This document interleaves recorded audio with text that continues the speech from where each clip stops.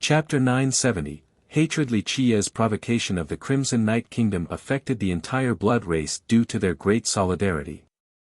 Many blood disciples in the city mocked him and wanted to see him make a fool out of himself tomorrow. As for the human cultivators, they were more ambivalent as they glanced at each other. They found him to be quite ignorant in his provocation. Even Lin Tiandi wouldn't dare to do so, let alone a junior like him. Perfect. What a fool. No matter how powerful you are, only death awaits those who oppose Crimson Knight. You're saving me the trouble of having to kill you myself. Qi Tianyu, who also wanted to kill Li Qia, snorted while heaving a sigh of relief. He was quite happy with this new development. No one wanted to kill Li Qia more than Qi Tianyu since he was his biggest rival in love. Now, Crimson Knight was about to kill Li Qia for him. How could he not become excited? The Half-Moon Princess sighed after hearing this. Of course, she was not feeling bad for Li Qia. In fact, she couldn't care less about his life. The only issue was that if Li Qia died, Qi Tianyu wouldn't be dissuaded from courting Yi Chuyun. This Li Qia guy, his performance at the dragon platform was absolutely brilliant. It is surprising that he is this overbearing and arrogant. Even if he was a virtuous paragon, he wouldn't be able to hold back Crimson Knight. This is him courting death. The princess slightly shook her head. What a shame, I really thought that he could marry Yi Chuyun. As for the sky-bearing monarch, the most talented genius of the blood race, he only laughed. This brat really doesn't know any better. The Crimson Knight Kingdom's strength is beyond his imagination. However, after he received a new message, he suddenly felt gloomy. An ancestor from the Blood Devil tribe finally returned from the primal ground. He came into the city and immediately met with the monarch. Ancestor, did the ancestors from the primal ground agree for me to go there to train? The spirited monarch asked right away. Although any disciple from the blood race could go back there to train, that was only simple training. To truly have their return accepted by the primal ground had a different significance. Anyone who received this treatment would be taught by the oldest ancestors in the primal ground. Moreover, there was a chance for them to observe and train in the oldest laws of their race. In the legends, the primal ground had an extremely ancient ancestor that had always been buried in the earth. Moreover, rumor has it that both immortal Emperor Qi Yi and immortal Emperor Chen Shui were taught by this ancestor. Thus, a true return meant gaining the guidance of this ancestor as well as the chance to be able to rule the blood race through the 9 worlds in the future. This was the dream of many blood geniuses. Even if they couldn't become the immortal emperor, an existence that could order the blood race was still quite supreme. I'm afraid there's no hope, the blood devil ancestor gently shook his head with a dejected expression. The monarch was in disbelief and asked, Ancestor, how can this be? The last time I went to the primal ground, all the ancestors there had great evaluations of me. Prior to this, the monarch had gone to the primal ground to meet the old ancestors of the primal ground. These ancestors had very good impressions of him due to his bloodline and talents. Because of this, he was very confident that he would eventually be accepted.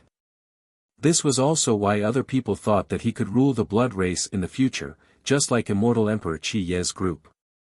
The ancestor smiled wryly and said, Yes, the ancestors last time really liked you, but I'm afraid there have been some changes in the primal ground, so your second assessment has been pushed back for now. Changes? The monarch did not understand. What changes are you referring to? Are there other candidates there? He found this astonishing since he had absolute confidence in his bloodline and talents among the current younger generation. He had the purest bloodline of the Blood Devil tribe's imperial family. His ancestor was an immortal emperor. Moreover, his talents were peerless as well. Both Qi Zixian and Bai Jian were not a threat to him. In his mind, who was more fitting to train at the primal ground to become the next ruler of the blood race? Well, I couldn't ask the ancient ancestors about it. This ancestor pondered for a bit before speaking, but I did hear some news there. They said that a candidate has appeared. It is likely that this person will be the future ruler. Impossible. The monarch was startled. Who? Who can rule the blood race? If someone from the primal ground does not come out, then who is more worthy than me in the entire mortal emperor world? This was not him being arrogant, he really had such qualifications. Even Qi Zixian and Bai Jian were nobodies in his eyes, let alone others. Moreover, the primal ground had never taken direct control of the blood race before. Most of the time, they would only do so indirectly. The details haven't been disclosed. The ancestor answered, I used a lot of different methods before finding out a little bit of information. I heard the person's name is Li Qie, but there's not much else. Li Qie, the monarch became wide-eyed after hearing this. Li Qie is at the holy city right now.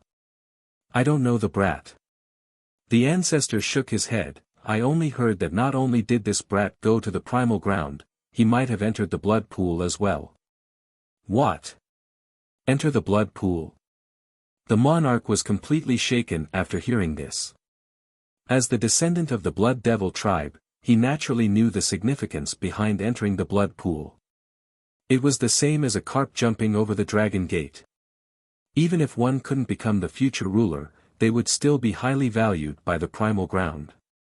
It was an extremely prestigious position. He murmured in disbelief, isn't this Li Qie a human? How could he have entered the blood pool? How can he become the blood ruler? We don't know anything for now. The ancestors spoke. The old ancestors didn't say anything about your matter. They didn't confirm or deny anything, your matter was simply put on hold. Maybe they will restart the assessment later.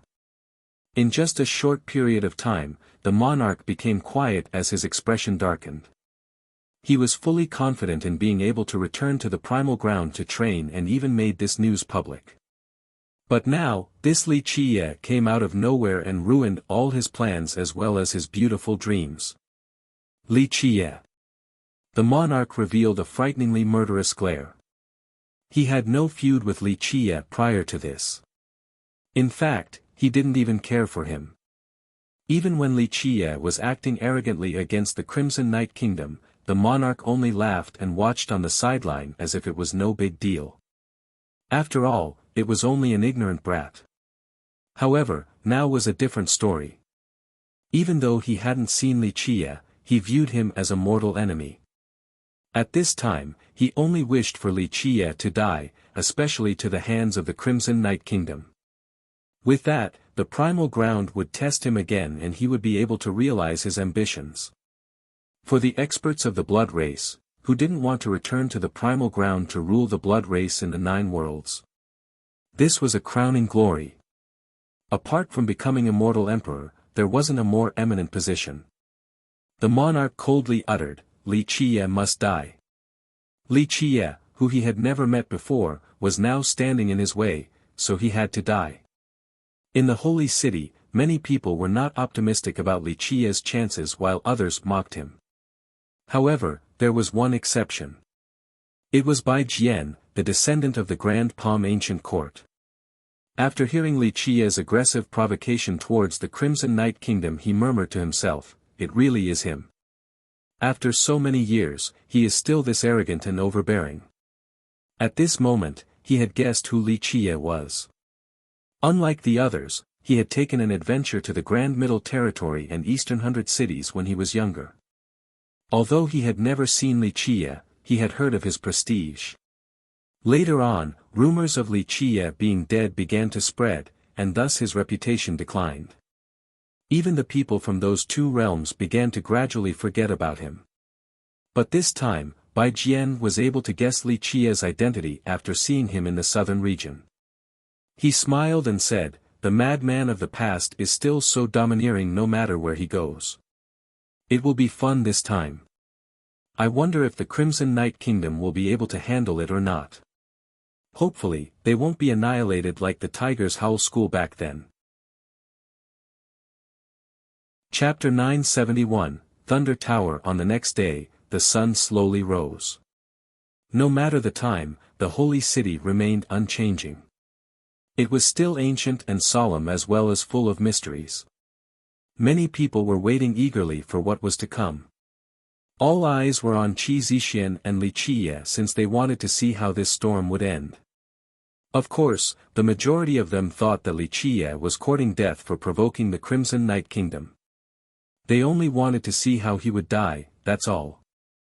There were some humans who hoped that Li Qiye would be able to put up a fight to deter the blood race's ego. Recently, Heaven Guard didn't come out while the mysterious Bamboo Mountain maintained a low profile. This made the blood race's momentum rise while the strongest race in the southern region, the humans, was pressured. Of course, Qi Zixian didn't return Si Yuanyuan this morning, and she didn't prostrate before Li Qiye's door for forgiveness either. As a result, Li Qiye personally took a trip to the Thunder Tower with Yi Chuyun right behind him. He already became the focal point the moment he left the mansion. Many young male cultivators were very annoyed to see Yi Chuyun obediently following behind him. Pa! A flower stuck in cow dung. I wonder what a master like Schoolmaster Yi sees in this human junior. Those who adored Yi Chuyun were especially unhappy. In their eyes, Li Qiye was simply not worthy of her. He had no background and wasn't handsome either. His strength was most likely lacking as well. Just let him be for the moment. It won't last for long. Even Schoolmaster Yi won't be able to keep him from dying. Someone sneered and prayed for Li Qiye to die to Qi Zixian's group.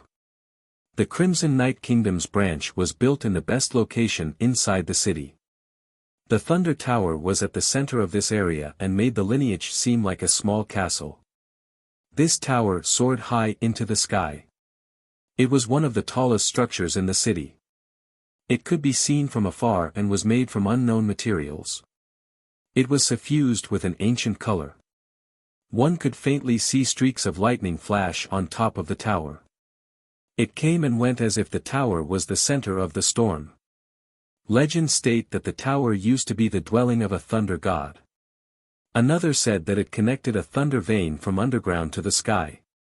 Regardless of its origin, its preciousness was on par with Tiger Hill and the Dragon Platform. Immortal Emperor Qi paid a sky-high price to an ancient clan for this tower back then. After many generations of business, the Crimson Night Kingdom established this vast branch in the city. Since then, it continued to expand non-stop. In a city where land was worth as much as gold, the territory Crimson Night commanded was more than enough to show the kingdom's power. Clank, when Li Qiye made it to the branch, the two steel doors slowly opened. The guards of the kingdom didn't stop Li Qiye and simply let him inside. The confrontation is about to happen. Many cultivators entered the branch to watch the fun. There were also those who remained at a safe distance to avoid any trouble. There was a martial plaza inside the branch. The left and right were both full of Crimson Night experts. They let their blood energies run free to intimidate people. Experts from the other blood tribes and sects were there as well. Young geniuses such as Qi Tianyu were also present. Without a doubt, Qi Zixian invited many of them to watch this trial. The group that followed Li Qiye inside took a deep breath after seeing so many big shots from the blood race. It seemed like Qi Zixian was going all out this time. Everyone knew that such a trial should be done in a more discreet manner. However, Qi Zixian called for so many people. This made everyone feel that something was amiss. Someone made a good guess and murmured, "It looks like Qi Zixian wants to be the royal lord of Crimson Night. She wants to establish her unquestionable authority right now."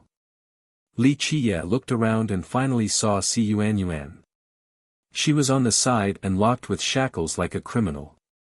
Despite the chains imposed on her, she still remained carefree and composed without showing any sign of pain. No matter what might come today, she would meet death head-on without crying or begging for mercy. She might not be a famous character, but she had a rare sense of composure. "Young noble Li, you shouldn't have come here." She saw him and became a bit dejected. She gently sighed, even an upright official won't be able to deal with a family matter. I'm afraid you can't do anything since this is Crimson Knight's internal affair. As long as they weren't too stupid, anyone could tell that Qi Zixian wanted to make an example out of Li Qiye to build her own prestige. Li Qiye glanced at her and spoke, "If you let her go now, I'll only carry out a light punishment and forgive you." Such a big tone. Qi Zixian snorted. She sat in her high spot and looked down at him. "Li Qiye, do you know who I am?" Li Qiye was too lazy to look at her again. "How funny, you're only a descendant of the Crimson Knight Kingdom, yet you still think you are somebody. My patience is limited. Will you release her, or do I have to take action?" A paragon next to her shouted, "This thing doesn't know life from death." Qi Zixian coldly glared at him and sneered, "Li Qiye, to bluster so wantonly within my kingdom's territory, do you really think you have 3 heads and 6 hands? Li Qiye answered, "Is that so? It seems like you don't wish to release her and want me to take action." "Release her?" Qi Zixian snorted, "Li Qiye, you conspired with the traitor to murder the Crimson Knight Duke and killed our Supreme Elder. The traitor should be drawn and quartered while you will face beheading. Kneel and admit your crimes, then we may spare you the pain by giving you a swift end." Li Qiye couldn't help but smile. He leisurely said, "Everyone has been saying that I am the arrogant one with zero regards for others, but why do I feel like I am not the arrogant one today?" He continued on after lazily looking over her, "Very well, since you want me to take action. It has been a while since I last washed my hands with blood, might as well do so today. Before you die, I will let you know that I will not only save Si Yuanyuan today, I will also cut off all of your heads. If I am still not satisfied, I will visit your kingdom and kill until my hands grow tired. Perhaps then, I will forgive your kingdom." He ended with this threat. Chapter 972, Unstoppable. Can you believe this guy? Many cracked up after hearing Li Qiye. What a blustering fool. Crimson Knight is a dual emperor lineage and can kill him with one finger. Qi Tianyu sneered while sitting in a seat of honor. A blood schoolmaster from the same region snorted coldly, "Human juniors really are too impudent nowadays.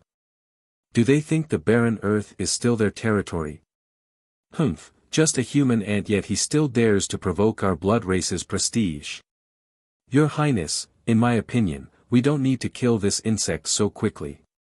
Just destroy his cultivation, sever his limbs, and destroy his tendons. Then tie him up outside the holy city so that people will know the result of those who challenge our blood race." Another blood expert in this region coldly uttered. "Li, listen up." Up on her imperial throne, Qi Zixian looked down contemptuously at Li Qiye, "Don't even dream about leaving this place alive today." She raised her hand and clanking sounds appeared. 2 lines of experts from the kingdom unsheathed their swords with their sharp reflecting glints lighting up the sky. The armed experts surrounded Li Qiye with a murderous aura permeating across the martial stage. "It's coming." The spectators quickly retreated after seeing this to avoid being caught in the crossfire. Yi Chuyun stepped out before Li Qiye. She glanced at the surrounding experts and stated, "All of you come together so that I don't have to waste time chasing after you." Such words left many people out of breath. Earlier, she was standing obediently behind Li Qiye so people couldn't feel her might. But now, her virtuous paragon's aura soared to the sky along with her surging blood energy, full of life and power. Anyone present would feel the pressure. Geniuses like Qi Zixian and Qi Tianyu had a hard-to-explain feeling in their minds. Qi Zixian was proud and considered herself to be the top of the 5 saints. However, the gap was apparent when Yi Chuyun stepped out. Yi Chuyun's powerful aura completely overshadowed Qi Zixian. She became quite jealous. Despite coming from a dual emperor lineage, she was not as great as Yi Chuyun. This made her feel like something was biting her heart inside. "Schoolmaster Yi, you may want to think again." Qi Zixian coldly spoke, "You can't drag down your entire Pure Lotus school for personal reasons. This won't end well for your school." Yi Chuyun met her gaze and answered, I know exactly what I'm about to do. The one who should be reconsidering is you. Don't be blinded by your own stupidity and push Crimson Knight down into the abyss. You will be the sinner of your kingdom. Schoolmaster Yi, I am only trying to persuade you out of respect. Qi Zixian coldly retorted, don't say I didn't warn you once a calamity befalls your school. Yi Chuyan interrupted her, don't act as if you're someone who can speak with me as equals. Even if you become the Crimson Knight Royal Lord, without becoming a paragon, you are still only a junior before me. Qi Zixian's expression turned sour after hearing this. Yi Chuyun humiliated her in front of everyone. This was more than just challenging her authority. Schoolmaster Yi, you went too far. A paragon protecting Qi Zixian interjected, our Crimson Knight is showing you some consideration, no need to say more.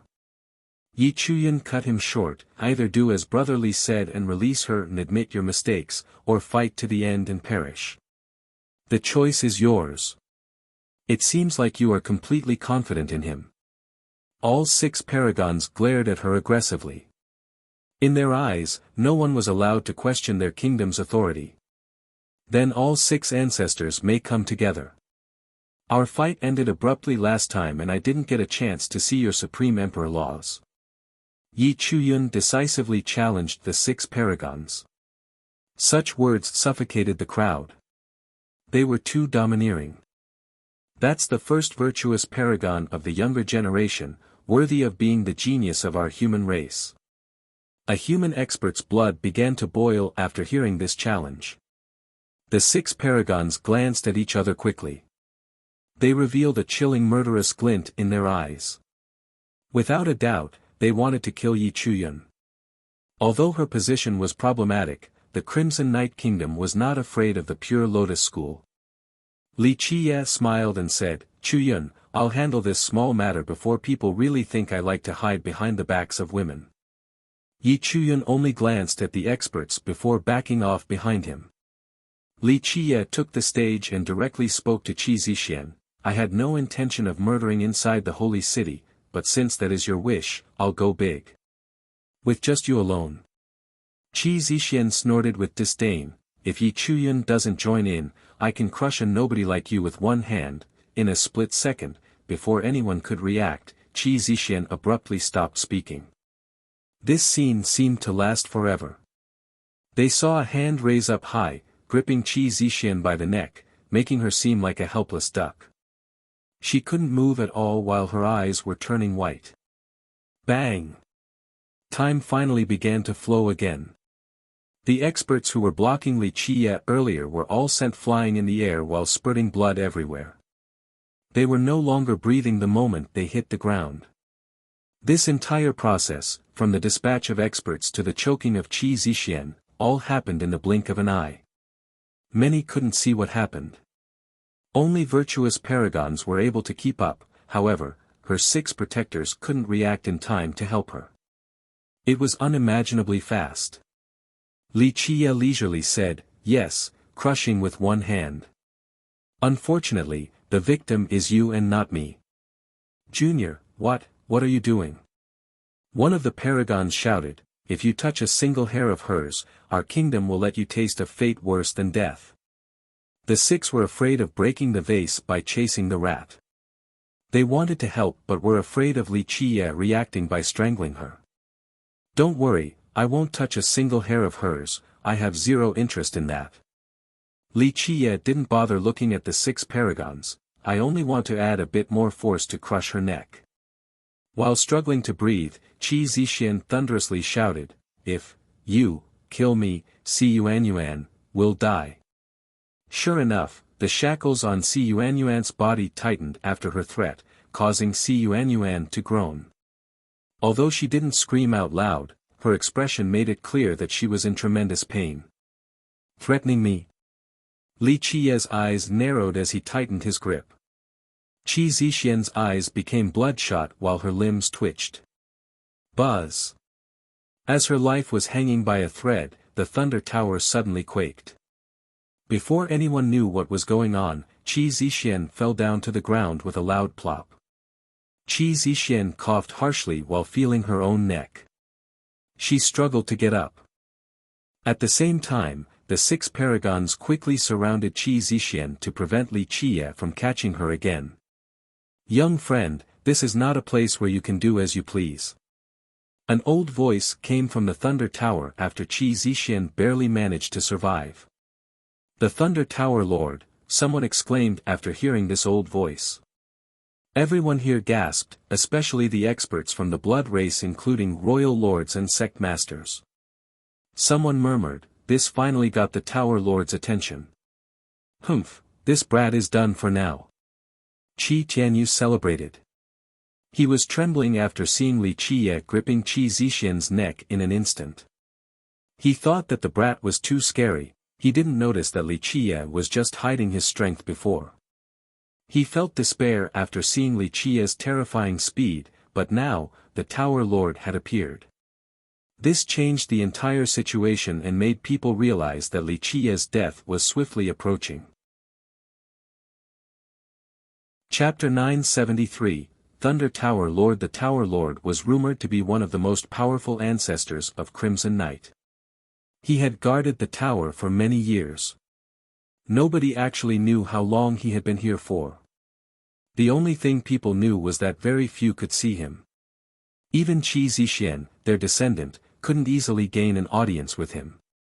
But now, the Tower Lord was moving to save Qi Zixian from Li Qie. Everyone watched very closely at this moment, they weren't willing to miss out on the tiniest of details.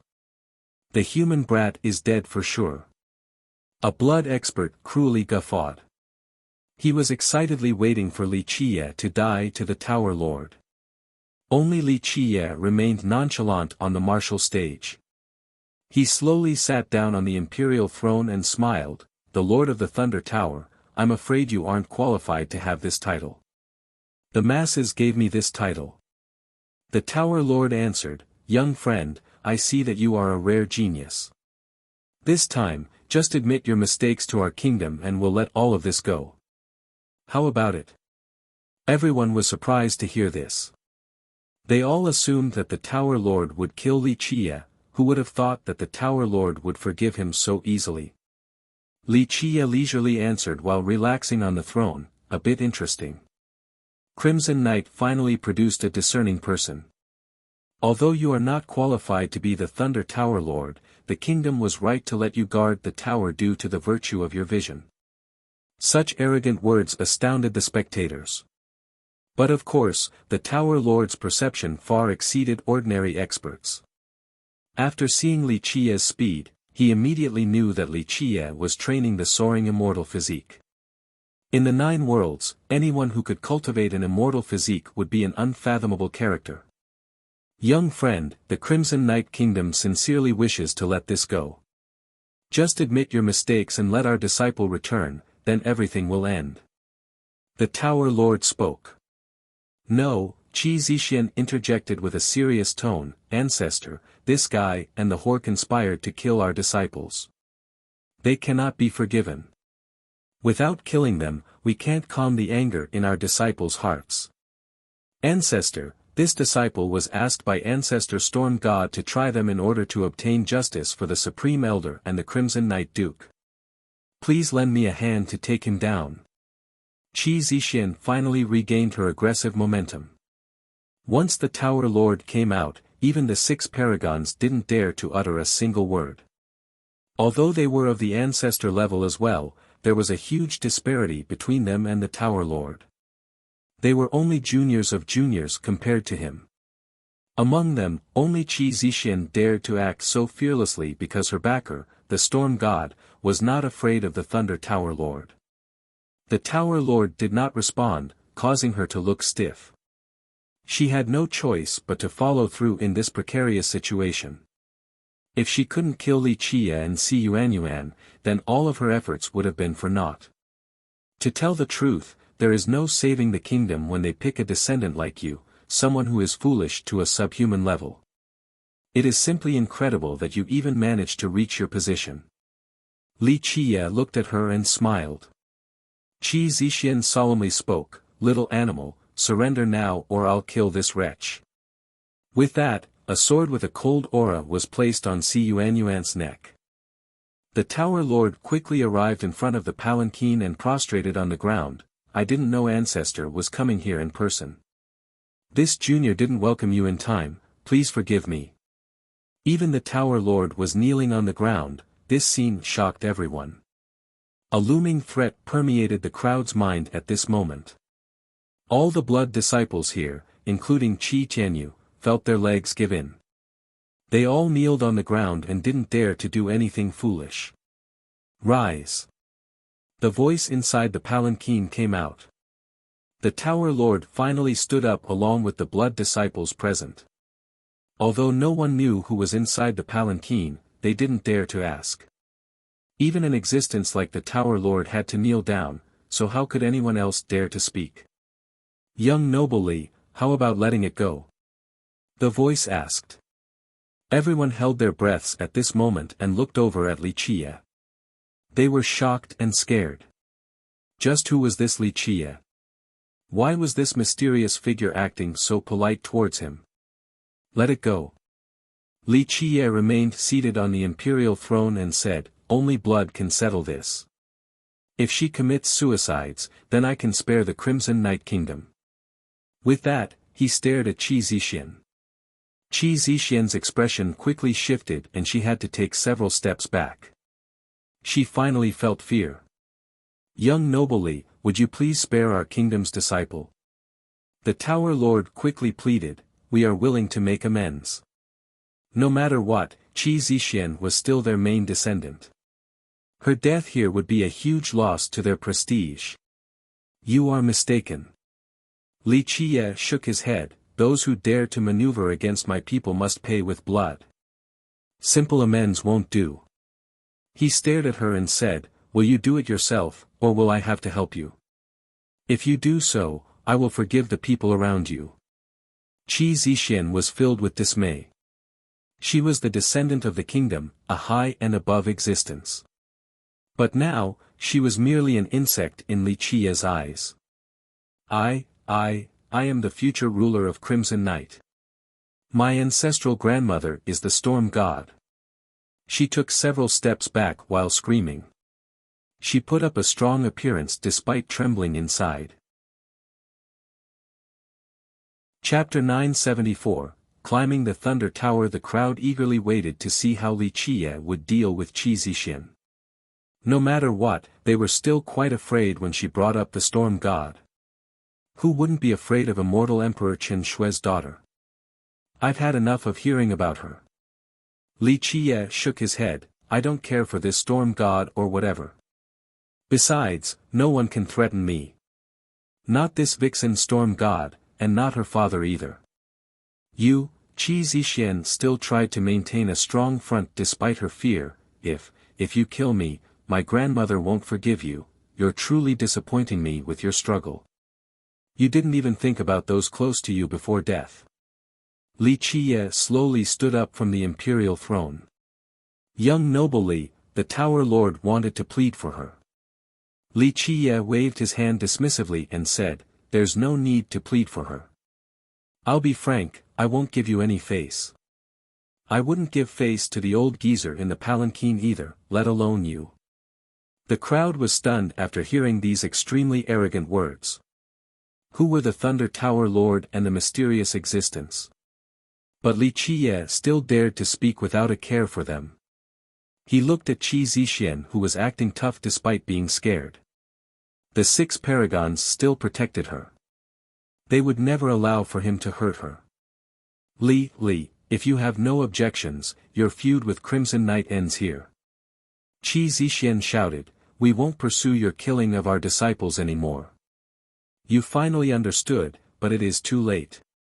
Li Qie gently shook his head. Si Yuanyuan hesitated for a moment and spoke on Qi Zixian's behalf as well. Young noble, senior sister Qi will learn from her mistake. Nothing can be better than, Yuanyuan, even though you are following me, no one can cross my bottom line. Your pleading is of no use. He interrupted her. Si Yuanyuan could only sigh, not saying anything else. Stop! The 6 paragons shouted as Li Qie approached. In the blink of an eye, their auras surged with layers of imperial might from their laws, seemingly aiming to suppress Li Qie. With just the 6 of you? Li Qie chuckled and narrowed his eyes. His mind opened and a bright radiance rushed out. Boom! Before anyone knew what was going on, a loud clap of thunder resounded from the top of the thunder tower, as if the pond of lightning above had exploded. Crack! A lightning bolt struck down from above and exploded. The crowd was still in a stupor. They heard banging sounds, then in the next moment, Qi Zixian, the 6 paragons, and the rest of the disciples from Crimson Knight all fell down to the ground, their eyes still opened wide. Even at the very last moment, they didn't believe or know the reason why they had died. It all happened too quickly. The lightning at the top of the tower shot down like an arrow and penetrated all of their chests, pinning them to the ground. Green plumes of smoke floated in the air while the smell of something burning permeated the martial stage, almost as if someone was cooking. However, no one present would salivate from this smell, they wanted to puke instead. Lord of the Thunder Tower is not a title just anyone can have. Li Qie didn't even bat an eye. He nonchalantly said this, then turned around to enter the tower. Everyone was blown away at this moment. Even the Tower Lord was shaken. He was called the Tower Lord by others and had protected this place for many generations. It could be said that he was the one who understood the tower the best. Alas, he still couldn't control the tower like Li Qie did just now. A stranger like Li Qie, who had come here for the first time, controlled the mysteries of this land so easily. This was too frightening and illogical. Many people gasped and felt a chill running down their spines.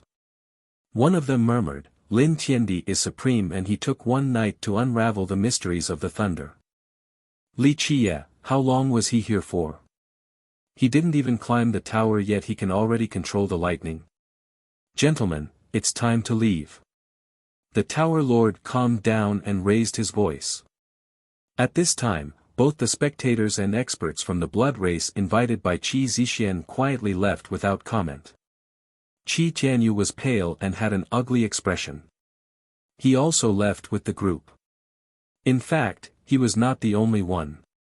The sky-bearing monarch was also quite aghast.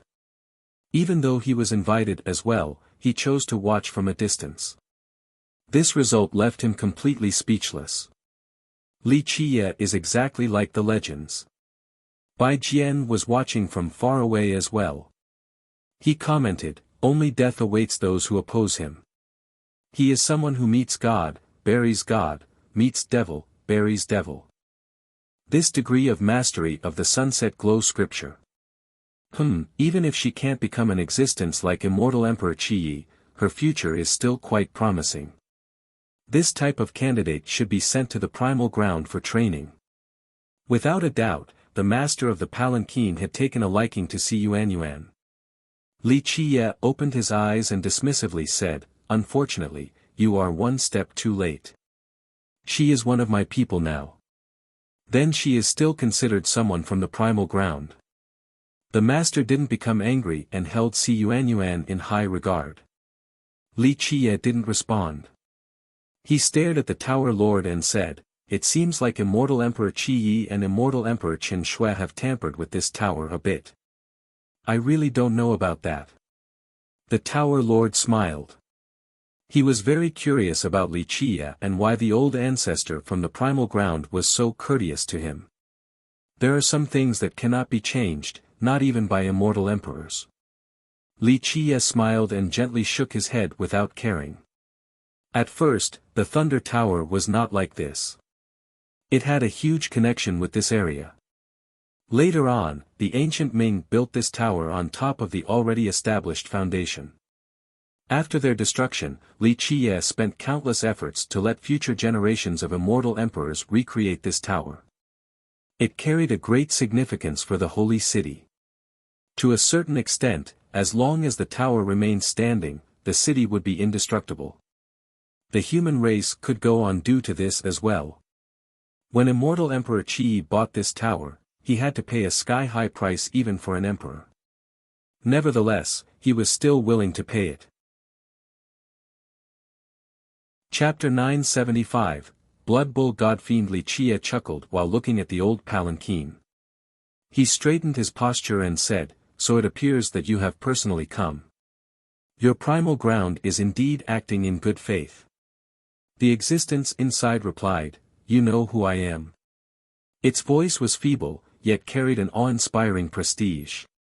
Wuxia couldn't help but laugh at this response. "Others might not know who you are, but who else has the stench of cattle at the primal ground besides you? How dare you?" Even the winter matron scowled and glared at Wuxia. Wuxia met her glare and gently waved his sleeve to say, "Girl, I've always been presumptuous throughout the 9 worlds. Moreover, it is you who wants to ask me for a favor, not the other way around."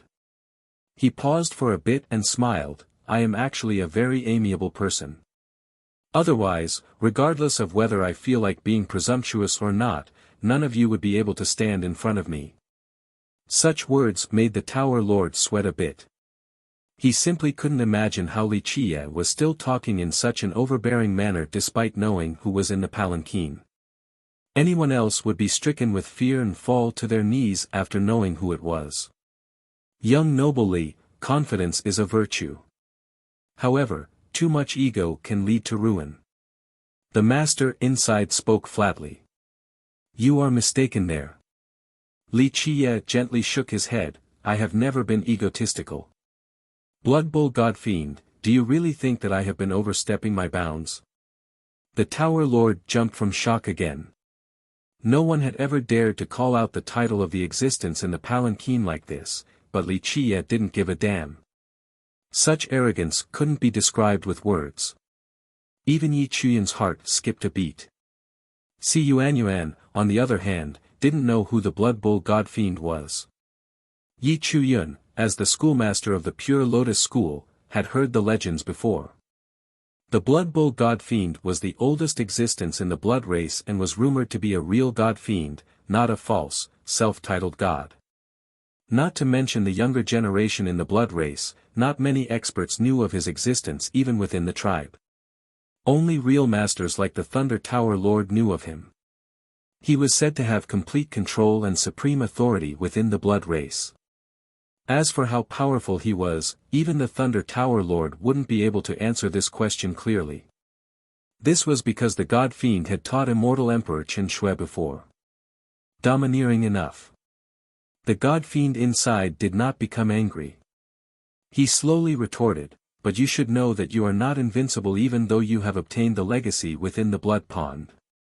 The Tower Lord lost his voice as he exclaimed, "Legacy of the blood pond." He stared at Wuxia in amazement, then glanced over at the winter matron.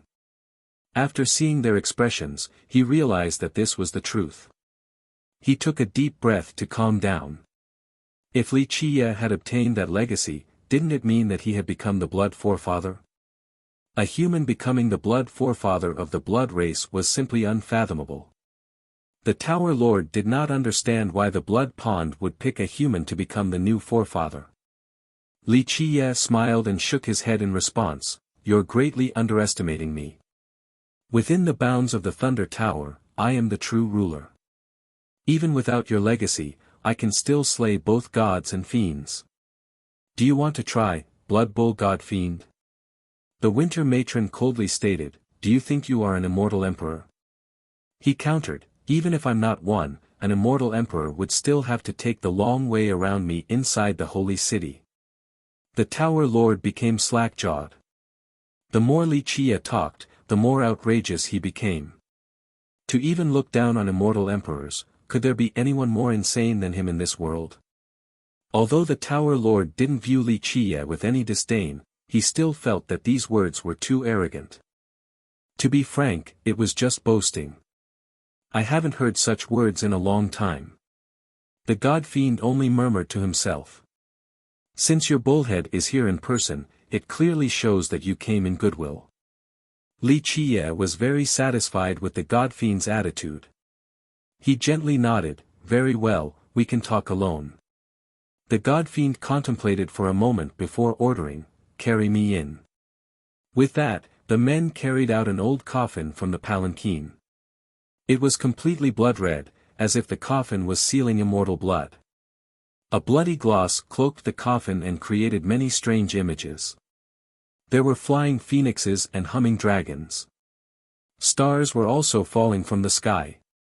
One could faintly see a figure inside this coffin. This figure was lying inside quietly, but no one could see their true appearance. An amazing immortal coffin. Li Qiye had to praise after seeing the coffin. If it wasn't out of consideration for Providence, I would have seized this coffin already. It isn't easy to meet someone who has such discerning taste. Li Qiye's words were very rude, but the god fiend didn't mind at all. On the contrary, he seemed to have taken it as a compliment. His appreciation was not unfounded. This immortal coffin had a heaven-shattering origin.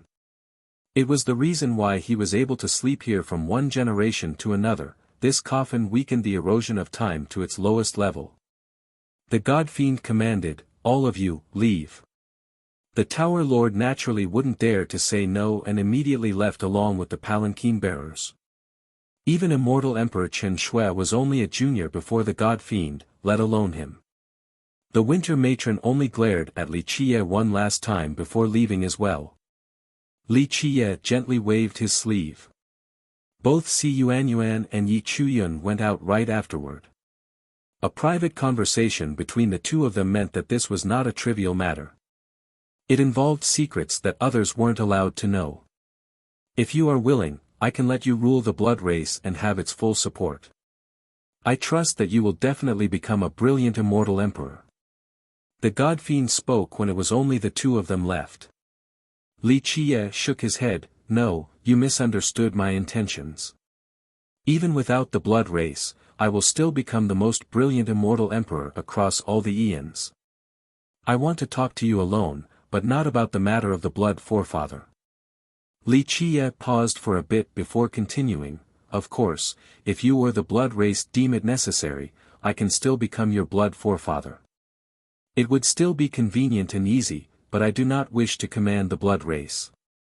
The god fiend pondered for a moment before asking, "Then what do you want?" Li Qiye smiled and answered slowly, "What I want is very simple. When necessary, I want you to come into being. Take that item from your blood race and exert your power to fight for me." "That's impossible." The god fiend smiled. "Even when immortal Emperor Chen Shui vied for the heavens will that year, I still didn't come out to protect him. There's no way I will come into being for you. I can lend you a hand, but I won't come into being." The god fiend was too important to the blood race. He was their soul.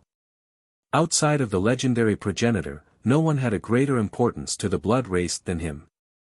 "I know your reason to live on." Li Qiye smiled. "You have kept on struggling with your last breath till now to prevent the fallen from seeing the sunlight again. You are afraid that the blood race will descend to their doom and become void of sunlight. Who are you?" The god fiend raised his voice after hearing this. "This private conversation should show my goodwill in discussing this matter." Li Qiye solemnly said, "In the blood race, you are known as the immortal emperor's Tao teacher because immortal Emperor Chen Shui was your disciple. However, I'll be frank, you are not qualified for this title." He continued on slowly, "You should have heard as well. Across all the eons, only one person is qualified to be called the teacher of immortal emperors. And that person is me." The moment Li Qiye finished speaking, the immortal coffin loudly shook. There was no doubt that even an existence like the god fiend was shocked by this. Others might not know what Li Qiye was referring to, but the god fiend was privy to such information and understood Li Qiye's intent. "I should have thought of this much earlier," the god fiend murmured. "I should have realized this when the Black Dragon King tore apart immortal Emperor Ta Kong's heaven's will. He didn't wish to compete for the heaven's will with the Emperor, he did it for you, Your Excellency Dark Crow. Since the ancient ages, even the great ancestors who knew of the existence behind the curtains would have to call him Your Excellency.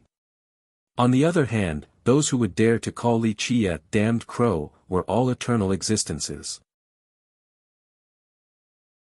Chapter 976, deal. After a while, the God Fiend finally returned from his bewilderment and spoke, "Your Excellency has not revealed yourself for a generation now.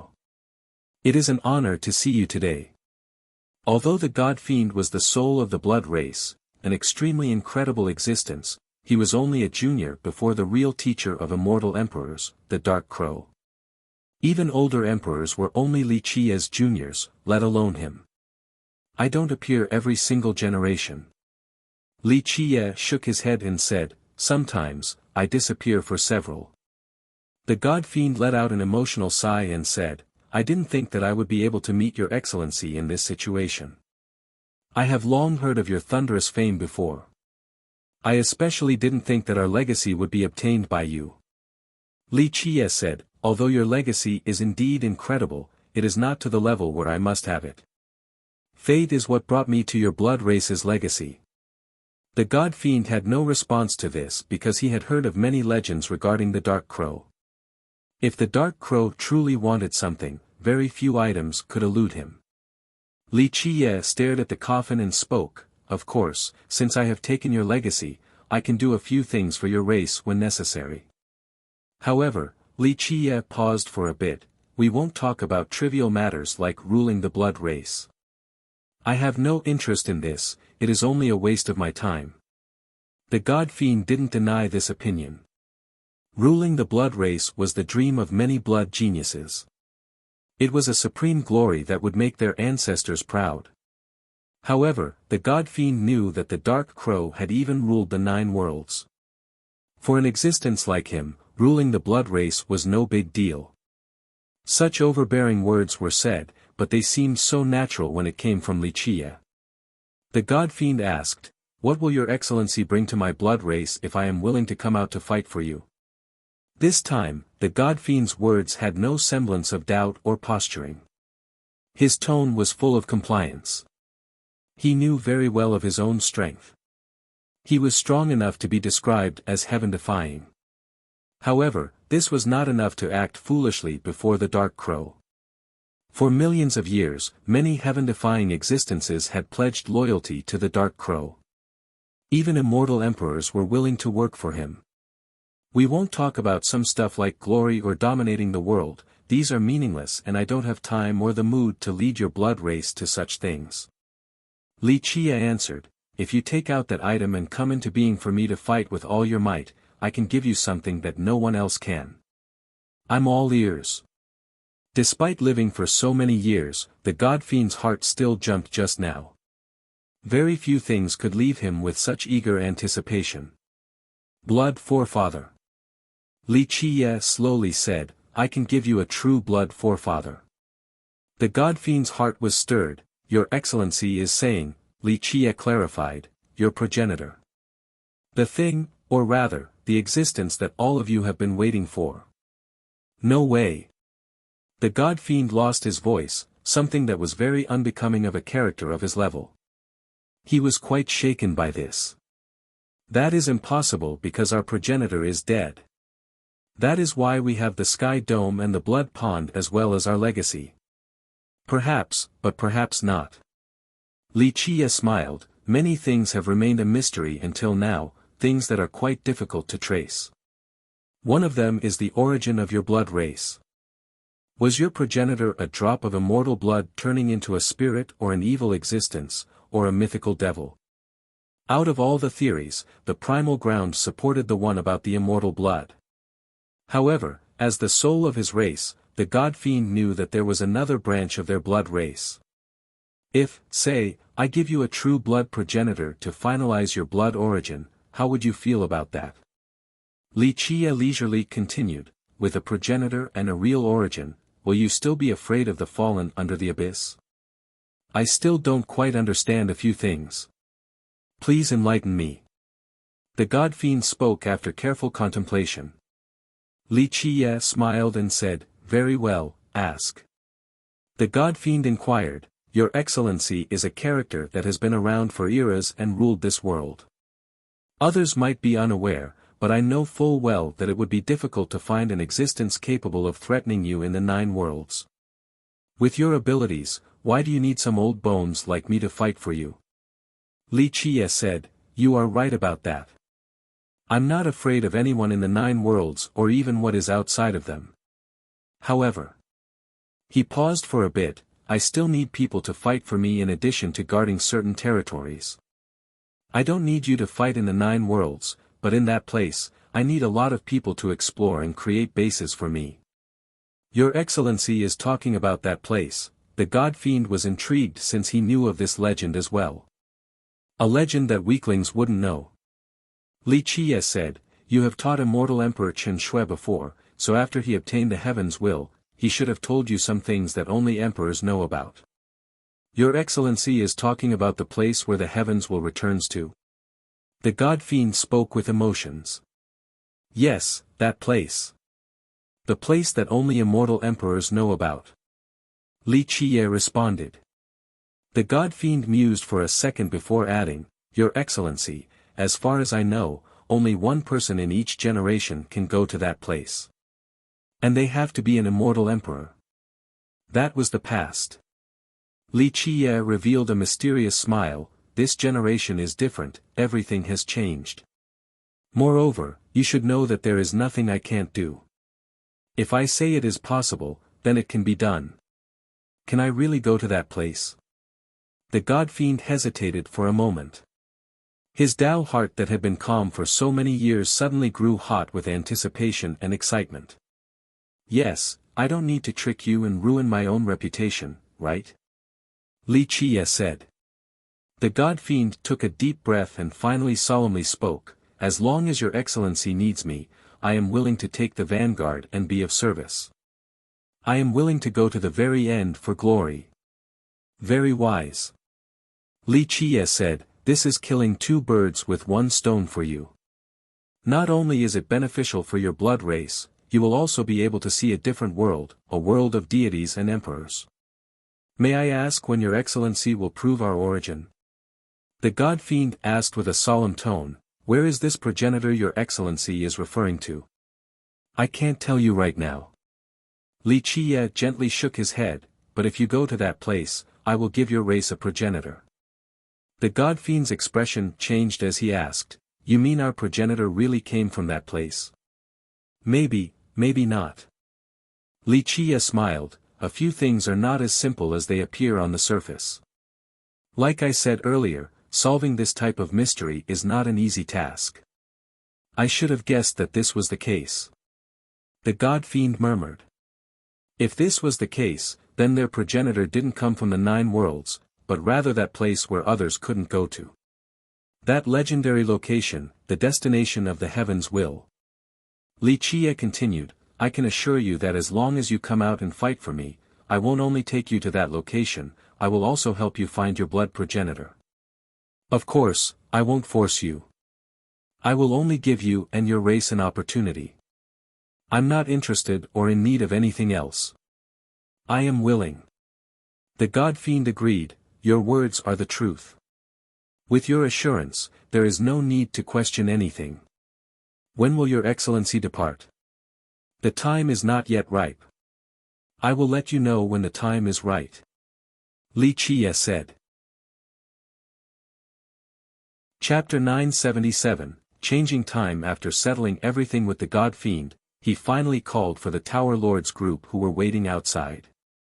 They came in and Li Qie told Si Yuanyuan, Yuanyuan, you stay here for now.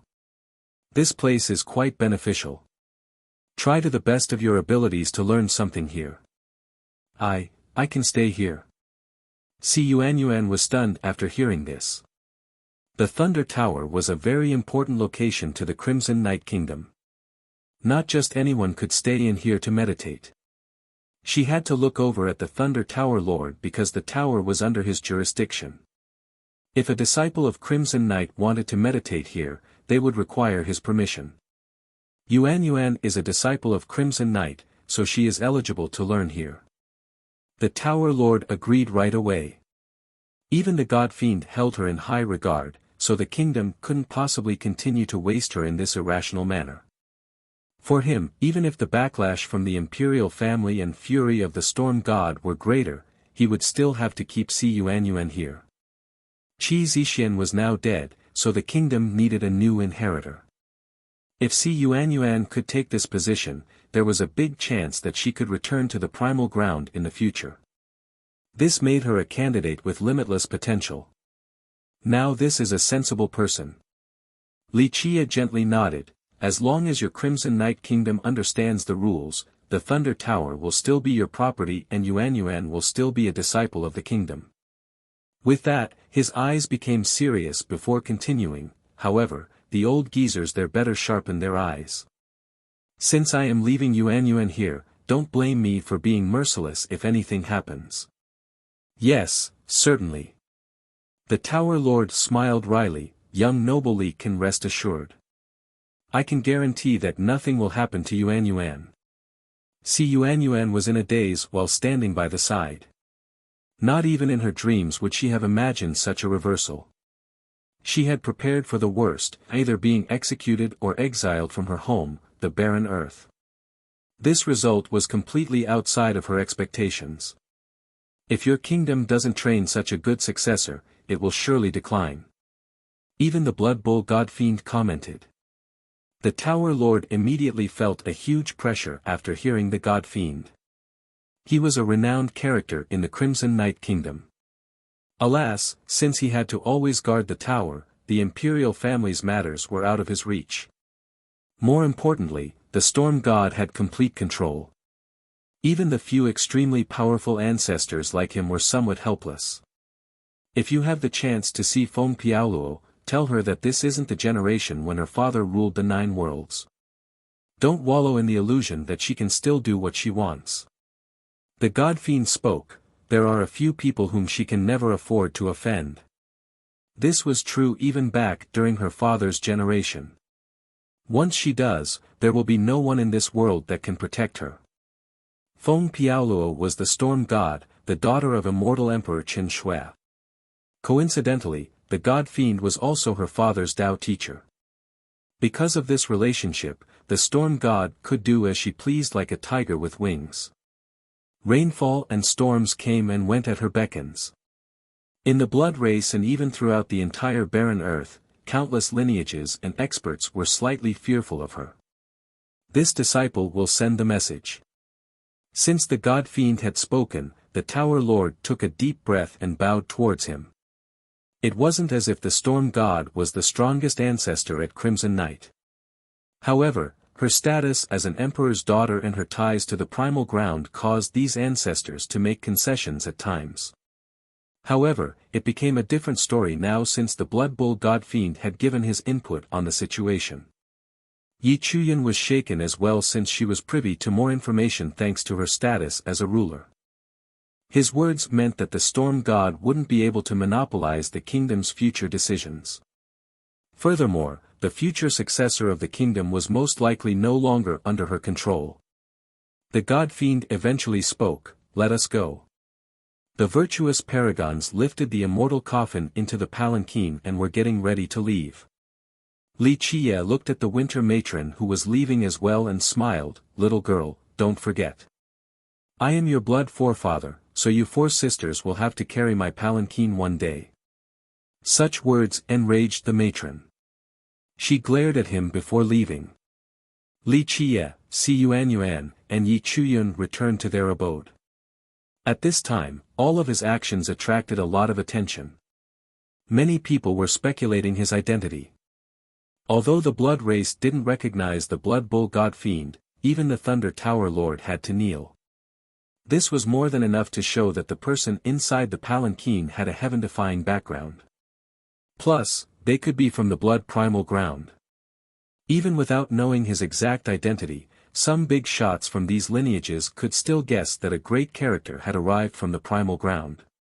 Thus, this made many curious about how a human junior like Li Qie was related to the blood race. Why did the primal ground view him so highly? This was truly difficult to believe. Rumor has it that Li Qie is likely to enter the primal ground and will rule the blood race in the future. No one knew who spread this message or whether it was even intentional or not. In short, this message spread from the holy city to the outside. What a joke. Someone heard this message and didn't believe it at all. They sneered, "Li Qie is a human. How can he enter the primal ground, let alone rule the blood race? However, a few blood experts found that the source of this message was very reliable, so they quickly came together to discuss this matter in private. We are blood, we definitely cannot let a human be our ruler. A big shot stated during the meeting, no matter what Li Qie did to infiltrate the primal ground, we have the responsibility to protect the purity of our bloodline. Yes, he is not a real blood, so he definitely has ulterior motives. A great character from the Blood Devil tribe commented, the primal ground can't publicly show itself in many matters. This has been true for millions of years now. Perhaps, Li Qie caught their weakness or secret. However, we, the blood race and my Blood Devil tribe, have the duty to eradicate external threats to protect our eternal legacy. In a short moment, an atmosphere full of scheming filled the night sky. After returning to their place, Li Qie told Yi Chuyun, we'll go to the God War Mountain tomorrow. If you want, I can help you go up and maybe you will be able to learn some nice things. Brother Li, I also want to go with you, but I most likely can't. I have to go back to the Pure Lotus School tomorrow. She quickly replied. Go back. Li Qie was a bit surprised. She answered, Brother Li, I received a message from the sect recently. We have made contact with your cleansing incense, so now our two sects might be building a Dao portal. I have to personally preside over this matter. The construction of a Dao portal between the two sects meant that there would be a direct teleportation path. It was a test of the relationship between the two sections. Under normal circumstances, only trustworthy allies would build a Dao portal to connect to each other. Otherwise, it would create an underlying problem in the future. Because of this important matter, Yi Chuyun, as the schoolmaster, had to look over the process herself. Otherwise, both sides would not be able to reach an agreement. Then you should go. Li Qie gently nodded. However, when night came, Li Qie had yet to go to the God War Mountain and Yi Chuyun still hadn't returned to the Pure Lotus School, but an explosion suddenly occurred. The entire region trembled and everyone woke up from the shock. They all rushed out in order to see what was going on. At this time, an endless light spewed out from the God War Mountain like an erupting volcano. The difference compared to last time was that the light was no longer just an immortal light, it also carried a bronze affinity. This massive bronze light rushed out from the deepest area of the God War Mountain and illuminated the entire area, brightening the holy city as if it was daytime. This scene horrified others as if this was the end of the world since this surging bronze light engulfed the entire city.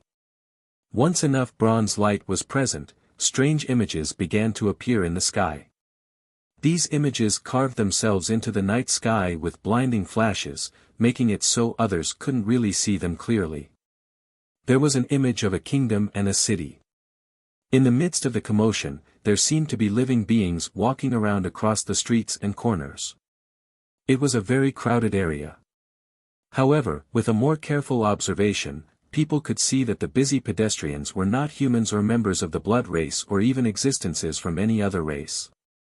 These pedestrians all seemed to be bronze statues. However, this image was too faint, so it was difficult to completely see it. Chapter 978, Strange Phenomenon at the God War Mountain. The people in the holy city and even those on top of the mountain right now were stunned at this scene. No one knew the meaning behind this phenomenon. Boom! At the same time on a majestic, towering peak inside the God War Mountain, a bright figure seemingly wished to cross time itself and all obstacles. He trod forward to reach the deepest and highest location in the mountain to look at the phenomenon. It's Lin Tiandi, someone exclaimed after seeing the figure beneath the bronze light. Does he want to reach the deepest location? Meanwhile, no matter how Lin Tiandi tried with his myriad laws or even time-traveling sequences, he could only stop at this spot, failing to reach a greater height. Even the supreme Lin Tiandi can't reach that peak.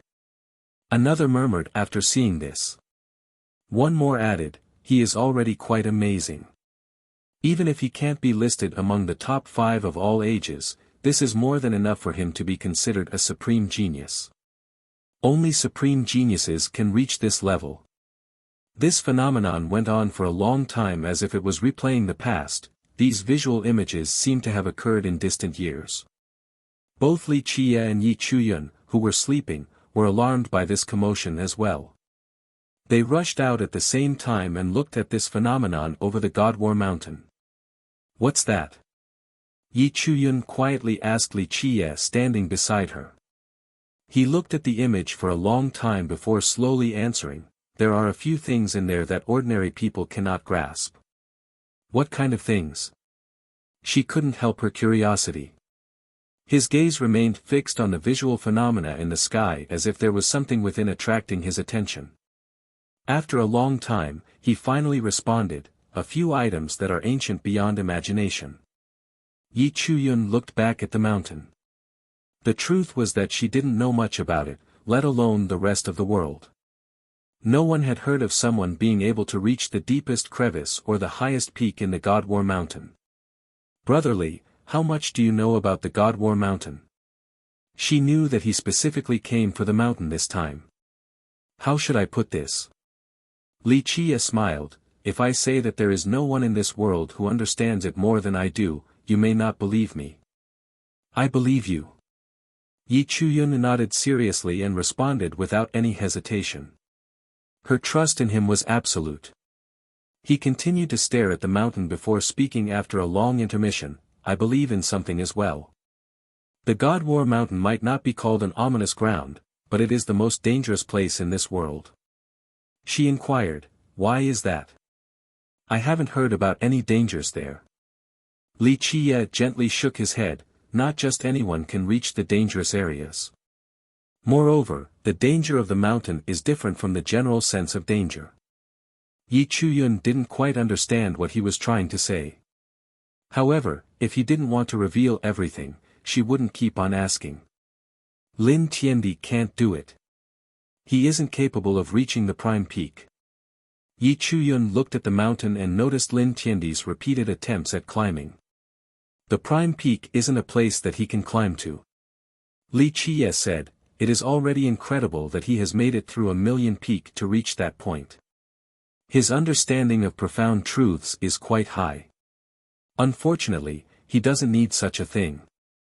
"Can no one in this world climb the prime peak?" she asked.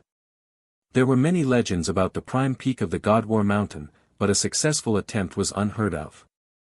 "Yes, immortal emperors." Li Qie answered, "However, immortal emperors won't want to go to that place." "How come?" she inquired as she mused over the idea. She didn't remember hearing about an emperor climbing the prime peak before. That place isn't a nice or auspicious location, especially for immortal emperors. Li Qie smiled. Yi Chuyun wanted to ask more but decided against it. The phenomenon continued until the middle of the night before it slowly disappeared. The God War Mountain finally reverted to its normal appearance.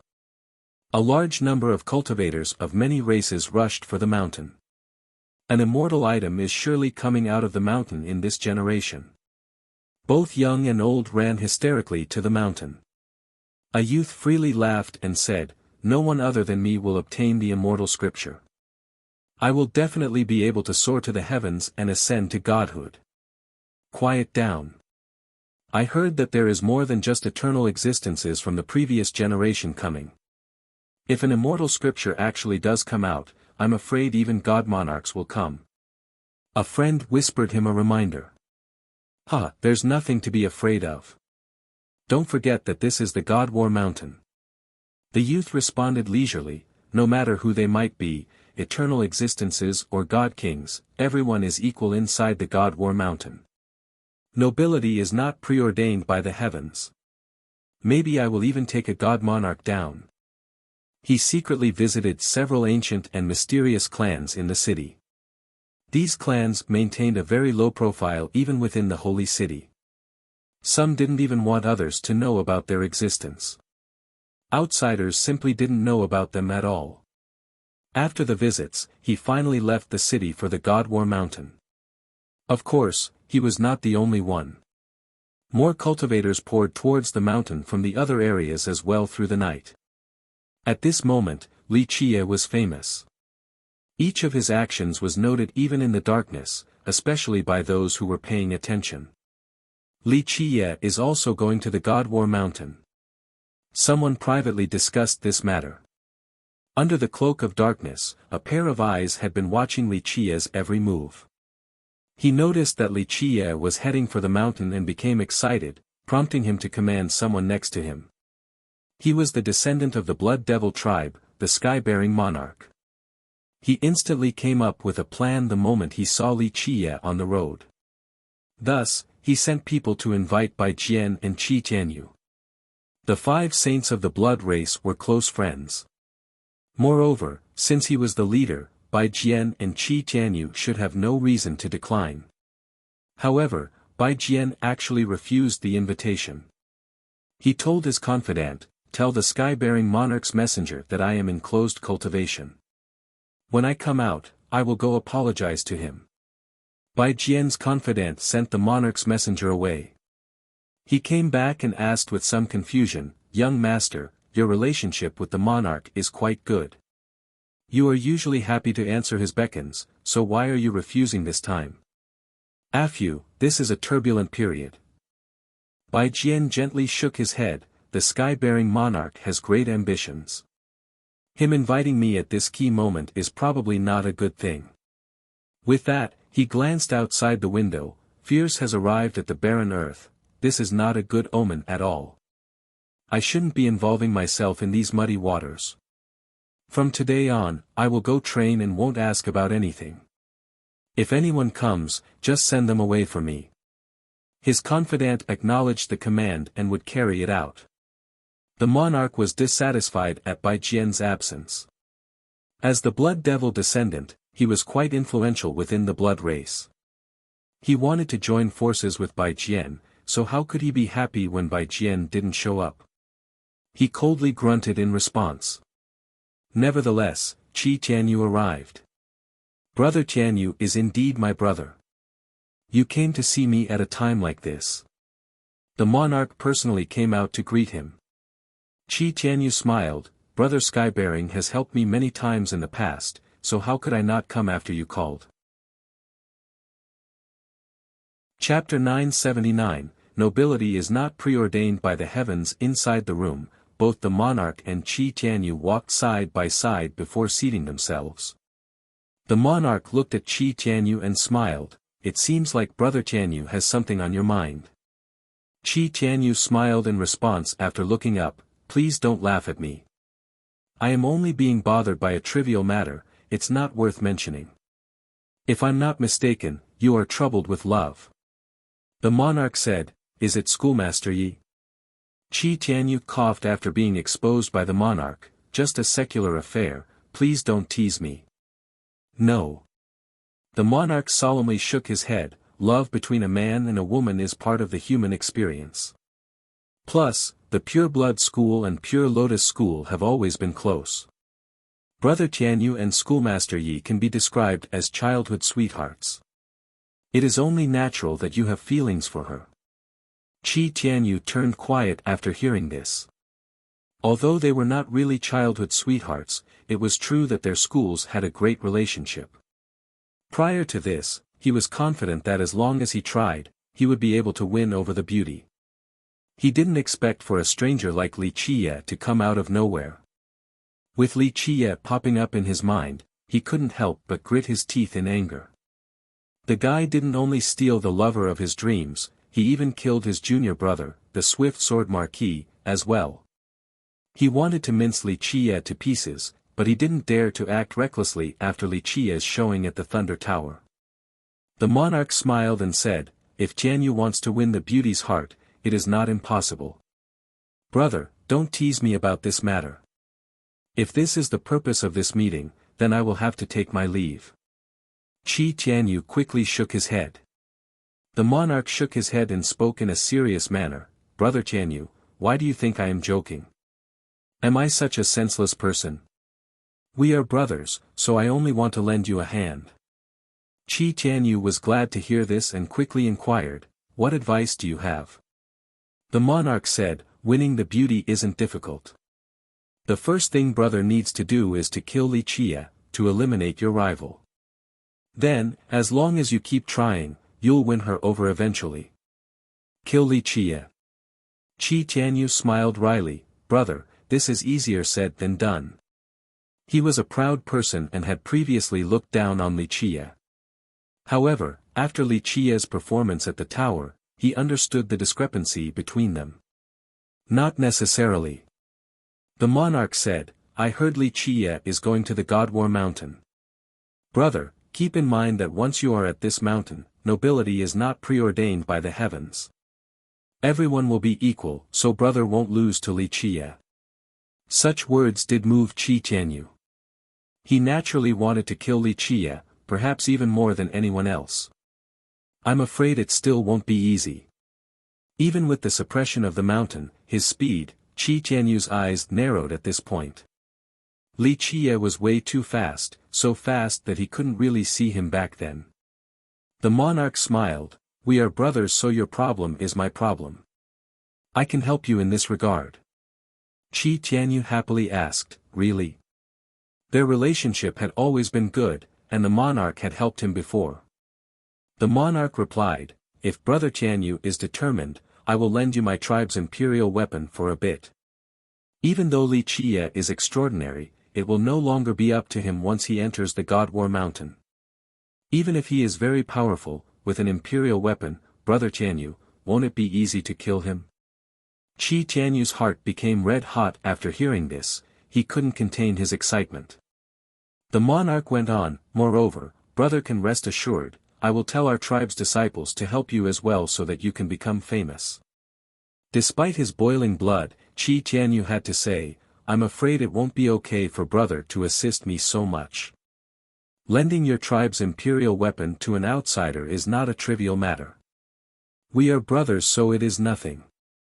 Don't worry, I can handle it even if the elders scold me. The monarch spoke with great heroism. Qi Tianyu was very touched after hearing this. He bowed towards the monarch, you're someone who truly values brotherhood, I am very appreciative of this. The monarch smilingly replied, there's no need to be so polite, brother. We are all disciples of the blood race. I will need your help later on.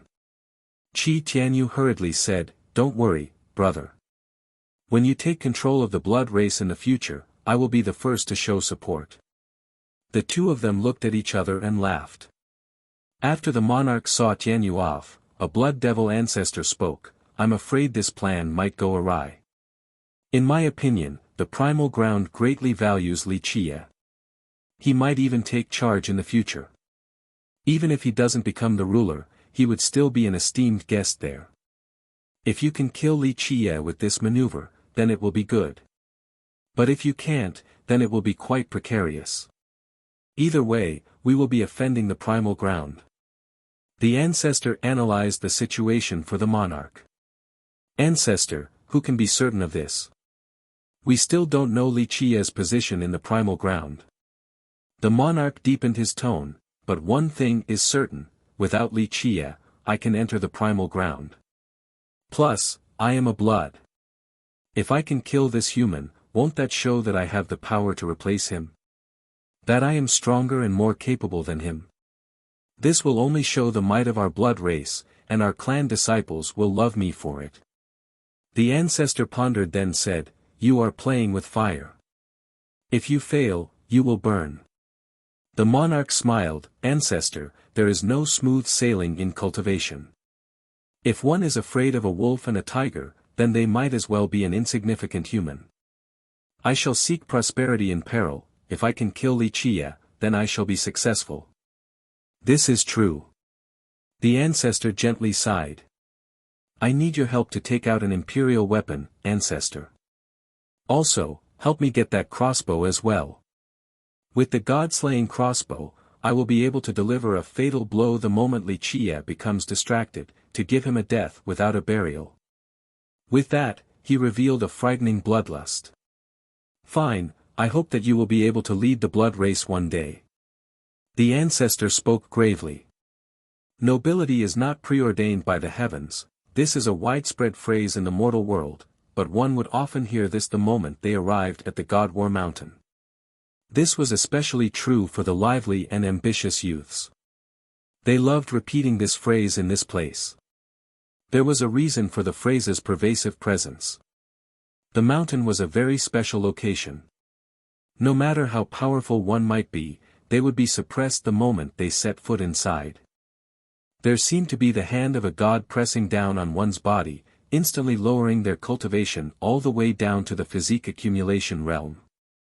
It didn't matter if one was a virtuous paragon or a heavenly king or even a legendary god king, their cultivation would instantly drop down to the physique accumulation realm without exception.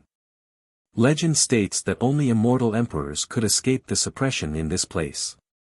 However, for millions of years and one generation after another, no one had heard of an emperor trying to climb to the prime peak of the God War Mountain. From then on, after arriving at the mountain, both famous virtuous paragons and the unknown little cultivators would share the same starting line.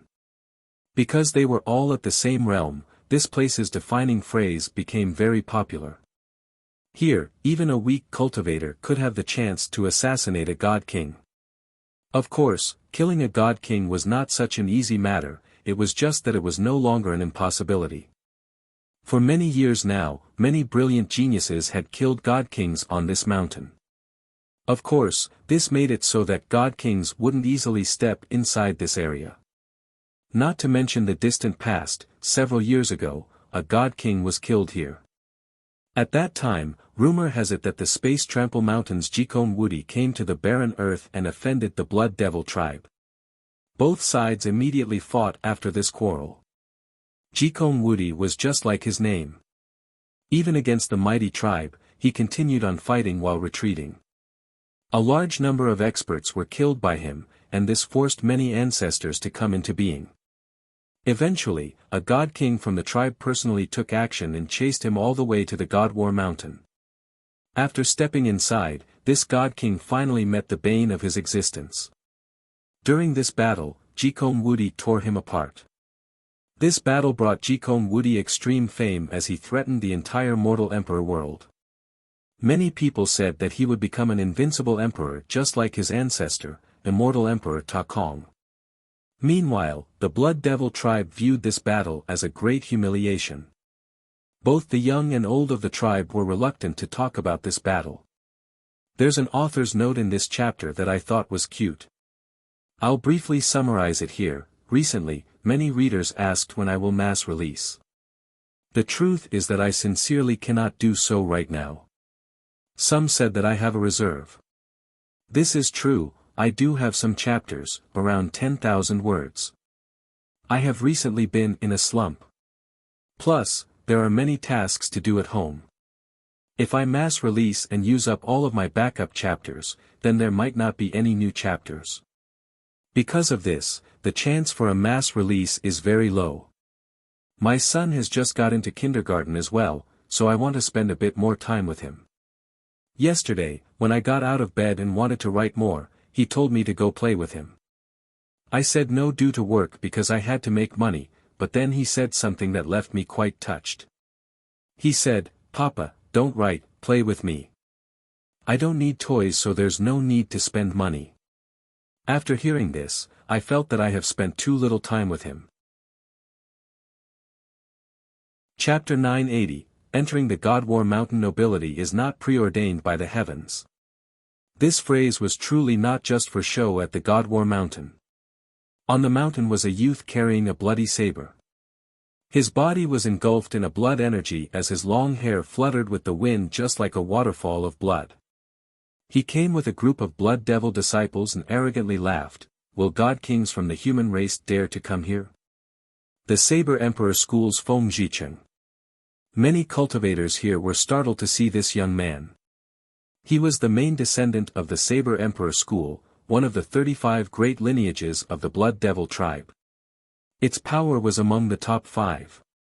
What was even scarier was that he had also inherited the school's terrifying weapon, the Blood Devil saber.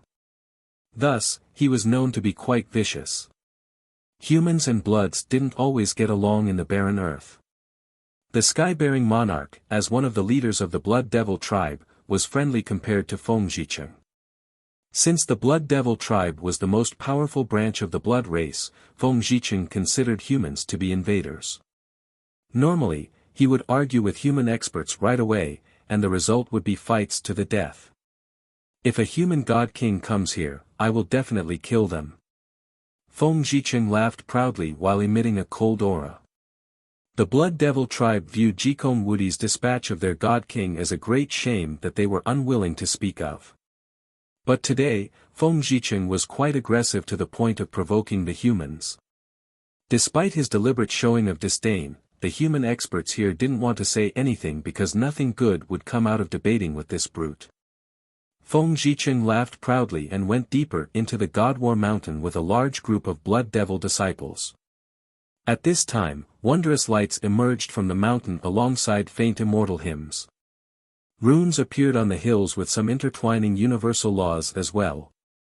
Even though this mountain suppressed people's cultivation, many cultivators still enjoyed coming here. This was because by successfully climbing these peaks, they would be able to obtain an extraordinary fortune.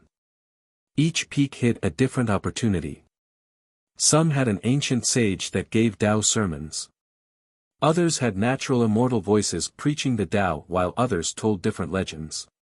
Just by being able to climb these peaks, people would have different adventures and harvests. No one knew the reason for these fortunes at this place. Some said that there was an immortal buried in the deepest location of this place. Others stated that there was an immortal scripture underground. There were also those who claimed that this place was the dynasty of an immortal. These hidden fortunes were the reason why many people came here. However, not just anyone could climb these peaks after entering. The deeper one went, the taller the peaks became. And of course, the taller peaks were harder to climb. Thus, people used the height of the peaks as a standard. From then on, the majority of the mountains were named 100 Peak, 1000 Peak, Myriad Peak, Decmyriad Peak, and Million Peak. What made people even more surprised was that when he climbed to the top of these peaks, there was no visual phenomenon at all. No fortunes, no immortal preaching, or immortal hymns. Everyone should have some harvest after reaching the summit, but nothing happened after Li Qiye reached the top. The Tao runes didn't even move in the slightest. What is going on?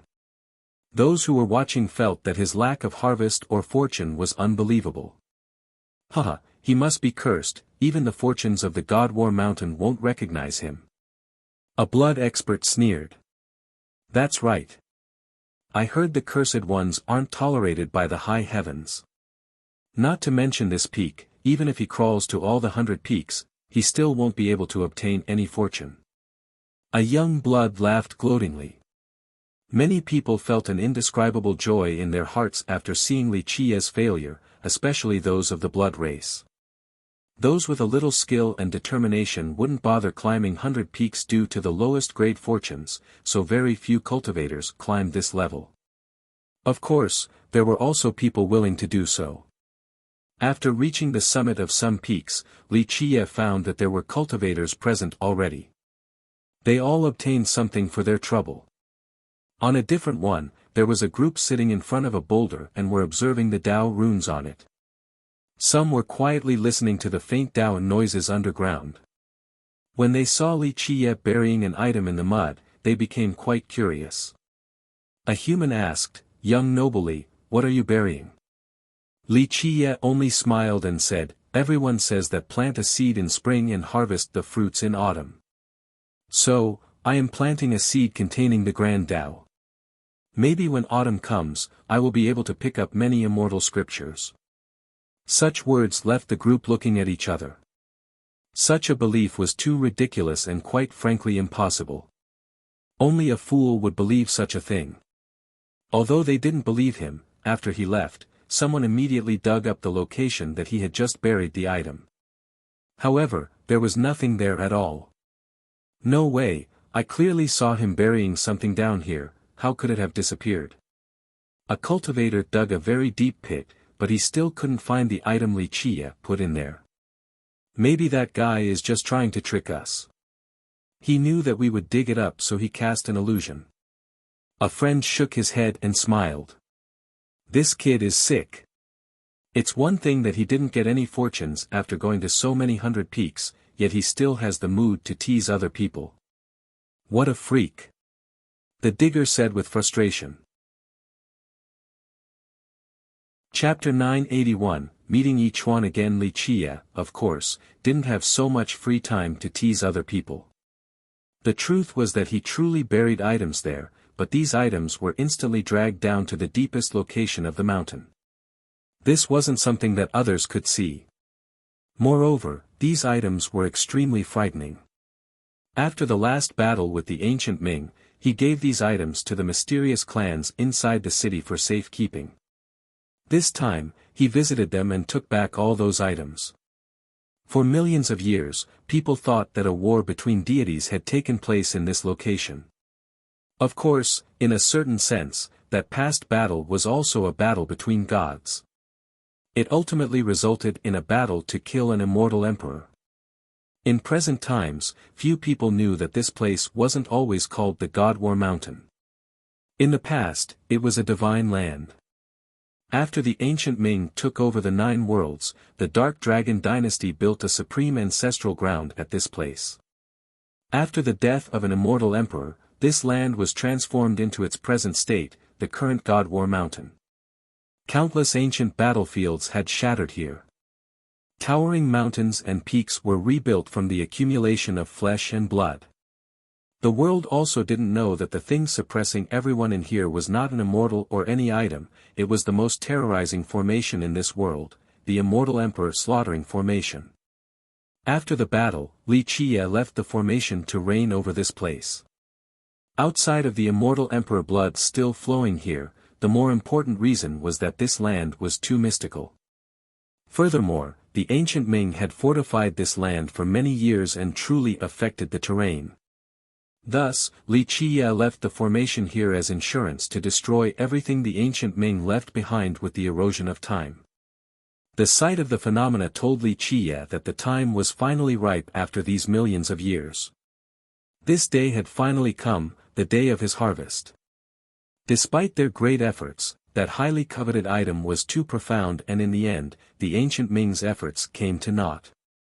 They were unable to get the item inside as the time wasn't right. Li Chia finally waited until this day. He was not only going to take back the immortal emperor slaughtering formation, but also a few things buried underground. Virtually no one knows that the suppression was due to a great formation. They believed in the myth of an immortal being here instead. Li Chia continued to bury items deep underground. He started from the 100 peaks and then the 1,000 peaks, myriad peaks. For many cultivators, climbing these mountains was not an easy matter. This was especially true after the myriad peaks, it became prohibitively difficult to continue onward.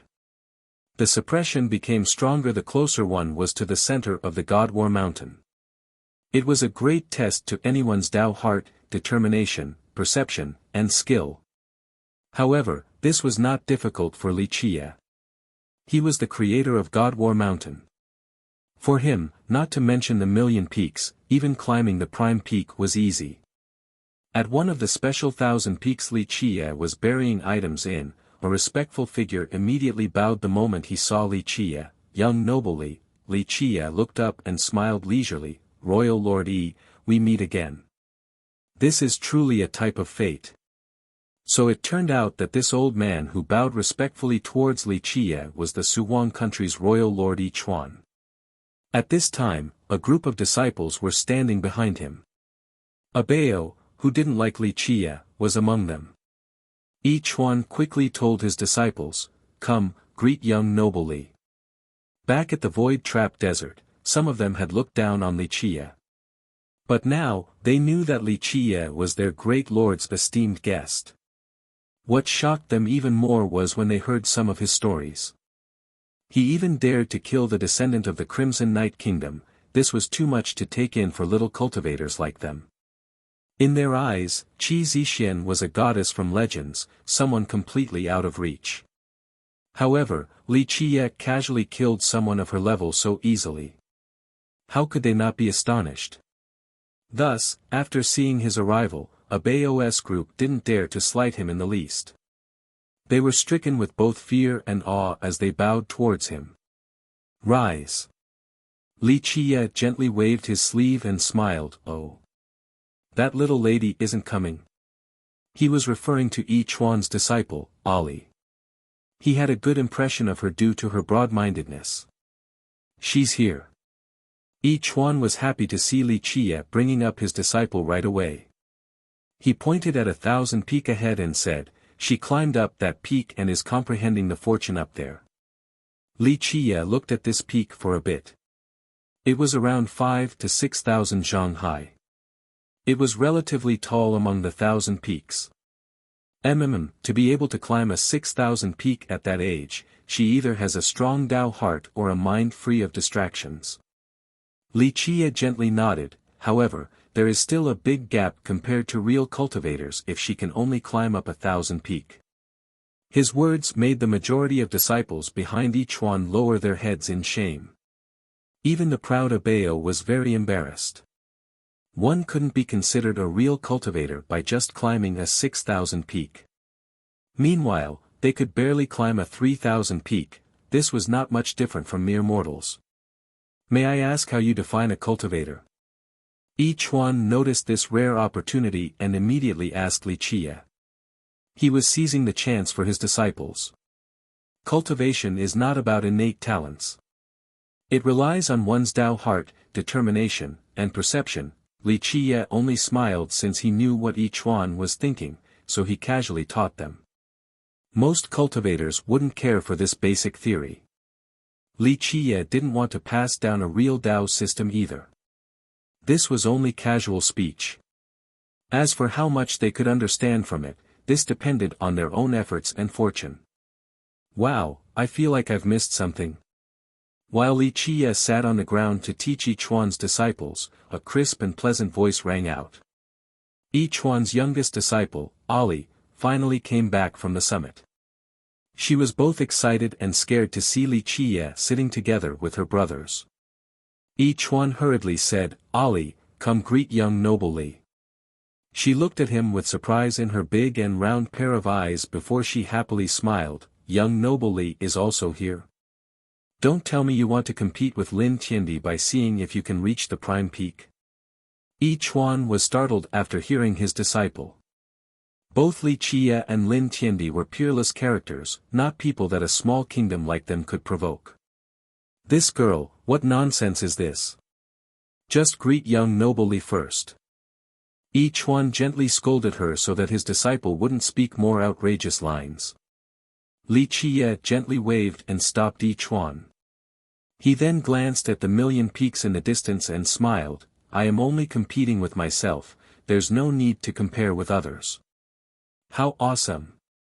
Ali cutely smiled and said, "So young noble Li is saying you are not weaker than Lin Tiandi?" In the past, among Yi Chuan's disciples, only Ali was unprejudiced towards Li Qiye. "Lin Tiandi? I don't need to compete with him." Li Qiye smiled towards this curious girl. If this was before, a Bao's group would have laughed at Li Qiye and thought that he was ignorant. However, they didn't think so today. Daring to kill Crimson Knight's descendant showed that Li Qiye had the power to back it up. Li Qiye spoke to Ali, "It seems like you had a good harvest at the summit. A runic water vein, it can nourish your Tao foundation."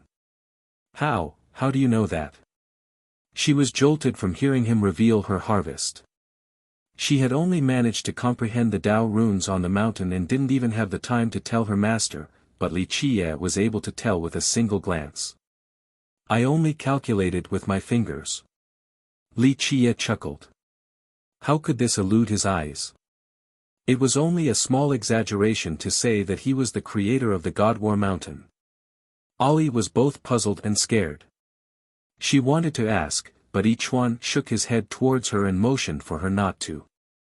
Li Qiye told Yi Chuan, "Royal Lord Yi, when I drank your wine back then, I said I would give you a good fortune. Today, we met by chance, so it is time to finish our connection." After hearing this, Yi Chuan became quite joyous. He brought his disciples to thank Li Qiye and said, thank you for your guidance, young noble Li. We are very appreciative. Follow me. Li Qiye accepted their gesture and then turned around to leave. Yi Chuan quickly followed with his disciples. This was a once-in-lifetime opportunity in his eyes. It wasn't easy to encounter a supreme genius like Li Qiye. Li Qiye brought them into a hidden mountain base in this area. After entering, they all disappeared right away. No one was more familiar with this place than Li Qiye, so he brought them here to learn. Chapter 982, Dao Passing. After bringing them here, Li Qiye looked at the group and slowly explained, I only have half a day. I will repeat the theories I've stated earlier.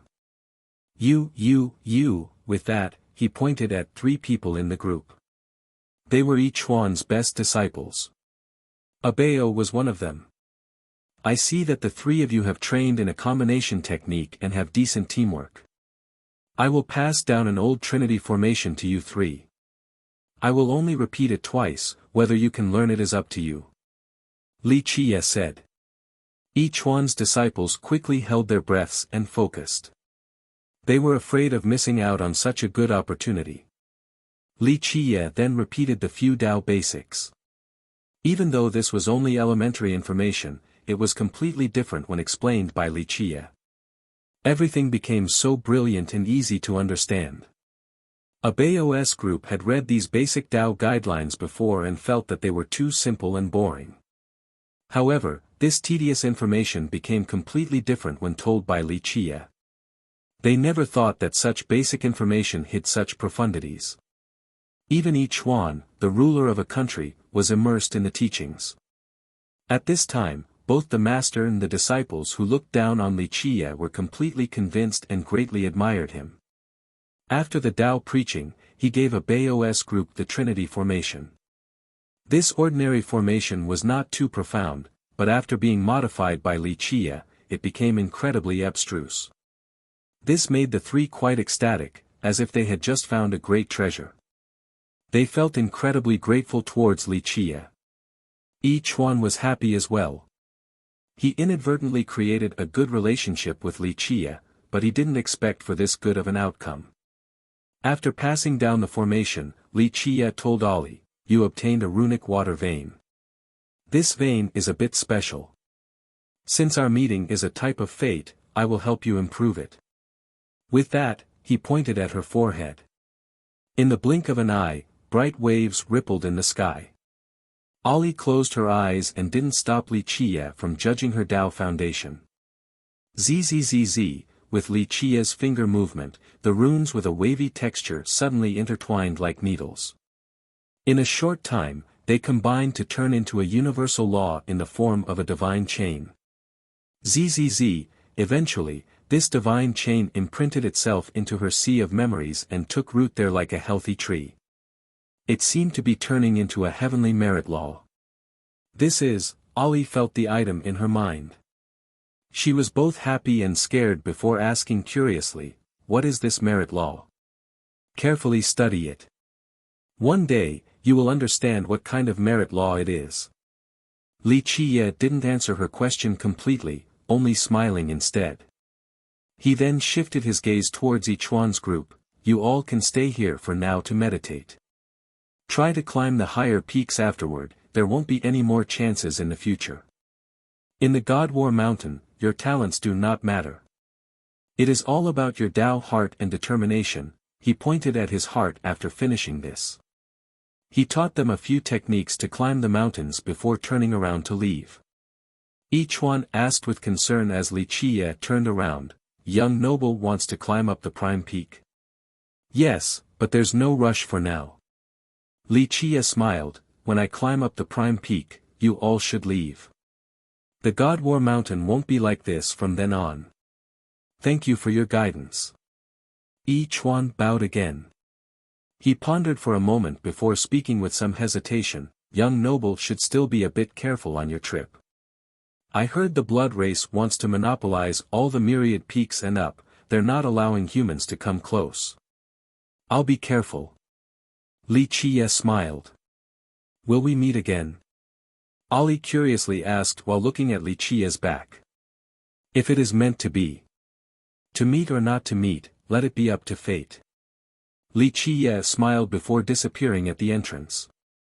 What a strange person. Ali tilted her head and murmured, he is arrogant but also friendly.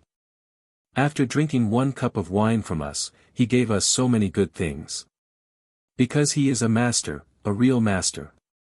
Another disciple spoke, I heard a master only teaches when it is fateful, they won't care about one's background. Either way is fine. Yi Chuan sighed softly, he is not from our world. He will definitely break the 9 heavens and climb to the apex. We are only insects in this world and can only watch in admiration. He taught us these grand Tao just because of the fateful connection back then. Yi Chuan understood that Li Qia was returning the kindness from that cup of wine back then. From now on, Li Qia no longer owed them anything. Li Qia continued on burying items in the 1,000 peaks.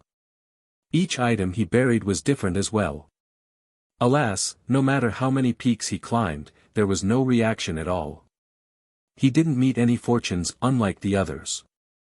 Just like the speculations of the blood race, Li Qia must have been cursed and the God War Mountain did not welcome him. It is useless even if you climb up 1,000,000 peaks. A cursed person like him will never gain anything from the God War Mountain. Someone gloatingly mocked after seeing Li Qia's attempts. Of course, the truth was far from this. He was the one who set up the immortal emperor slaughtering formation to suppress this place. How could he obtain any fortune here? If he wanted them, he could have taken as many as he wanted. It was just that he didn't wish to disturb the peace underground because his followers were buried there.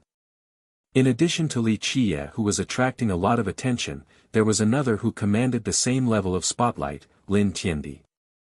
He had reached the top of the highest 1,000,000 peak. However, no matter how hard he tried by crossing time and space, he couldn't reach the prime peak. His methods were extremely heaven-defying. Many images appeared. There was even an immortal paving the way for him. He even took out one supreme treasure after another. Some were completely unrecognizable by others. Alas, even his best efforts didn't allow him to reach the final peak. Even though others called him Tiandi, he was insignificant, unable to reach the apex that was the prime peak. The prime peak had been there for millions of years. It seemed that no one could conquer it by reaching its summit. He is indeed amazing. Every generation, a wondrous genius like this would come out. While carrying out his planting process, he occasionally looked up to see Lin Tiandi's methods and nodded approvingly. Others marveled at Lin Tiandi's methods as well, so powerful. No wonder why he is called the #1 in the barren earth. Despite coming from humble beginnings, he can still stand tall against Mei Suyao's group. He is the pride of vagrant cultivators like us. Of course, there were also those who were jealous of Lin Tiandi, especially the younger generation. They knew they couldn't compete against him. After exhausting his means and still being unable to reach the prime peak, Lin Tiandi had to give up. He felt a bit dejected. Since his Tao debut, everything had been smooth sailing and nothing could halt his pace. He was completely confident and would challenge any powerful existence.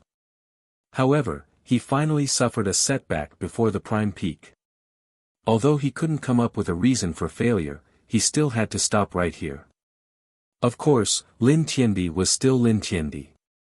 He didn't lose his confidence because of this setback. He only smiled wryly with a touch of helplessness.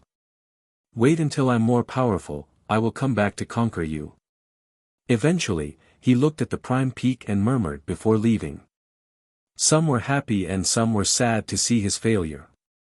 The happy people found consolation in his failure. At the very least, not everything went well for him.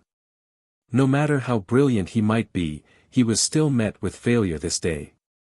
As for the sad crowd, they felt that if even Lin Tiandi couldn't do it, there was no chance for other people. It was likely that they would never be able to reach the prime peak and see the scenery up there. It is no surprise to see Lin Tiandi fail here. Since the start of time, even immortal emperors faced defeat one day, let alone us normal people. A fella commented after this event. No one knew if these words were meant to console Lin Tiandi or himself. Chapter 983, Overbearing Blood Race. As Lin Tiandi was leaving the prime peak, he saw Li Qie planting items along the way. Although they were only staring at each other in the far distance, this was more than enough to cause the atmosphere to change. There wasn't a need to say more about Lin Tiandi. His fame at the southern region was incomparable as the current number one. On the other hand, Li Qie recently climbed to fame by instantly killing the Crimson Knight descendant in front of their ancestors. He used his own power to challenge the kingdom. This was enough to show his tyrannical nature. Today, Tiandi and Fierce had finally met. There were many who watched them with excitement. They all wanted to see if the two would fight or not. Chapter 984, Killing the Enemies. This situation left the majority of the spectators from the other races outside shuddering. Some of them glanced at each other and finally realized that at this moment, everyone had the same starting line. The human cultivators held Li Qie in high regard for killing Qi Zixin. However, it was just like the blood experts had claimed, everyone was at the same realm, physique accumulation. Li Qie would win if it was a one-on-one, but against a dozen, all of his advantages were gone. At the same level, fighting a pack of wolves alone would be a very grim situation regardless of one's techniques and means. Ants can bite an elephant to death. This is looking very unfavorable for Li Qie. The human experts were worried for Li Qie, but no one was willing to help him. Only a madman would help a stranger and offend the powerful Blood Devil tribe in the process. Nobility is not preordained by the heavens. No matter how powerful you are only a little cultivator here. The young blood spoke with a fierce look. Li, accept your fate. You should have known that you will die by coming to this place. Li Qie leisurely smiled in response. Wow, it sounds like you are saying that I will really be torn to pieces here. Come, all at once so that I don't have to waste time cleaning up. Go, tear him to pieces. The young blood shouted. With that, he was the first to lunge towards Li Qie. He wanted this merit.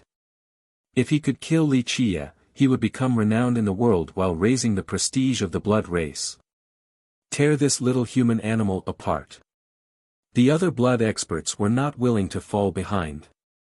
In the blink of an eye, more than a dozen experts all rushed towards Li Qie. Watch out! The human experts' hearts were hanging on a thread. They were nervous for Li Qie and quickly warned him. Li Qie didn't bat an eye in the face of this assault. He stood still in place, giving the feeling that he was too scared to move. Not good. The spectators outside wiped off their sweat and felt that it wasn't looking good after Li Qie's lack of reaction. As a blade was inches from slitting his neck, Li Qie suddenly lifted his hand. Buzz! An absolute domain seemed to have opened up.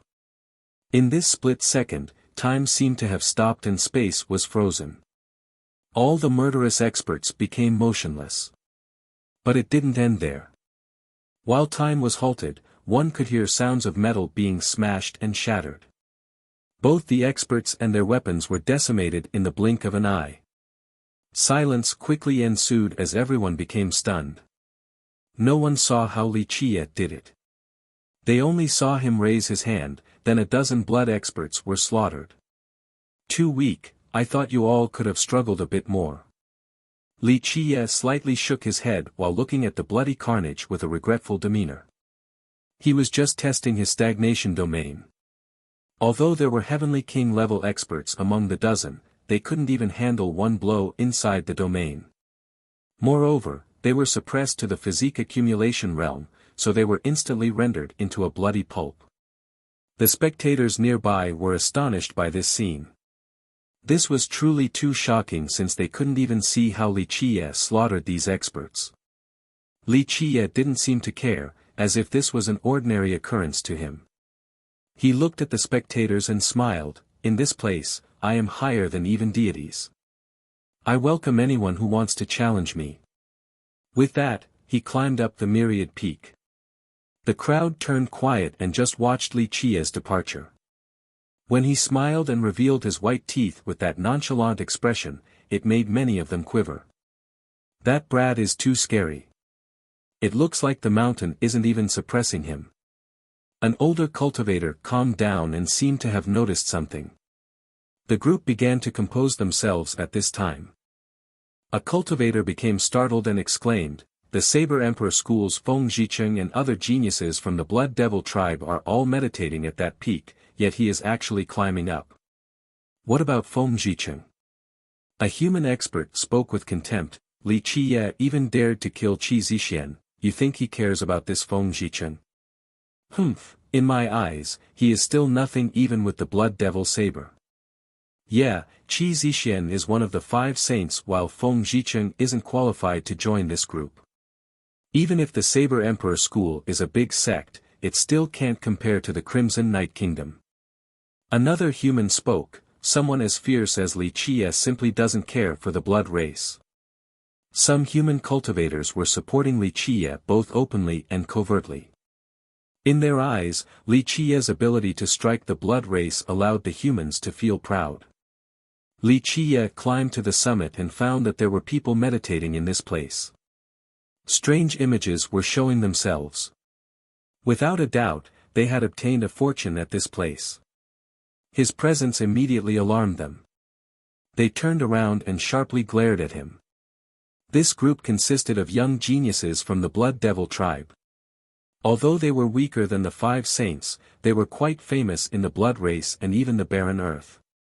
"You're that Li Qie." A young man with a pair of falcon-like eyes and a saber on his back stared at Li Qie. He was Feng Zhicheng, the descendant of the Saber Emperor School.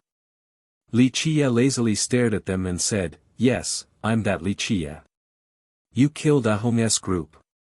A different man had a murderous glint in his fierce eyes. They immediately knew what had happened after seeing Li Qie reaching this summit. At the same time, experts from other summits watched from the distance. They wanted to see how this storm would end. "Are you referring to the ones at the base?" Li Qie smiled, "My bad, good dogs do not block the way, they did attempt to stop me, so I just offhandedly made mincemeat out of them." Li Qie's provocation made the group turn ugly. They were geniuses with high statuses, so Li Qie killing their people in such a blatant manner was an affront to their authority and looking down on their sections. Ignorant fool.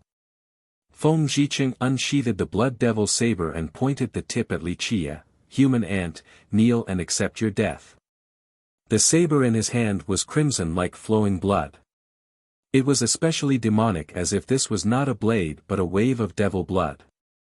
It became even more diabolic once he poured his blood energy into the saber.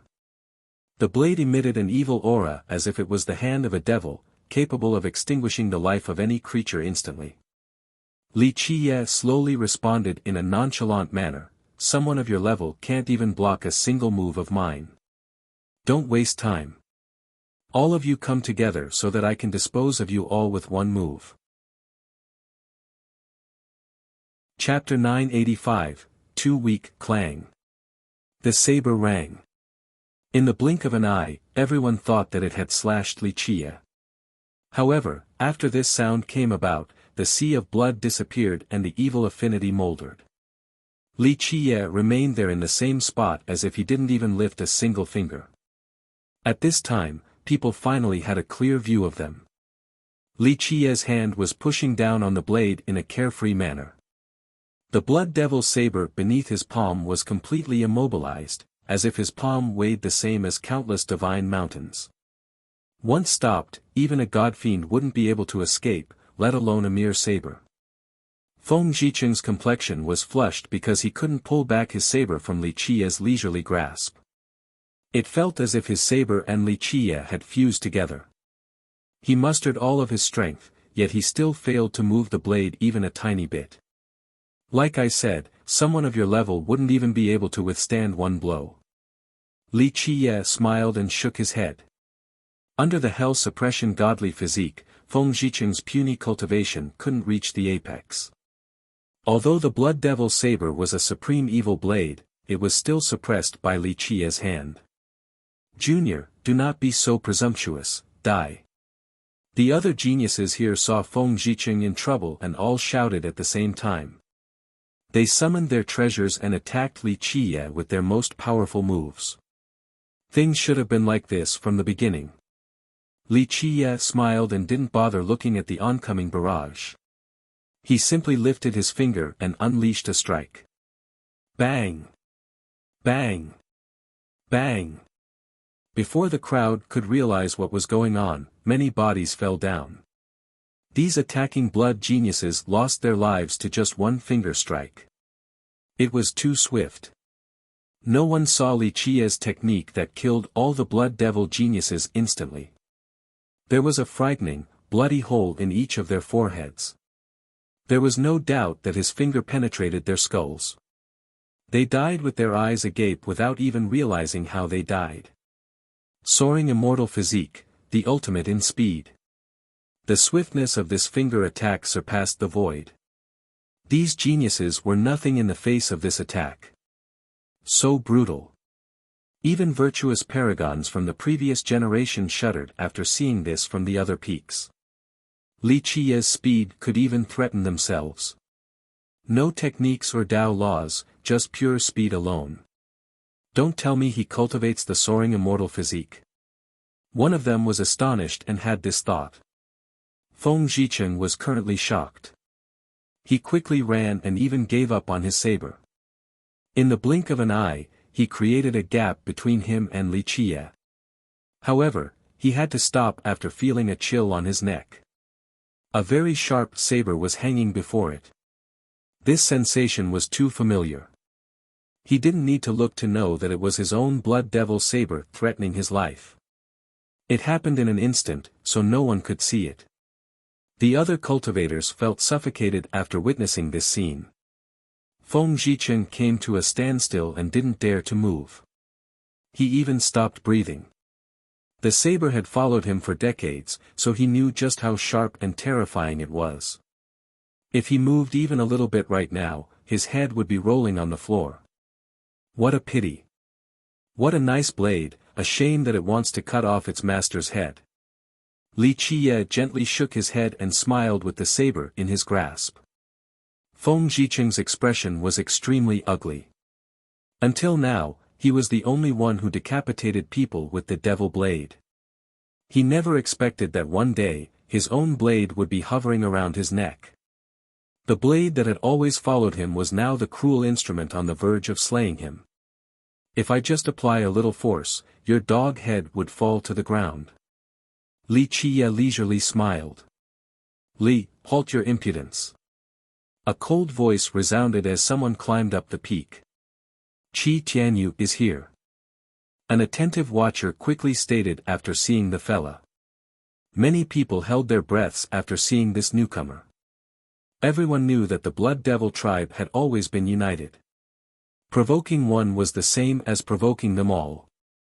No one found it surprising that Qi Tianyu would interfere at this moment. What, you want to stand up for the weak? Li Qia glanced at Qi Tianyu and grinned. I will kill anyone who murders members of my blood race, no matter who they are. Qi Tianyu landed on the summit and glared at Li Qia like a wolf eyeing its prey. He didn't hold anything back and released his blood energy in its entirety. Despite the great suppression from the mountain, Qi Tianyu's surging blood energy still carried an ancient might as if a deity was protecting him. It made him quite powerful. It seems like the rumors are true. Someone in the distance saw this and murmured, Qi Tianyu really has an ancient blood race bloodline flowing through his veins. Li Qia laughed and quipped, so if I kill a few blood members, I will be chaste forever. Let go of Feng Zhicheng now and I will give you a swift death. Otherwise, I'll slowly torture you and let you taste a fate worse than death. All of Qi Tianyu's blood energy rushed out, turning him into a blood god with a murderous momentum. How confident. Good, go for it. I'll give you a chance. If you can't save him in one move, I'll chop off his head. Li Qiye smiled. Suppress. Qi Tianyu was also quite decisive and made his move before Li Qiye could finish his words. He formed a mudra with both hands at an unparalleled speed. In the blink of an eye, his blood energy fused to form a seal of blood. This technique immediately gave birth to a strange image of a deity controlling this blood seal that was then unleashed straight at Li Qiye. The laws of the Tao were instantly overshadowed and repressed by this blood seal. Even the cultivators on the other peaks felt its ancient power that stemmed from the blood race. Sealing evil divine mark. The ultimate attack of the pure blood school. Many human experts gasped and were very worried for Li Qiye after seeing this attack. However, Li Qiye was unperturbed in the face of this sacred attack. He simply punched the air without using any special techniques. No universal laws emerged, and neither did the surging power from the Grand Tao appear. This fist only had absolute speed, absolute power, and absolute weight. Bang! The punch directly shattered the blood seal. Blood splattered everywhere along with the unpleasant sound of bones breaking. Boom! Boom! Boom! Despite using the ultimate attack of his school, Qi Tianyu still couldn't escape defeat. He had to stagger dozens of steps back while spewing out a mouthful of blood. And even then, he still couldn't stabilize himself. His injury didn't stop there. Li Qiye's punch shattered his entire arm. His flesh was dangling from what was left of his bones. Such a scene forced everyone to take a deep breath. No one expected that Qi Tianyu, one of the 5 saints, wouldn't be able to handle a single punch from Li Qiye. This is far too strange, too devilish. An older virtuous paragon from the blood race shuddered. How could there be such a big gap when they're both at the physique accumulation level? This is simply impossible. Can it be that this brat is not suppressed by the God War Mountain? After arriving at this conjecture, the paragon quickly shook his head and murmured, "No way. Even God Kings would be suppressed, let alone a junior like him. You truly disappoint me." Li Qiye smilingly shook his head while looking at the wounded Qi Tianyu, completely lacking in skill, yet you still want to interfere. No matter what your intentions are, trying to save a fellow clan member is a good thing. Unfortunately, you don't know your own limits. The pale Qi Tianyu became furious after hearing this. He had witnessed Li Qiye's terrifying speed, but in an actual fight, Li Qiye's speed was even more frightening than he had previously anticipated. He would quiver whenever he thought about Li Qiye's speed, even when he was being suppressed by the mountain. This made him want to eliminate Li Qiye even more. Qi Tianyu couldn't afford to let him live since the guy was too big of a threat. All I can say is, sorry, you have failed. I can only fulfill my promise. Li Qiye smiled and said while staring at the pale Qi Tianyu. No, Feng Zhicheng let out an unwilling scream, but it was too late. Blood spurted from where his head used to be. As his skull was flying in the air, he could see a stream of blood gushing from his own neck. Eventually, it rolled far away while his body made a loud thump, falling flat on the ground. His blood dyed the mud red as if it was nourishing the land. That felt good. A human expert swung his fist in the air to celebrate. This is how things should be. The blood race has been long overdue to be taken down a notch. If we humans don't show our might, they would keep on thinking that they're the boss of the barren earth. Such words incited a lot of hostile glares. In just a second, many blood experts nearby coldly stared at him. This human was frightened and lowered his head a bit. Nevertheless, he still had to let out a few laughs since he felt quite good from Li Qiye quickly dispatching Feng Zhicheng. Chapter 986, Breaking an Imperial Weapon Barehanded, You Still Haven't Escaped. I actually do admire your courage. Li Qiye put the saber away and smiled towards Qi Tianyu. Qi Tianyu took a deep breath and channeled his blood energy. With a series of crackles, his crushed arm was restored. Even though his cultivation was suppressed by the God War Mountain, his Tao foundation was still there so he could reconstruct his ruined arm. Our blood race only has heroes who die in battle, not fleeing cowards. Qi Tianyu took a deep breath. After thinking about his ace, he proudly arched his chest and his aura soared once more. Yes. That is a man of our blood race. A blood expert quietly praised after seeing Qi Tianyu regaining his confidence. Li Qie chuckled after seeing Qi Tianyu's revitalization and slowly said, "It doesn't matter if you're truly unafraid of death or have sufficient strength to back it up. No matter what, just this confidence alone is worthy of praise. Very well, if your blood race only has heroes who die in battle and no fleeing cowards, then I'll help you." He continued, "Come, show off all of your moves. This is your final chance." Qi Tianyu prepared himself while staring intensely at Li Qie. In the end, he bit his lip and spewed out some longevity blood while shouting, "Die!" Boom! The moment he cried out, the wind and clouds suddenly changed. The mountain range shook and a gigantic ring flew out. When his longevity blood stained this ring red, it covered everything and suppressed the world. This was a surging imperial aura that could deter even gods. The gigantic ring's suppressive momentum came crashing down and destroyed all things. Boom! Boom! Boom! With loud explosions, the frightening ring sealed Li Qie's body. Moreover, it continued to emit loud blasts with its constant rotation to grind him into a bloody mist. An immortal emperor life treasure. Many were startled before this imperial aura. Some even screamed in horror. Such a sudden development frightened the crowd. This was outside of their expectations since they didn't think that Qi Tianyu's hidden card was an imperial weapon. A human expert shouted, "There's no way. As far as I know, the Pure Blood School doesn't have an imperial weapon." The Pure Blood School was indeed powerful, but it had never produced an immortal emperor before. Thus, it was common knowledge that it didn't possess an imperial weapon. However, Qi Tianyu had just taken one out, so how could the crowd not become shocked? It is a weapon from the Blood Devil tribe. An expert from the previous generation recognized this gigantic ring and murmured, "From the Wang's direct branch." He was referring to the Sky-Bearing Monarch's clan. The Sky-Bearing Monarch's real name was Wang Tiancheng, but everyone nowadays referred to him as the Sky-Bearing Monarch. The Blood Devil tribe is truly unbelievable when it comes to their solidarity. They even loaned out an imperial weapon.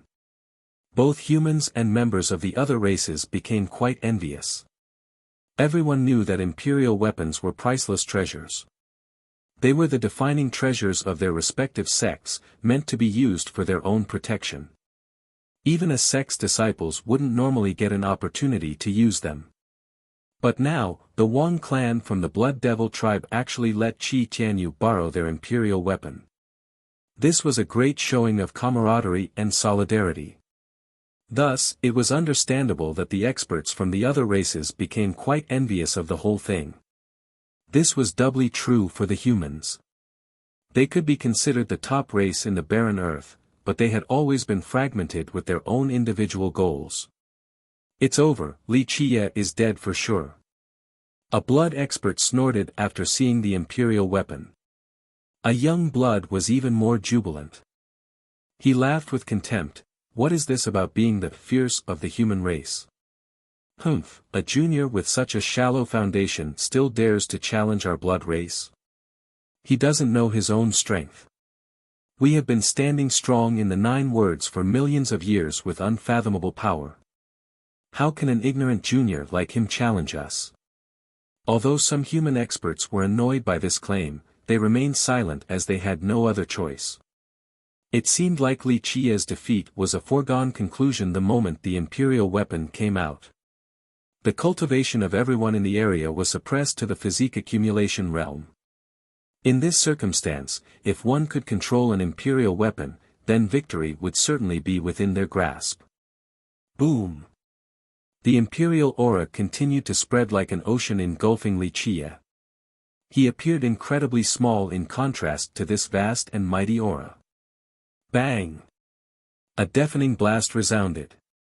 Li Qiye directly unleashed a fist without any special attributes. It was a direct contest of force. This attack that resembled an immovable fist of a god struck the gigantic ring and actually managed to stop its offense. Beneath the ring, people could still see the shimmering golden brilliance of this fist. It radiated a holy aura as if it was of the Buddhist faith, as if the legendary Buddha had unleashed it. It was capable of subduing demons and devils. Meeting an imperial weapon barehanded? He's insane. A spectator in the distance became slack-jawed. This was the craziest thing they had ever seen. Ignorant brat, he is asking for death. He's actually punching an imperial weapon with his bare fist. A young blood sneered as if he could foresee Li Qiye's tragic end. Bang! With another loud explosion, the unbelievable happened. Li Qiye's golden fist actually stopped the gigantic ring. He was completely fine, even an imperial weapon couldn't hurt him in the slightest. Break for me. Qi Tianyu didn't dare to believe it. He had never seen such a domineering display before, actually halting an imperial weapon with one's bare hand. He wouldn't even dream of such a thing, but it was unraveling right before him. He didn't hesitate any longer. He spewed out even more longevity blood onto the ring to unleash an even more devastating force. But regardless of his urging, the imperial weapon still couldn't kill Li Qiye. His heavenly fist was immovable even when facing the mighty weapon. Indestructible diamond fist, one of the myriad Dao fists. This attack was even stronger than an imperial weapon's might, allowing Li Qiye to be unharmed. That's impossible. The crowd was dumbfounded by this. Stopping an imperial weapon with bare hands, this was beyond the imagination of common men, yet it was actually happening. The youths from the blood race were even more shocked. At this time, it seemed like they had just swallowed a fly. Earlier, they announced that Li Qiye's death was assured, but now, he indirectly gave them a fierce slap to the face. Is this brat still a human? An older virtuous paragon from the blood race quivered a bit. This was simply too frightening. You're too weak. Being suppressed to the physique accumulation realm in this place means that you can't even unleash 1 or 2% of the weapon's strength, yet you wish to kill me? Li Qiye blocked the weapon, then looked at Qi Tianyu with a smile. Qi Tianyu, on the other hand, was completely pale. It was as if he had just seen a ghost. Time to end this. Li Qiye was still smiling when he suddenly put more strength into his fist on the imperial weapon. In the blink of an eye, the soaring immortal and sky destroyer physiques erupted. Absolute power and absolute speed combined to form an unstoppable might to resist the ring from above. Boom! The ring was blown away like a gigantic mountain by Li Qiye. It flew all the way out of the God War mountain and disappeared into the horizon. The crowd turned silly after seeing this. Blowing an imperial weapon away with one fist. This was even more miraculous than anything that could be seen in a dream, something that only belonged in legends. It was likely that until today, no one had ever seen something like this before in person. Someone who didn't believe his own eyes murmured, "Am I dreaming? Pinch me real quick." Of course, he quickly screamed right afterward. His companion showed no mercy and pinched him hard. He woke up from the pain and understood that this wasn't a dream. This kid is unreal. Virtuous paragons from the blood race were in awe. This feat was not something a normal person could do. Thump, thump, thump, Qi Tianyu took several dozen steps backward. He wasn't pushed back by Li Qiye, it was due to fear. While watching Li Qiye coming closer towards him, he no longer had the courage to fight. Broken down from fear, he turned around to flee. Zzz. Li Qiye casually flipped his palm and a universal law appeared within his grasp. He launched it forward and it pierced Qi Tianyu's body, nailing him to the ground. Qi Tianyu's utter defeat left the majority of the blood spectators completely dejected. At this moment, no one was willing to jump out to save Qi Tianyu. Li Qiye could even knock an imperial weapon flying, what else couldn't he do? Against someone who was devilish to this level, even the unified Blood Devil tribe didn't want to come out and fight Li Qie to the very end. Qi Tianyu continued to struggle in an attempt to escape, but the law had nailed him down to the ground. He couldn't even move, let alone escape as Li Qie inched closer and closer. He looked at the struggling man on the ground and gently shook his head. To tell the truth, I'm a bit disappointed. Earlier, you were quite heroic, saying something about your race only having heroes and no cowards. Unfortunately, look at you now. Chapter 987, Sneak Attack Whoosh. Before Li Qie could finish his words, a powerful arrow pierced his body and pinned him to the ground as well. This development was so sudden that no one could react in time. Li Qie had just defeated Qi Tianyu and nailed him to the ground. Qi Tianyu had no way of fighting back, so Li Qie was at his most vulnerable state. No one saw where the arrow came from. It was extremely fast, 100 times faster than lightning. Even Li Qie couldn't avoid it in time. Someone eventually calmed down and asked in a daze, "What happened?" A human expert from the previous generation had a dark expression and spoke wryly, "Someone performed a sneak attack." At this time, anyone could guess that it was the blood race who performed this ambush. Lowly slime. A young human gritted his teeth after seeing this, but he couldn't do anything about it. The arrow struck Li Qie with frightening speed. Finally dead. Countless blood experts felt great relief after seeing Li Qie's death. In their eyes, this devilish guy was simply too much. He was even able to blow away an imperial weapon with his bare hands. He would be a big threat to the entire blood race if he continued to live. Even though it was not very honorable to kill him via ambush, this was still much better than leaving him as a future threat. Is he really dead? A few humans couldn't accept this sudden development. Everyone held Li Qie in high regard, but he was ultimately assassinated. It was fine to die in the hands of enemies in a direct confrontation, but to die via assassination, this was the most frustrating way to go for a genius. A big shot took a careful look and murmured, "I'm afraid he is." This arrow was most likely shot out from an incredible crossbow. Even Qi Tianyu, who was lying there, awaiting his death, became stunned. He found this unbelievable as well. Finally, someone dressed in black slowly climbed to the summit under the eyes of all the spectators. After seeing Li Qie pinned to the ground, he finally heaved a sigh of relief and took off his black hat. "Brother Sky." Qi Tianyu was ecstatic after seeing this person clearly and cried out, "Thanks for saving me." Returning from the verge of death couldn't have made him happier. Sky-bearing monarch. When people finally saw this person's face, they took deep breaths and felt a chill inside. So shameless. Another young human felt indignant, the leading successor of the Blood Devil tribe is only an ambushing slime. The victor becomes the king while the losers are vilified as bandits. For so many years, countless brilliant geniuses had been assassinated. A young blood immediately mocked him, if Li Qie was truly strong, he would have been able to dodge that arrow. The sky-bearing monarch is worthy of his title and being the future leader of our tribe. The moment he took action, he was able to get revenge for our fallen disciples. Another blood applauded. One more blood quickly joined the fun. That's right, this Li guy's hands are stained with our blood disciples' blood. The sky-bearing monarch dispatching him today is still not enough to atone for all of his sins. The victor becomes the king while the losers are vilified as bandits. This phrase was not wrong at all. After killing Li Qie, the monarch became the hero of the Blood Devil tribe. It was no longer important which method he used to kill Li Qie.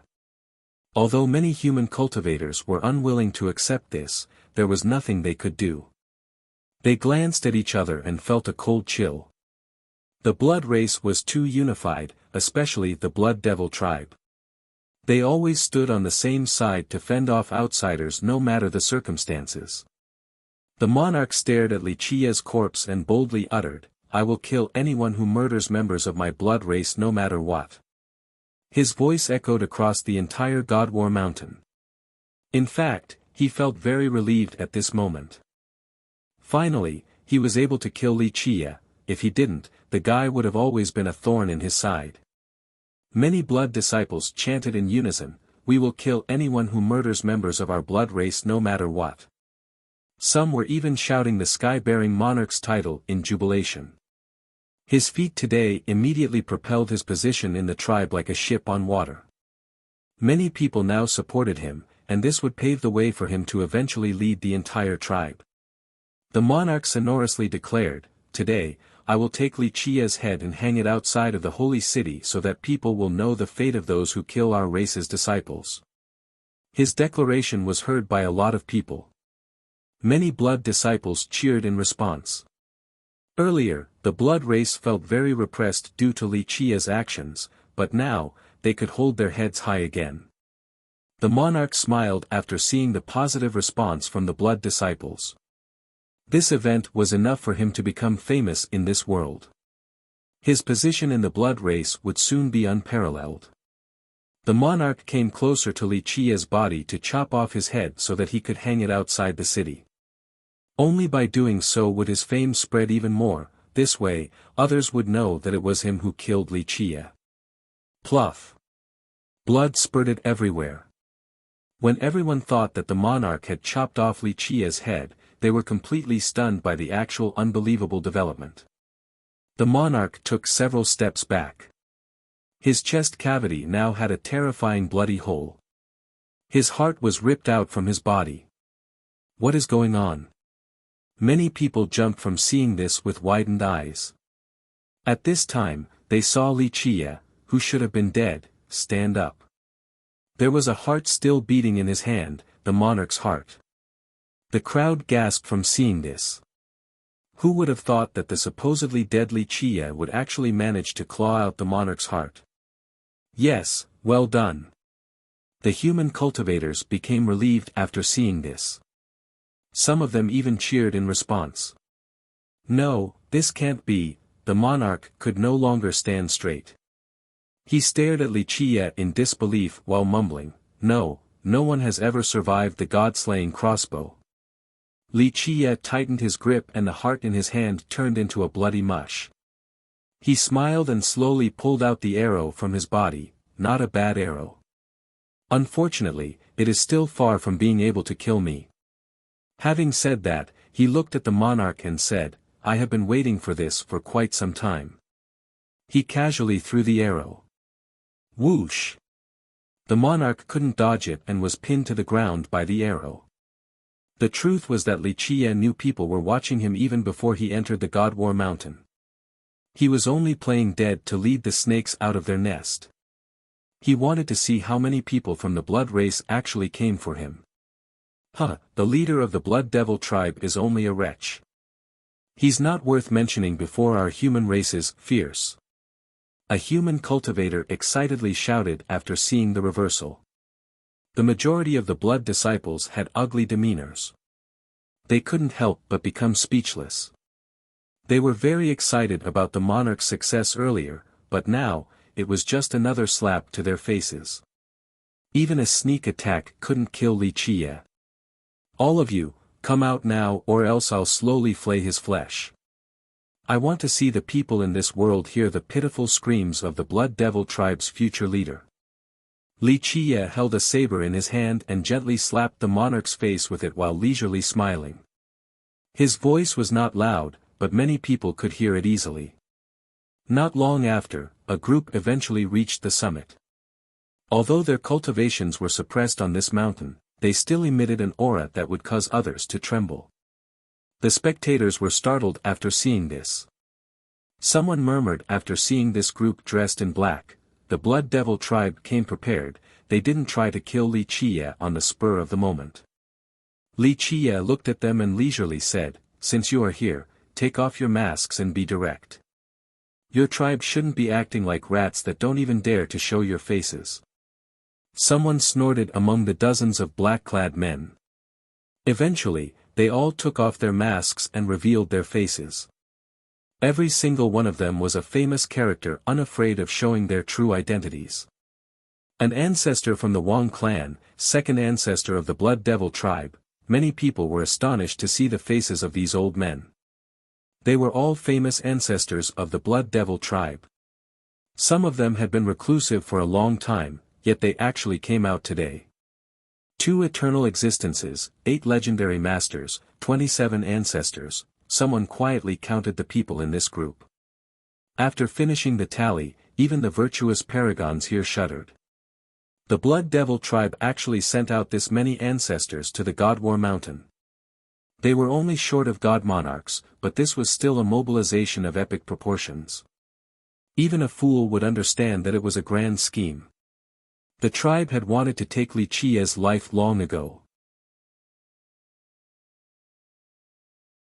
Chapter 988, Suppression. It seems like I have kept you all waiting.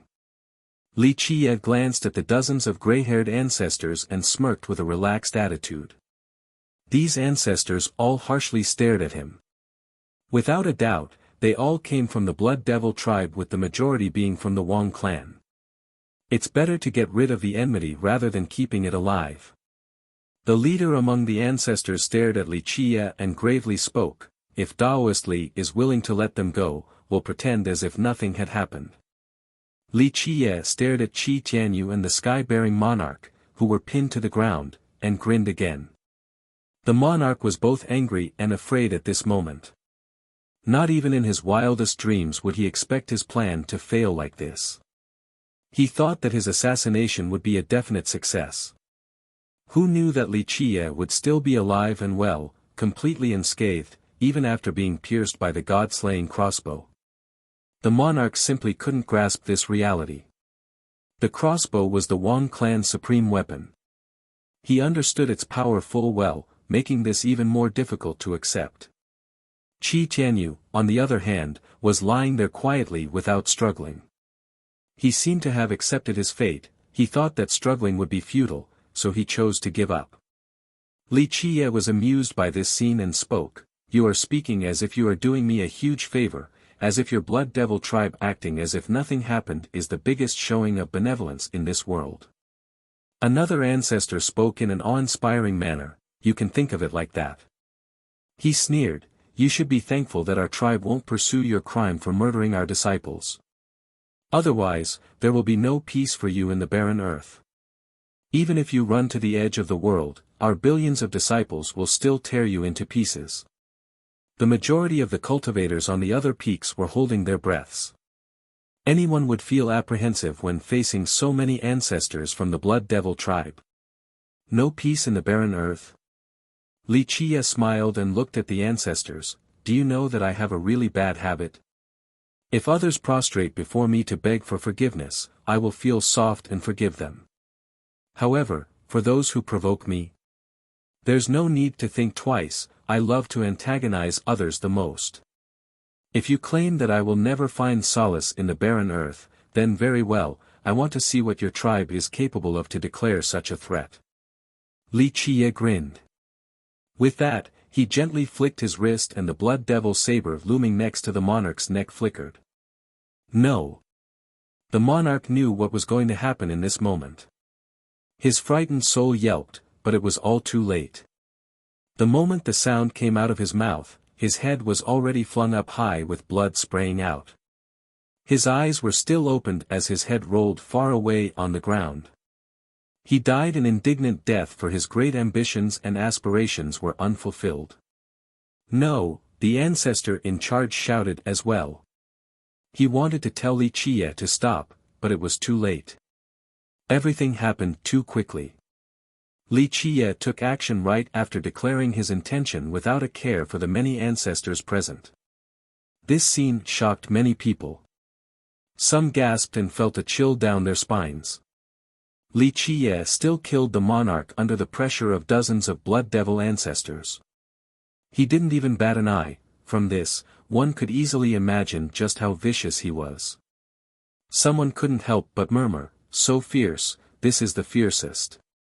Not giving the ancestors from the Blood Devil tribe any face in public and killing the sky-bearing monarch, this is only something the fiercest would do.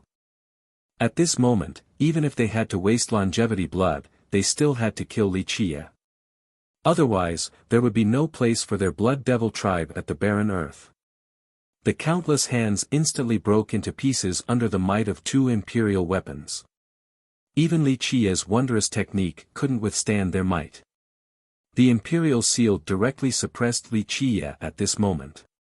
Clack, right when the seal met his body, crisp sounds of bones breaking were heard by everyone, causing them to shiver. The spectators in the distance saw Wuxia being trapped in the imperial prison, then being suppressed by the imperial seal. They felt a chill and thought that opposing the Blood Devil tribe would end very badly. An ancestor spoke in a mighty manner, "Little animal, this date next year is your funeral." "Is that so? But I believe it will be your funeral." Despite his bones fragmenting with blood staining his clothes, Wuxia was still as leisurely as ever. He smiled, "I hope that your children will still be alive on this date next year. Wouldn't it be a shame if you all won't have anyone to worship you on this date next year when I destroy your entire tribe? Little animal, still not repenting before death. We'll finish you off then." The ancestors were enraged by his retort. They roared once more. Some ancestors directly spewed longevity blood on the weapons. The two empowered weapons became even more radiant. Clank! Under the stronger pressure, cracks appeared all around Wuxia's body. He was like a broken vase. Just a soft touch would completely break him. Yes, just like this. Wuxia loudly laughed after his body was crumbling into pieces. "This is more like it. I actually thought that all of you were too old and wouldn't be able to exert the imperial weapon's power. Muster all of your strength to take me down." The ancestors almost vomited blood from anger. Their cultivation was suppressed so they couldn't exert 30% of the two weapons' power. After hearing this provocation, they couldn't tolerate it any longer. A few more ancestors spewed their longevity blood onto the weapons. They swore in their minds that they would smash Wuxia into a meaty paste. Clack, more cracks appeared on Wuxia's body. His chest was opened and his beating heart was visible. "Yes, this is the sensation that I like." He appeared to be enjoying this very much despite the damage. What a man, he's still able to laugh on the verge of death. All the races here were admiring his courage and perseverance under the attack of the two weapons. Chapter 989, Reversal. The spectators grew nervous while watching this scene. Wuxia had become a fish on the chopping block in the face of the imprisonment from the two imperial weapons. He wasn't able to fight back at all. They were startled by the cracks on his body, especially when the creepy bone-cracking sounds appeared. Nevertheless, despite the blood staining his clothes, he still had a smile on his face. It was as if all of this wasn't happening to his body. "This is fierce for you, a brave model for men." Even the blood cultivators showed respect after seeing his appearance. "Bah, the Blood Devil tribe is shameless. Only playing the numbers game and bullying the young with the old." Meanwhile, the human cultivators spoke bitterly with indignation. Alas, they were powerless to do anything about it. Clack, at this time, even Wuxia's forehead had cracked. This was the toughest area of a cultivator. Once this area became exposed, their sea of memories would be destroyed, signaling one's true death. A human helplessly murmured, "It's over, this is the result of those who oppose our tribe." A Blood Devil cultivator revealed a cold smirk after seeing the inevitable conclusion. Many were full of regret while watching this scene, especially the humans. Everyone wanted a monster like Wuxia to come out to deter the blood race.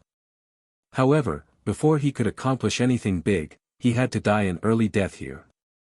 At the same time, the other races realized that it was unwise to oppose the Blood Devil tribe in the southern region. Unless one had a strong enough backing, death would be certain. Pa! When everyone thought that it was time for Wuxia to die, a clear noise suddenly could be heard. Something seemed to have been shattered, as if a lock had been forcefully opened. "This is it." Wuxia smiled. His entire body suddenly shifted like a tiger lunging forward. Boom! His blood energy soared to the sky without holding anything back. Its endlessness engulfed everything. Boom! The sweeping blast stopped the suppression from the two imperial weapons. The dozens of ancestors were blown away while vomiting blood. Such a sudden reversal was unbelievable. No one could believe this blood energy, that was as vast as an ocean, looming over the sky. Everyone knew people would be suppressed at the God War Mountain. However, Li Qiye seemed to be perfectly fine, as if he was unaffected. I should be thanking all of you, this saved me a lot of effort. Li Qiye stood straight up. Despite being completely bathed in blood, his smile was particularly bright.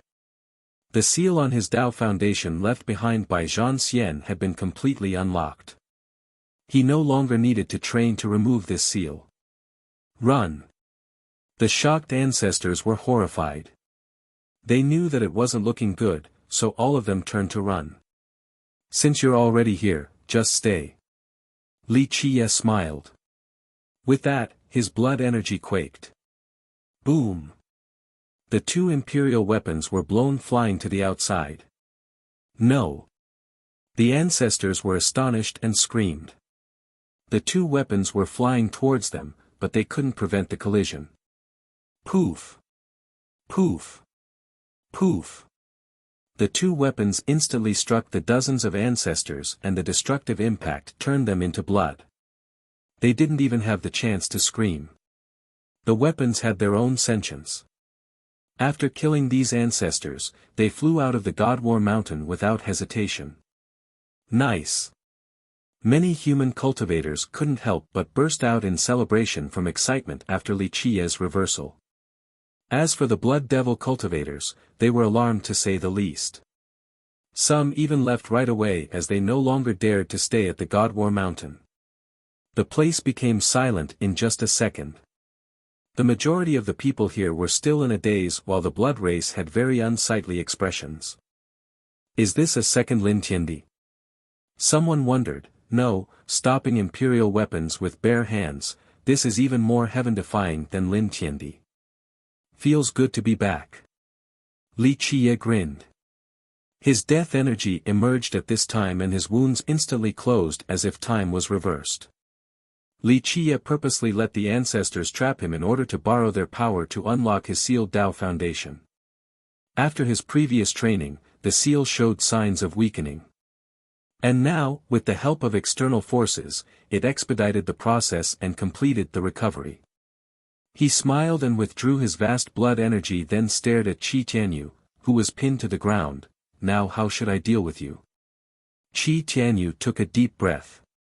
He took in the current situation and made up his mind, every man will meet his end eventually. I have fallen into your hands, so do as you please. If I beg for mercy, then my name isn't Qi Tianyu. He was in despair and no longer cared. The sky-bearing monarch was dead along with the dozens of ancestors. He knew that no one could save him from death right now. Thus, he could freely face his end and was no longer afraid of his own demise. If you want to die, so be it, I'll lend you a hand. Li Qiye smiled and came closer to Qi Tianyu. Qi Tianyu was simply lying there without moving or struggling. He was prepared to let Li Qiye do as he pleased. The blood experts could only watch in silence after seeing this. Even the Blood Devil tribe was quiet at this moment. Despite their solidarity, no one took action.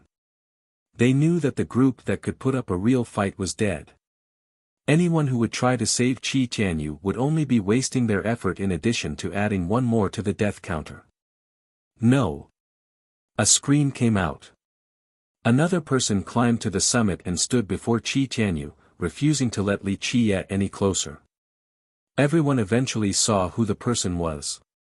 It was the Half-Moon Princess, one of the 5 saints. Li Qiye couldn't help but smile after seeing this. So, you want to save him too? How do you compare to the sky-bearing monarchs group? Half-Moon, forget it. You are not his match. Despite the princess wanting to save him, Qi Tianyu didn't find any hope. Instead, he advised her to leave. No, if you want to die, then I'm willing to die together with you. The princess looked at Qi Tianyu, who was nailed to the ground, with a pair of eyes full of love and determination. Qi Tianyu was quiet and couldn't respond. He knew that the princess liked him, but the target of his love was not the princess. A bit interesting. Li Qie glanced at the princess and smiled, but even if you want to die, I might not kill you. Even though I'm a mass murderer, I won't kill someone for no reason.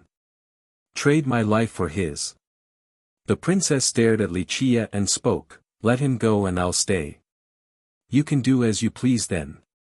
No, Qi Tianyu was bewildered. Half Moon, leave. You don't owe me anything. This is my own feud, there's no need for you to interfere. The princess ignored Qi Tianyu and continued to speak to Li Qie. You have said before, those who beg might earn your forgiveness. I beg you, let him go. Trade my life for his. Having said that, she slowly kneeled down before Li Qie. Go, leave now. I don't need you barging into my business. Qi Tianyu shouted, but the princess ignored him and continued to prostrate. The entire mountain was quiet with many eyes watching this scene. Some were moved, some indifferent, and some felt a sense of regret. Someone murmured, such a devoted girl. Li Qie had a smile on his face while he looked at the kneeling princess. Since you are pleading like this, I would appear to be too heartless if I don't agree to your request. With that, he slowly walked towards the princess. No. Li Qie, kill me if you dare. Qi Tianyu was shocked to see Li Qie walking towards the princess and shouted, Li, come over here and kill me, don't be a coward. A man must bear the consequences of his own actions. My life is right here, come and get it. Li Qie ignored the fella and leisurely smiled after standing in front of the princess. A life for a life. Very well, I'll be a good guy for once and help you out. I'll kill you and let him go. Are you ready? If you aren't, it isn't too late to change your mind. No. Qi Tianyu anxiously screamed at the princess, Half Moon, run away, escape now. However, the princess didn't budge at all. She quietly knelt there for a bit before turning around to look at Qi Tianyu. After I die, you should live on. Don't worry and don't be sad. As long as you can live happily, I will be satisfied. My death will be without regrets. Qi Tianyu quivered on the inside. He didn't know what else to say to her, so he addressed Li Qie, Li Qie, kill me. I beg you, I am a coward. If you kill me, I'll even kneel before you. Chapter 990, Risking it all for love. Many people sighed while watching this scene play out. A few even had teary eyes. A female cultivator's front dress was completely drenched in tears as she murmured, so touching. If someone in this world was willing to die for me, I would definitely marry him. Li Qie only smiled and shook his head in response to Qi Tianyu's request. A man cannot break his promise. I said yes to her, so I have to take her life. Don't worry, after killing her, I will let you go, I promise. Li Qie, you are a bastard. Qi Tianyu had to loudly cry out. Li Qie ignored the scream and asked the kneeling princess, any last words? The princess took a deep breath and stared at Qi Tianyu before speaking from her heart, goodbye, you must live a fulfilling life from now on. Although she was very reluctant about many matters, she still turned her head and resolutely told Li Qie, do it. She then closed her eyes. Don't, Qi Tianyu couldn't bear to watch. He turned his head away, not willing to see the princess die to Li Qie's hands. The world became still in this passing moment. This second seemed like an eternity, no one was able to bear this slow torture. But after a while, nothing happened. Eventually, the princess opened her eyes and Qi Tianyu turned his head back as well. They saw Li Qie still standing there with a leisurely smile. The princess firmly spoke, do it. She was ready to die and didn't hold on to any hope. She only wanted Qi Tianyu to live on. I am someone with a really bad habit. When others want me to do something, I wouldn't want to do it even more. With that, he smiled and casually waved his hand. Clank. The universal law that pinned Qi Tianyu to the ground instantly flew back into his hand. Today, I will spare your life. I hope that you won't let down this girl who is so devoted to you. He stared at Qi Tianyu, who was lying on the ground, and grinned before leaving. Both the princess and Qi Tianyu, along with the experts watching in the distance, found this development hard to believe. No one expected Li Qiye to spare the two of them like this. Oh right. Li Qiye suddenly turned back and spoke while the two were still bewildered. In the future, stay far away from where I am. Provoke me again and I'll kill you too without showing any mercy. He coolly walked away afterward, leaving the two behind in a daze. After a long time, the princess calmed down and quickly helped Qi Tianyu up. Let's get out of here. Qi Tianyu didn't say anything and quietly let the princess prop him up. In an instant, the two of them disappeared into the horizon. The crowd watched their departure. From then on, no one in this world saw them again. The half-moon princess and Qi Tianyu seemed to have disappeared without a trace, as if they no longer existed. Both the half-moon tribe and the pure-blood school were very tight-lipped and never brought up their location. After killing the monarch's group, Li Qiye acted as if nothing had happened and continued burying items on the peaks. In a few short days, he went from the myriad peaks to the myriad peaks. Now, he was heading for the million peaks. After the big commotion, there were significantly fewer blood cultivators on the Godwar mountain, while the blood devil cultivators were nowhere to be found. Prior to this, the bloods took more than half of the mountains, but after Li Qiye killed so many ancestors from the tribe, the majority of the blood race retreated, and this went double for the blood devil tribe. At this moment, among the blood cultivators who stayed behind, both the young geniuses and the old ancestors and even god monarchs took the long way around the moment they saw Li Qiye, let alone trying to stop his path. Nevertheless, many were very curious about him. They saw him climb up one peak after another and found that even million peaks wasn't a challenge for him. He still leisurely walked up these high peaks as if he was not subject to the suppression of the mountain. The bizarre part was that these million peaks didn't give him any fortunes either. There were no discernible changes at the summit. Everyone knew that those who could climb to the top of these peaks were eligible to gain something. However, Li Qiye had been to the top of many, yet there was not a single reaction. Anyone who saw this would be completely astonished. Is Li Qiye really cursed then? Someone who was puzzled couldn't help but murmur after seeing this strange event. All the cultivators here found his situation to be quite incredible. They continued to watch him bury the items on these million peaks. Not a single one of his actions was overlooked. Someone nervously asked, does he want to climb up the prime peak as well? Most were waiting for a miracle to happen. They wanted to watch Li Qiye reach the prime peak with their own eyes. No way. A cultivator felt that a miracle like this wouldn't happen. For millions of years, no one has ever been able to climb the prime peak. Even the most brilliant genius wouldn't be able to do so, let alone Li Qiye. Not long ago, Lin Tiandi failed as well, and Li Qiye is not necessarily stronger than him, so how could he make it up there?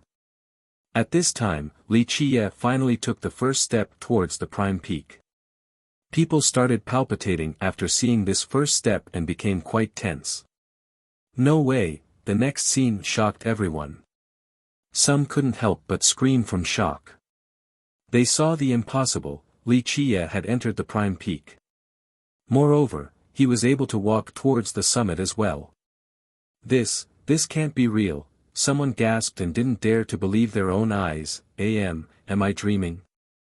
They pinched themselves and felt the sharp pain, realizing that it was not a dream. Despite feeling incredulous, they knew that this was reality. An absent-minded spectator murmured, it's a miracle of the ages. For countless years, no one has ever been able to climb the prime peak, but today, Li Qiye has done it. How shocking, this is enough to shake the eons. Only a genius from our human race would be able to create a miracle like this. The human cultivators became quite proud and celebrated. What is this about Jikom Wudi and Lin Tiandi?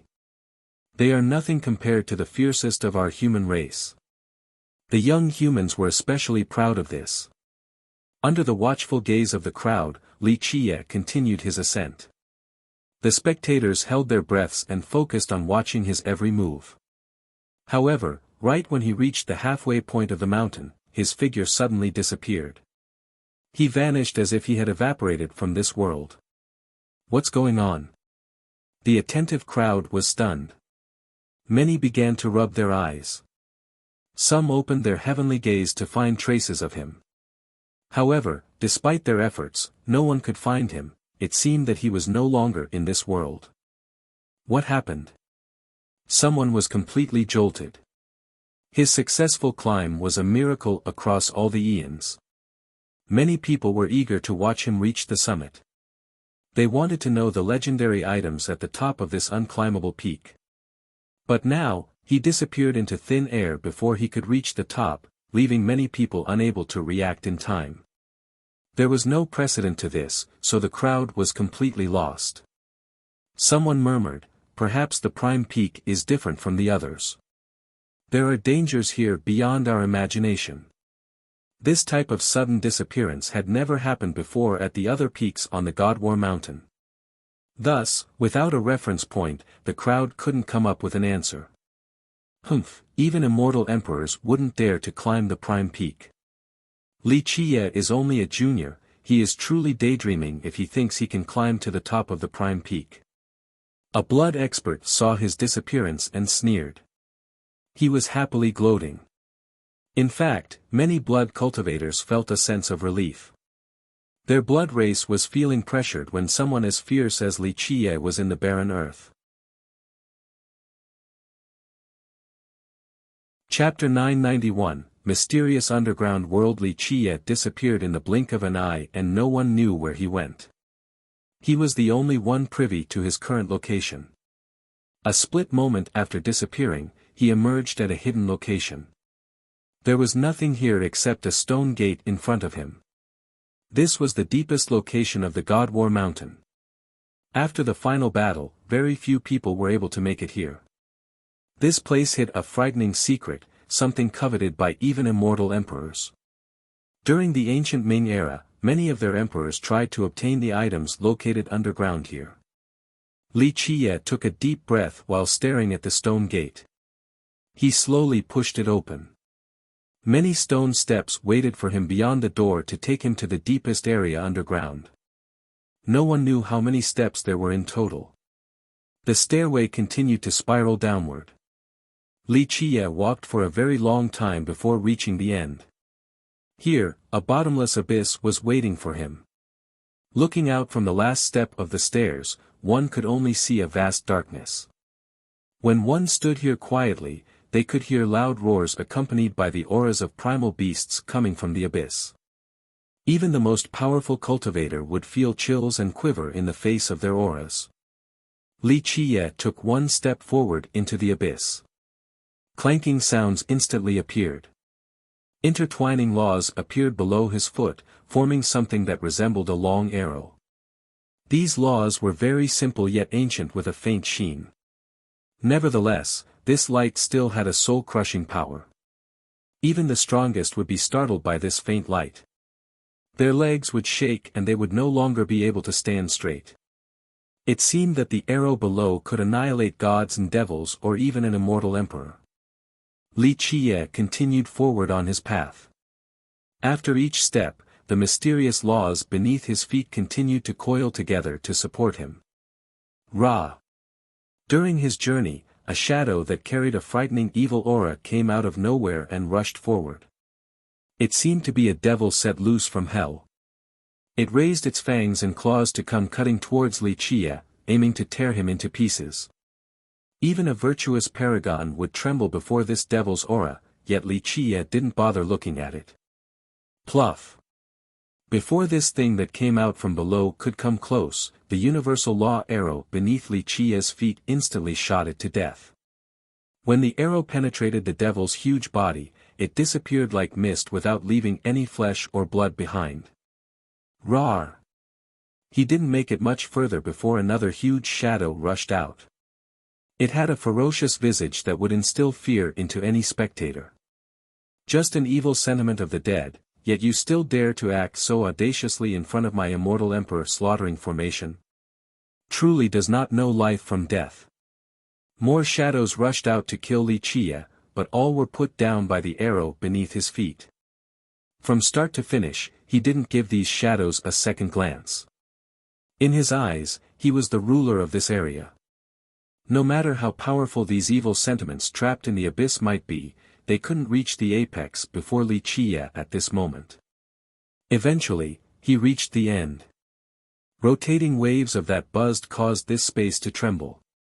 Gigantic wheels emerged and began to slowly rotate while buzzing. There were too many to count. Each of them radiated light as they rotated. If one gazed at this scene for too long, they would become dazzled with dizziness. These rotating wheels continuously changed locations. Moreover, they all looked exactly the same. Under such circumstances, no one would be able to distinguish them in a short amount of time. Chaotic wheel of time, just how many time continuums have been shattered to create this mess? Li Qia emotionally commented while staring at these wheels. These chaotic wheels were not part of the natural order. This was because, in an ancient era, many heaven-defying existences such as immortal emperors had unleashed attacks that pierced through time and shattered its fabric. This eventually gave birth to these chaotic wheels. Li Qia stared intensely at these wheels. Because there were so many chaotic temporal distortions here, only one wheel would lead to the right temporal space. If one took the wrong wheel, they would never be able to return. Even an immortal emperor would have a hard time returning. Buzz. Finally, Li Qia picked a particular wheel. He took action to freeze it before jumping towards it. Zzz, this chaotic wheel of time instantly sucked Li Qia inside. In the blink of an eye, he was taken into a long pathway with a disturbed timeline. It gave off quite a disorderly feeling. The entire pathway was as clear as jade. However, there were many broken locations with terrifying temporal storms. Even a tiny storm of this nature could easily mutilate a virtuous paragon. There were rough cut marks along the way. Moreover, they still emitted an eternal aura. This was the divine might of immortal emperors, no matter how much time passes, they still wouldn't dissipate. Just how much effort is required to open such a pathway? Even an immortal emperor would find this task extremely challenging. Li Qia said with a tinge of emotion while walking on this pathway. This was a jade pathway that led to a different time-space. Countless immortal emperors had attempted to create these pathways before finally successfully opening one. Time did not flow in this place. Even if one kept on walking, the time spent would be no more than the blink of an eye. Eventually, Li Qia came out of the pathway. A bronze radiance flooded his vision. To be more exact, it was a sea of bronze. Gazing ahead, nothing but a huge ocean could be found in this place. However, it was not made of flowing water but bronze liquid. One would never be able to imagine this scene. Just how much divine bronze was melted to create this vast sea. One would feel that the world was still while standing before this ocean. This place was void of life and even time. Everything here had stopped. It was as if this bronze ocean was the end of the world. No matter what kind of existence one might be, there was no way of crossing this ocean. This was the final stop of all passengers. Bronze Ocean, Li Qia was dazed by this spectacle. He had many thoughts running through his head at this moment, secrets unknown to the world. How many wars and how much blood was spilled to create this ocean? He eventually calmed down and gently sighed. He took out a mirror. This was not the yin-yang immortal refining mirror but a treasure he brought from the Heaven Guard sect. It was a bronze mirror. It didn't seem too special. If it fell into someone else's hands, they would only think of it as an ordinary bronze mirror. The mirror shot out a light and illuminated the ocean. Once the light reached its target, the unbelievable happened. Wherever the light touched, the water would gradually become clear and eventually turn into clean water. In this manner, Li Qiye used his mirror to shine a path through the bronze ocean. He slowly walked down this path into the ocean and sank to the bottom. This bronze ocean was an incredible location. If one entered recklessly, there would be no return. They would forever disappear in this place. Without Li Qiye's bronze mirror, even an immortal emperor would never be able to make it to the place they wished to go, to the end of this ocean. The powerful emperors could come back alive, but the secrets they coveted on the other side would continue to elude them. Chapter 992, Bronze Citadel, Pop. Li Qiye, who had sunk into the bronze ocean, finally reached the bottom. The moment he made contact, it gave a unique state of mind, one free from anxiety. Looking up, one would see a bronze-tinted brilliance flashing in the distant horizon. It seemed that horizon was made of the vast bronze ocean. Looking around, one would find a certain citadel. It was gigantic enough to house millions of people. Pavilions were packed together with floating temples. The roads were wide, capable of holding 10 carriages side by side. But on careful observation, one would find that many of the buildings inside this city had collapsed. This was not due to the erosion of time but an external force. It appeared that something had happened here, perhaps a war or a natural disaster. What was even more shocking was that the entire citadel was built from divine bronze. All the close buildings, wide roads, and majestic walls were made from bronze without exception. This was a world of bronze. It seemed that there was nothing here aside from bronze, not even the pebbles. This bronze citadel was very quiet, creating a melancholic atmosphere. This sensation was accentuated from the passing of time within these buried bronze structures. If an outsider could see this now, they would be jolted and astonished. This was because the city looked exactly the same as the strange images that appeared above the Godwar mountain a few days ago. The only difference was that the city ahead was dead. There were no signs of busy pedestrians or the prosperity accompanied by the hustle and bustle of the main streets. None of the bronze inhabitants seen inside the strange images could be found here. Li Qiye slowly walked inside this vast citadel. This was not his first time here, so he knew all the ins and outs. Outside of Li Qiye, there was no other living creature here, making it seem like a city of the dead. This place was full of mysteries. No one knew where it came from or what it was. Even the creator of this bronze city was unknown. An incredible piece of work. Even gods and emperors wouldn't be able to create this masterpiece. Li Qiye said with emotion while walking along the silent paths. In this world, it would be difficult to find someone who knew about the existence of this city. However, in the distant past, many immortal emperors had searched for this city, especially during the ancient Ming era. Numerous ancient Ming emperors had spent tremendous efforts trying to trace back to this city. This was because of the secret hidden in this city, a secret everyone wanted to know. Even Li Qiye, as the Dark Crow, thirsted for this ultimate secret. Eventually, he made it to the highest point. There was a bronze palace in this place, grand and towering. It seemed to be the dwelling of gods or the rulers of this place. A sacred aura permeated this palace. Although millions of years had passed and many parts in this palace had been tarnished with rust, it still gave off a holy and untouchable air.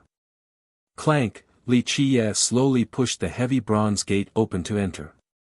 It was enormous and had many supporting pillars. Each of them had a different engraving, including flying dragons and dancing phoenixes, a war between deities, and a scene of millions of worshippers. There was no divine throne at the end of the palace as one would expect. There was only a big bronze tablet. It had stood strong for countless years, the vicissitudes of time unable to touch it. Li Qie walked up to this tablet. It shimmered with a faint bronze light, but this light was not what attracted his attention. All of his focus was on the text carved on the tablet. There were more than 10,000 words. Each word seemed to have its own sentience as they floated on the tablet like swimming fish. The words were ancient to the point that no one could recognize which era they belonged to. Finally coming back to life.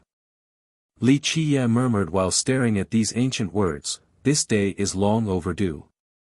How many people and emperors waited for such a day? The words continued to move without any pattern. Their chaotic nature would leave readers completely confused. Li Qie gently rubbed it and smiled, "The legendary bronze runes, how many in this world know of your existence? Not to mention the 9 worlds, perhaps there are only a few in that place that can recognize you, let alone have the mastery to read." These archaic words dated back to a time before the Desolate Era. They were prevalent during the mythical legendary era. Not to mention the current 9 worlds, few people could read this text even back in those ancient times. Coincidentally, Li Qie was one of the people who knew this language. He had spent many years and great effort to learn these words. He traveled to many places along his journey of learning, the blue sky above and the underworld below. Space suddenly trembled. As Li Qie moved the words, the tablet exuded an even more dazzling bronze light. At the same time, the other's words became more lively, just like carps in a pond that were being fed. Eventually, he finished arranging all of these words into a complete inscription. This caused the palace to light up and emit waves of sad hymns. These hymns would drown listeners in grief. It seemed to paint a tale from long ago, the fall of a supreme existence. His billions of citizens attended his funeral. This funeral music would put one's heart at ease and seem to retell the majestic feats of this supreme existence. The firm tablet turned into a bronze door. It was simple, without any decoration, but this did not take away from its stately appearance. Others couldn't help but revere it. Clank, Li Qie opened the door and entered without any hesitation. A boundless starry sky appeared before him. He could only see the vast space above that contained rivers of stars. It was a beautiful celestial scene in the middle of the night. However, what stupefied others was that there was a gigantic bronze statue of a man lying among the stars. Anyone would be shocked to see this bronze man. It was difficult to describe its enormity with mere words. If this statue was lying down on the southern barren earth, then it would occupy more than half of that land. It quietly lied in this space with eyes closed as if in an eternal slumber. Or perhaps it could have been buried here after death. No one knew how it was created or if it was once a live bronze man. Endless life, yet it still disappeared within the river of time. Li Qie murmured while looking at the statue among the stars. After analyzing the statue, he finally climbed on top of it. He felt as if he was walking on top of a vast land of bronze. It was hard to visually discern this place since the bronze shimmer was quite distracting. People would find themselves insignificant while traveling on this vast land. The statue had both of his hands placed on his stomach. It was a very peaceful sleeping pose. After walking for a very long time, Li Qie finally reached the stomach, where the two hands met. At this place, he found that the hands held a bronze box. The chest was already quite large, but compared to the bronze statue embracing it, it appeared to be incredibly tiny, like a speck of dust. This bronze box was playing music. One could even feel that it was jumping around, as if it was not a box but a living being. Tens of millions of years of waiting, the time is finally right. Li Qie felt the rhythm of the box and smiled. This box was the item coveted by the ancient Ming and their emperors. However, because time was not on their side, they couldn't retrieve it successfully, not even the peerless immortal Emperor Tian II. Chapter 993, Visiting the Prime Peak. Li Qie shouted, "Open!" His yell reverberated across the entire starry sky. He didn't hold anything back and unleashed all of his blood energy. His life will emerged and poured out a crazy amount of longevity blood. The yin-yang sea of blood erupted in the most tyrannical fashion to deliver an endless torrent of blood. This amount of blood energy was even more terrifying than an ocean. It whirled around and became tornadoes that swept through the sky. However, his blood energy alone couldn't open this bronze box. He activated all of his laws and his 13 palaces soared to the sky. At the same time, the vessel of life, vessel of Genesis, and the vessel of Athanasia floated above his head. They released the most powerful force in this world, the life force of countless existences. It was more than enough to supply 3,000 worlds for an eternity. He also summoned one treasure after another, Tao sword, the green lamp, yin-yang mirror, small coffin. All of his most powerful weapons were taken out. He topped it off by opening his mind. One immortal emperor soared out after another and took control of the weapons. Meanwhile, Li Qiye personally used the world seal and unleashed heavenly annihilations strong enough to suppress the 9 heavens. What was even more frightening was when Li Qiye attacked with a time-halting annihilation, with a buzz, even the huge stone statue was petrified in its entirety. As he exerted all of his methods, the entire space trembled. World-ending forces swept through this area, causing stars to explode and illuminate the surroundings. Even god-kings would quake with fear at Li Qiye's ultimate suppression, let alone other outsiders. Death was the inevitable outcome when faced with such an onslaught. "Open for me," Li Qiye commanded. His longevity blood colored the entire area crimson, finally allowing him to move the heaven and earth's myriad Tao. Under this urging from Li Qiye, the bronze statue radiated a blinding light. Runes flew out of the bronze statue. Each of these bronze runes was as immense as a mountain. Zzz, Li Qiye rearranged these runes once more. This was an arduous process that was much easier said than done. Clank. Eventually, he ordered all of them into a Tao article that instantly entered the bronze box. Clanking sounds came out of the box as it slowly floated upward. Success. Li Qiye was ecstatic to see the box beginning to surface. He had long waited for this day when he could obtain the box. Pop. The box completely left the bronze statue. Li Qiye instantly put away his treasures and hastily grabbed the box. Rumble. Before he could look at the item inside, the entire bronze statue suddenly shook as if an earthquake was coming. Not good, Li Qiye was startled and instantly turned around to leave without any hesitation. He summoned a treasure and hastily fled. Rumble. Right when he made it out, this space completely collapsed. In the sky, one star after another collapsed like dumplings falling into a pot. Galaxies and their myriad stars were instantly destroyed. This scene was extremely shocking, as if the end of the world was approaching. No existence could survive this immense destructive power, regardless of how powerful they might be. Boom!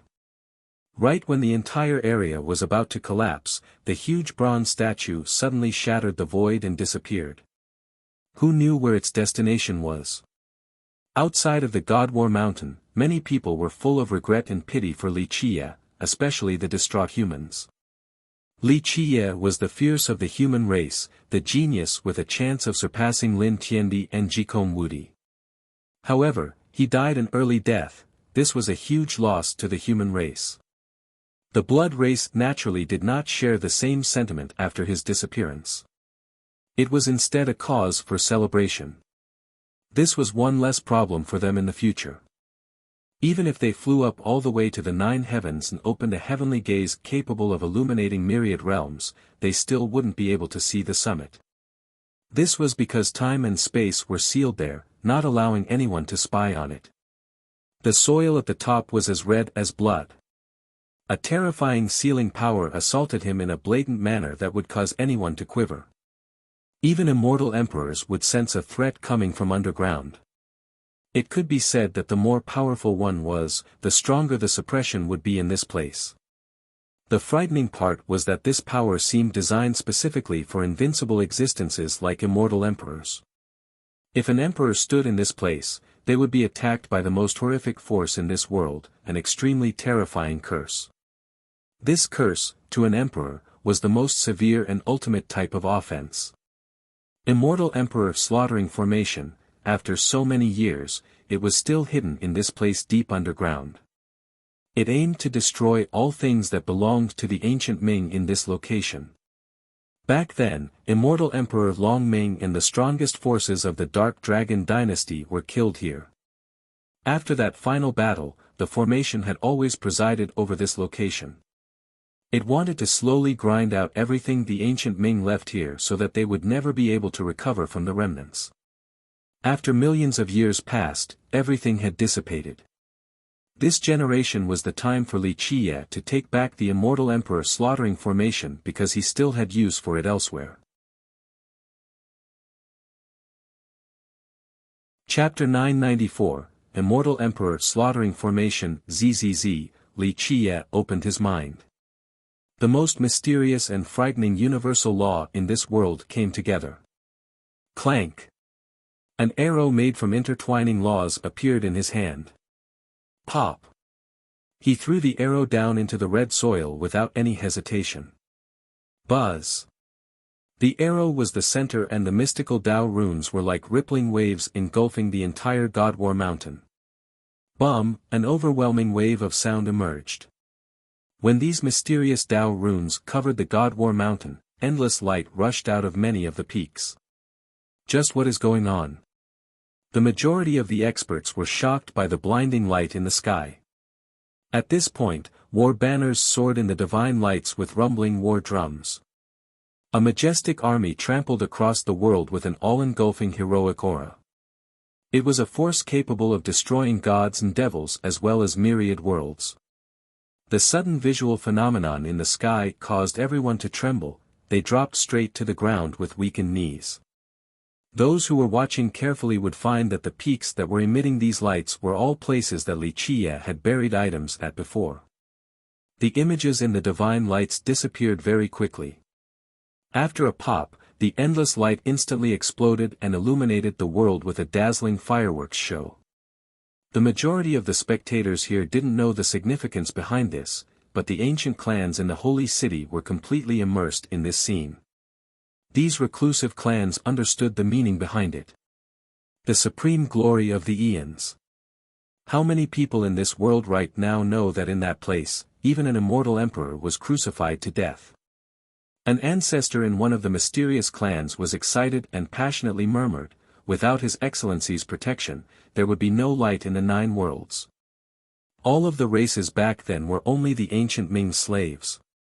As the crowd was still astonished by the sudden change, a humming came from the summit of the prime peak. A silver light rushed out from the ground. It looked like mercury and slowly came together to take form. In a short period of time, a silver arrow emerged, stuck in the ground. Meanwhile, the supreme law in the form of an arrow instantly fused together with this silver arrow. It emitted a flashing silver brilliance. Each wisp of light instilled a primal fear in all the spectators since these lights were capable of piercing through all things in this world. Numerous Tao runes were carved on this silver arrow. They were highly complicated and profound runes. Even the most brilliant of geniuses wouldn't be able to understand them. With a closer look, one would find that these Tao runes were not actually carved on the arrow and instead were formed via a natural process. Or rather, these runes comprised the silver arrow itself. Li Qiye emotionally commented, "Immortal Emperor slaughtering formation." The effort it took to cast this thing, this silver arrow required an unrealistic amount of effort from him and the wisdom of many sages. From one generation to the next, he continuously worked on this arrow by using an immense amount of natural treasures from this world. It was not just a silver arrow. The things inside were priceless, making it much more valuable than Immortal Emperor true treasures. Who knew that the supreme formation capable of killing immortal emperors was just a silver arrow? Li Qiye took it out. In this world, he was the only one capable of pulling it out from the ground. He carefully looked at it before finally being at ease. He heaved a long sigh and murmured, "Very good, the tremendous amount of effort I spent in casting you was not in vain." He solemnly put it away. In his eyes, it was incomparably valuable. Imperial weapons were nowhere close to it. This is, after putting it away, he noticed something in the red mud and decided to dig it out. After the soil was dug out, an item showed itself. Li Qiye's eyes turned serious as he looked at it. After a careful observation, he murmured, "Incredible, their ultimate resources are too frightening. No wonder why the ancient Ming were so heaven-defying. They truly are the favored children of the heavens, they have too many great items." With that, he put this item away as well. He turned back to look at this location again before gently sighing with an indescribable emotion. Too many unbearable memories were created in this place. In the end, he softly spoke with an untold sadness, "Goodbye." He decisively walked away without turning back again. Inside the mountain, many glares were on him. When he appeared before the crowd, someone couldn't help but shout, he's coming down now. Amazing, the title of the greatest genius across all the eons should belong to Li Qiye. He has broken the taboo, the only person to climb the prime peak and come back alive. Someone loudly applauded. The human cultivators were jumping up and down in celebration. The few blood cultivators here were quite unhappy. They did not like the sound of him being the greatest genius across all the eons and responded with loud grunts. However, they didn't dispute this claim. "The pride of us humans," the human experts shouted as Li Qiye walked down from the prime peak. A joyous atmosphere spread across the mountains. Many from the other races were excited to see Li Qiye break the unbreakable taboo. The humans were only just short of firing off fireworks to celebrate this occasion. A large group of cultivators came together, the vast majority being humans. They excitedly yelled at Li Qiye, "Young Master Li, you are too amazing. Winning glory for our human race, you are our pride." Another human cultivator quickly added, Yes, we'll count on young Noble Li to revitalize the human race in the barren earth." In just a moment, many cultivators continuously congratulated him. Li Qiye only smiled in response since he frankly wasn't interested in the glory of being the pride of the human race. "Young Noble Li, this is not good." In the midst of the celebration, a human expert quickly rushed forward to give Li Qiye news.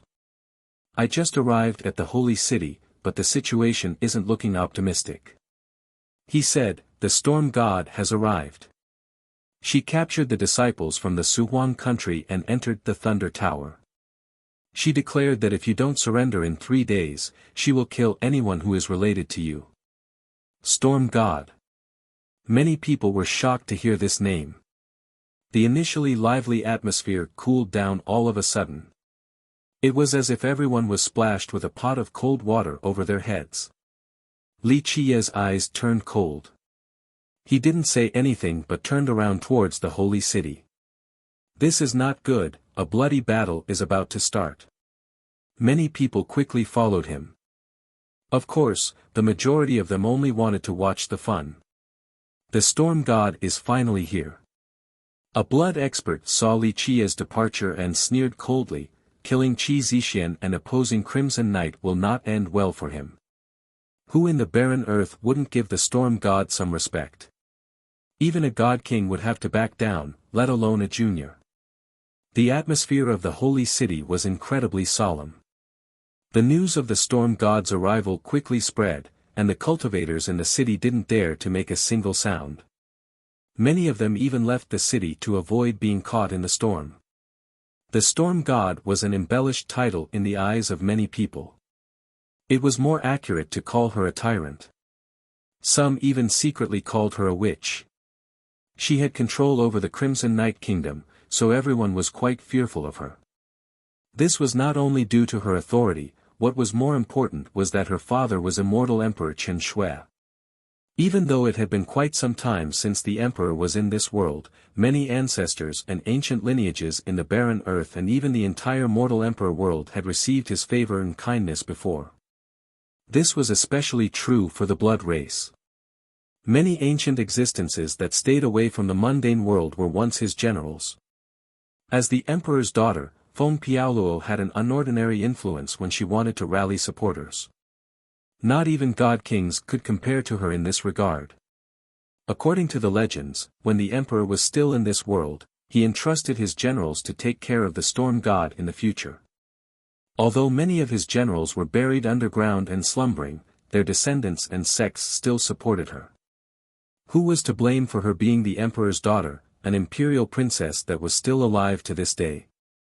Despite being known as a god-king, she was definitely not the most powerful existence in the southern region. Nevertheless, other god-kings were unwilling to provoke her because it was the same as poking a hornet's nest. To be frank, offending the storm god was the same as offending the entire blood race in the barren earth. Chapter 995, Storm God. The storm god was someone who was very defensive of her own people on top of having a bad temper and a bossy style.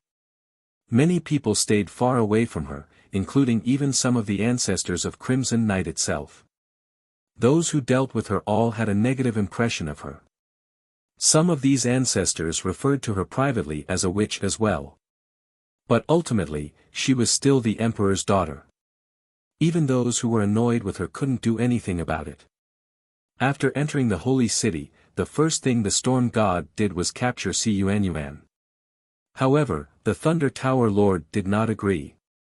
He had made a promise to Li Qie and the Blood Bull God Fiend. Thus, due to the conflicting views, they immediately fought. The Tower Lord naturally had a great advantage inside the Thunder Tower. The furious storm god took out an imperial weapon and trapped the Tower Lord's group inside the tower. However, Yichuan's group was not so fortunate. They had just left the God War Mountain to return to the holy city but were immediately captured by the storm god's underlings. The reason was very simple, they were acquaintances of Li Qie. Li Brat, listen up. You have 3 days to come and admit your crimes at the Thunder Tower or my Crimson Night Kingdom will kill all of your friends and acquaintances. After capturing Yichuan's group, she immediately sent out this message. The whole city was silent after hearing this. Many people glanced at each other, and one ancestor commented, "The witch is here. Tough luck for anyone who makes her angry." No one wanted to mess with her. Provoking such an unreasonable person was the same as poking a hornet's nest. Even if you were in the right, it would still be meaningless in the end. Of course, the blood race was the most excited. Many blood experts secretly rejoiced. A blood disciple sneered, "The storm god is finally here to take care of business. That Li guy dared to kill our disciple, so he must be crushed to dust. Li Qie is here." Not long after her message was sent out, Li Qie was spotted in the holy city. He definitely can become the #1 genius after climbing the prime peak. What a shame that he offended the storm god. An ancestor of a different race saw him walking into the city alone and lamented with a sigh. The storm god might not kill him. A human expert said, "Even if she is strong, there is still a limit. Li Qie is so heaven-defying and devilish that I feel he has a chance to reverse the tides." The humans didn't wish for Li Qie to die in the storm god's hands. Plus, they wanted to see him reach the peak and bring glory to the human race in the southern region. The storm god is definitely unkillable. Don't forget, she is immortal Emperor Chen Shui's daughter. Although she was sealed for countless ages, people do say that she has her father's protection. Outside of emperors, no one in this world can kill her. An ancestor who knew more about the storm god spoke with frustration. The storm god didn't come alone either, a few blood ancestors followed her. A knowledgeable person spoke, "Li Qie is not only facing the storm god, he is facing the entire blood devil tribe and perhaps even all of the blood race. Maybe we can go find the ancient clans in the holy city." Many humans didn't want a direct confrontation between Wuxia and the storm god to take place. If the ancient clans here come out, maybe they will be able to resolve this conflict. Many people were skeptical of this proposal. The ancient clans were not so accessible. Those who had the ability to meet them were not necessarily willing to talk to them for Wuxia's sake. Under the watchful eyes of many people, Wuxia entered Crimson Knight's branch in the city. His last visit ended with a bloodbath. Today, he came again, so everyone wanted to see how this storm would end. The excitement had reached its peak. No one dared to even breathe out loud while watching Wuxia make his entrance. The first thing one would see after entering Crimson Knight's branch was the Thunder Tower. At this moment it was sealed by an imperial decree. This piece of paper emitted a vast imperial energy with words as immense as empty tie. It had the ability to suppress gods and devils. Anyone would understand after seeing this decree that if it was pressing down on them, they wouldn't be able to move no matter how powerful they might be. It was left behind by immortal Emperor Qin Shui, a decree capable of commanding the 9 worlds and suppressing myriad realms. It was a one-time use emperor's possession. If it wasn't for the heaven-defying nature of the Thunder Tower, the Storm God wouldn't have used it. There was an old woman sitting on an imperial throne in front of the Thunder Tower. Her hair was already white and many wrinkles decorated her face. However, her eyes were especially cold and as sharp as an owl's. People's hair would involuntarily stand on end when gazed upon by this pair of eyes. She was the Storm God, the most headache-inducing character in the barren earth. Yi Chuan, Ali, and the others were imprisoned to the side. They were kneeling on the ground, unable to move at all. Good, you have finally come to admit your crimes. The Storm God sat imperiously on her throne and smiled coldly. The spectators couldn't wait to see how Wuxia would react to this overbearing tyrant. Admit my crimes? Wuxia smiled and glanced at her. Who says I'm here to do so? Really? The Storm God said with a sneer, Junior, I can still let you go even if you don't admit your crimes. However, from now on, I will kill anyone who is even remotely connected to you.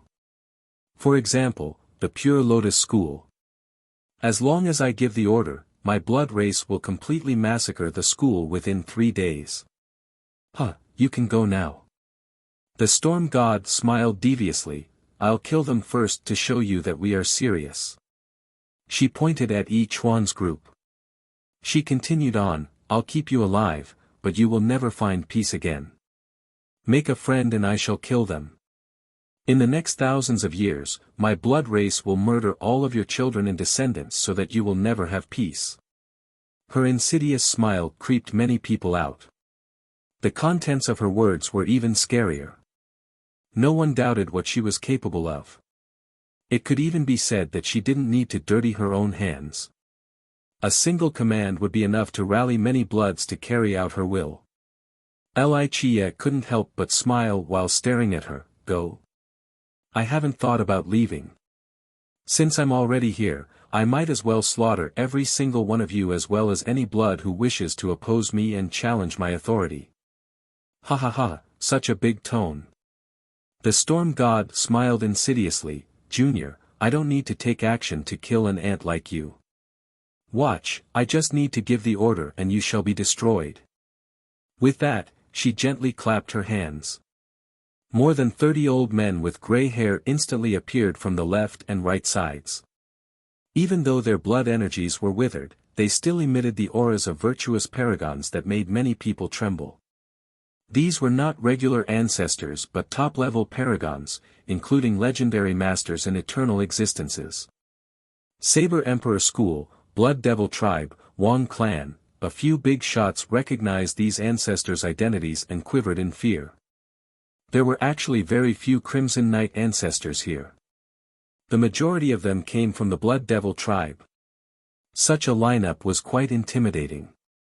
With just one word from the Storm God, the ancestors from these great powers immediately came to help her. Her ability to rally strength was truly frightening. Leave if you want, I won't keep you here.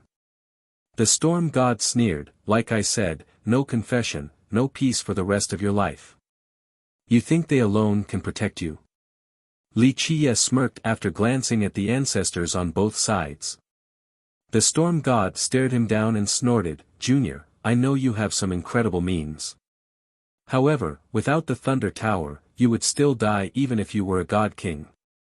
Li Qie smiled in response, Feng Piaoluo, after so many years, you still haven't changed at all. You're still a vixen, ignorant and stupid.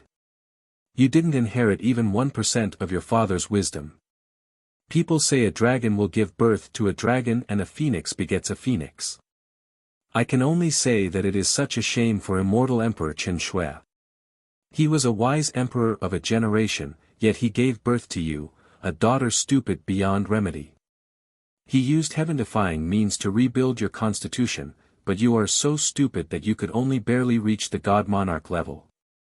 What's even more laughable is that you run around claiming to be a god king. Wow, if a pig can eat the wondrous natural supplements of this world for daily meals, then it can become a god monarch too. He shook his head at this moment. Fine, a congenital case of stupidity is still forgivable. After all, not everyone is born a genius, it's just that there is no cure for you. You still think that this is the generation when your father ruled the world and so you keep on acting like a princess. Look around you, who is still following you now? Only a bunch of worthless nobodies. If you weren't so helplessly stupid, then all of the generals left behind by your father would be willing to stay and pledge loyalty to you. But alas, all of them made excuses to live reclusively, not one was willing to follow you. What a failure of an imperial princess you must be to make even the loyal generals of your father stay far away from you despite the kindness shown to them. There is no saving you. At this point, Li Qie looked at the storm god with pity. Chapter 996, Blood-devouring curse. Li Qie's mockery left the storm god with an extremely ugly expression. She was shaking with anger and could only point at Li Qie. The cultivators standing far away all glanced at each other as well. For these millions of years, no one had ever dared to say something like this to her, but now, Li Qie publicly mocked her. This was truly astonishing. That felt good. A few ancestors secretly cheered. Those who had talked to her before were applauding. They couldn't stand her either, but out of fear of her power, they didn't dare to complain. But now, Li Qie's unrestrained derision left them feeling great. It was truly too fun. Little animal. She was about to explode from anger. Even her finger pointing at him was shaking up and down. Little animal, I actually wanted to let you live today, but I have changed my mind. The storm god pointed at him and snapped, I want to strip your skin, crush you, and taste your flesh and blood. Okay, stop swearing like a vixen. Li Qie interrupted her with a wave, if you let them go and apologize this instant, then I can spare your life out of consideration for your father. Otherwise, even if you have his protection, I will still nail you to a wall. Capture him. The storm god commanded the 30 paragons standing to her sides. Li Qie smiled at them and said, very well, I also want to see what you all are capable of. He took one step forward. The 30 ancestors grimaced after being looked down upon like this. They scowled and instantly surrounded Li Qie. Considering their status, more than 30 of them fighting together was simply bullying with numbers. It was even tarnishing their reputation. However, Li Qie was too contemptuous this time and had publicly shamed them. Without taking Li Qie down and torturing him, they wouldn't be able to vent their rage. Boom! Li Qie's blood energy was released. A tyrannical force like a true dragon soared to the sky and loomed over its enemies with a bullying momentum. Do it! Li Qie was in high spirits and seemed to be in complete control with his domineering presence. He looked like a completely different person at this point. This is it, the genius of our human race, an extraordinary virtuous paragon. The human experts couldn't help but applaud his mighty appearance. A blood devil ancestor shouted, you court death. More than 30 of them attacked at the same time. Some raised their hands while others slammed them down to form various mudras. Magical runes emerged and sealed the location. Buzz! A bloody shade engulfed the entire branch. A huge array appeared above the ground with horizontal lines intertwining to form the surface. Profound runes rose from this array. Both the lines and the runes released a bloody shimmer as if they were drowned in blood. At the same time, the 30 ancestors suddenly turned bright red. It looked like they had been soaked in a blood pond. A terrifying matter occurred at this moment. With a loud rumbling, Li Qia's blood energy soaring in the sky escaped his control. The paragons crazily devoured his blood energy. Blood-devouring curse. Even an ancestor from the blood race fearfully exclaimed after seeing this. Rumble. The blood energy that was no longer under Li Qia's control was like a flood breaking a dam. The energy frantically flew towards the ancestors. Meanwhile, the ancestors swallowed this energy, seemingly wanting to turn it into their own. Blood-devouring curse, both blood ancestors and big shots from the other races all gasped upon hearing its name. Another blood ancestor was even more aghast as he murmured, "They're going all out by starting with this curse immediately." This is one of the defining techniques of the Blood Devil tribe. Moreover, there are tales that no single lineage can use it alone. Only the combined efforts of 2 or 3 tribes are able to create a complete version. Little animal, even if you were a god king, we would still drain you of your blood and turn you into a cripple. The storm god let out an awe-inspiring laughter. Today, not to mention you, even 3 or 5 god kings would die under the blood-devouring curse. It seems like the storm god came prepared. She didn't only summon enough ancestors from the tribe to support this curse, she also found people in the branch to prepare it. Anyone who enters the branch would fall into an inescapable net and be like a fish on the chopping block, powerless to resist. An ancestor said with fear. The blood-devouring curse was an extremely powerful curse formation. Legend states that it came from the blood primal ground, it was ancient and eternal. Once trapped in this formation, the enemy would become powerless and be drained of all their blood energy. Eventually, they would turn into weak mortals. Even if their Tao foundation was still there, without blood energy fueling it, it was the same as a fish stuck on land. In the blink of an eye, Li Qia's blood energy had been drained.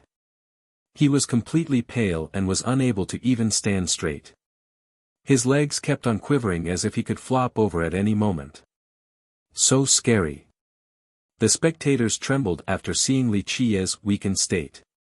Dying at the prime of one's life, this is too saddening. Seeing Li Qia in such a sad state left the humans and experts from the other races extremely tense. Meanwhile, the blood race was laughing and some spoke in a chilling manner, "There is no good end for those who oppose our blood race. We will kill anyone who murders members of our blood race no matter what." The human experts could only stay quiet at this point. They understood just how powerful this formation was.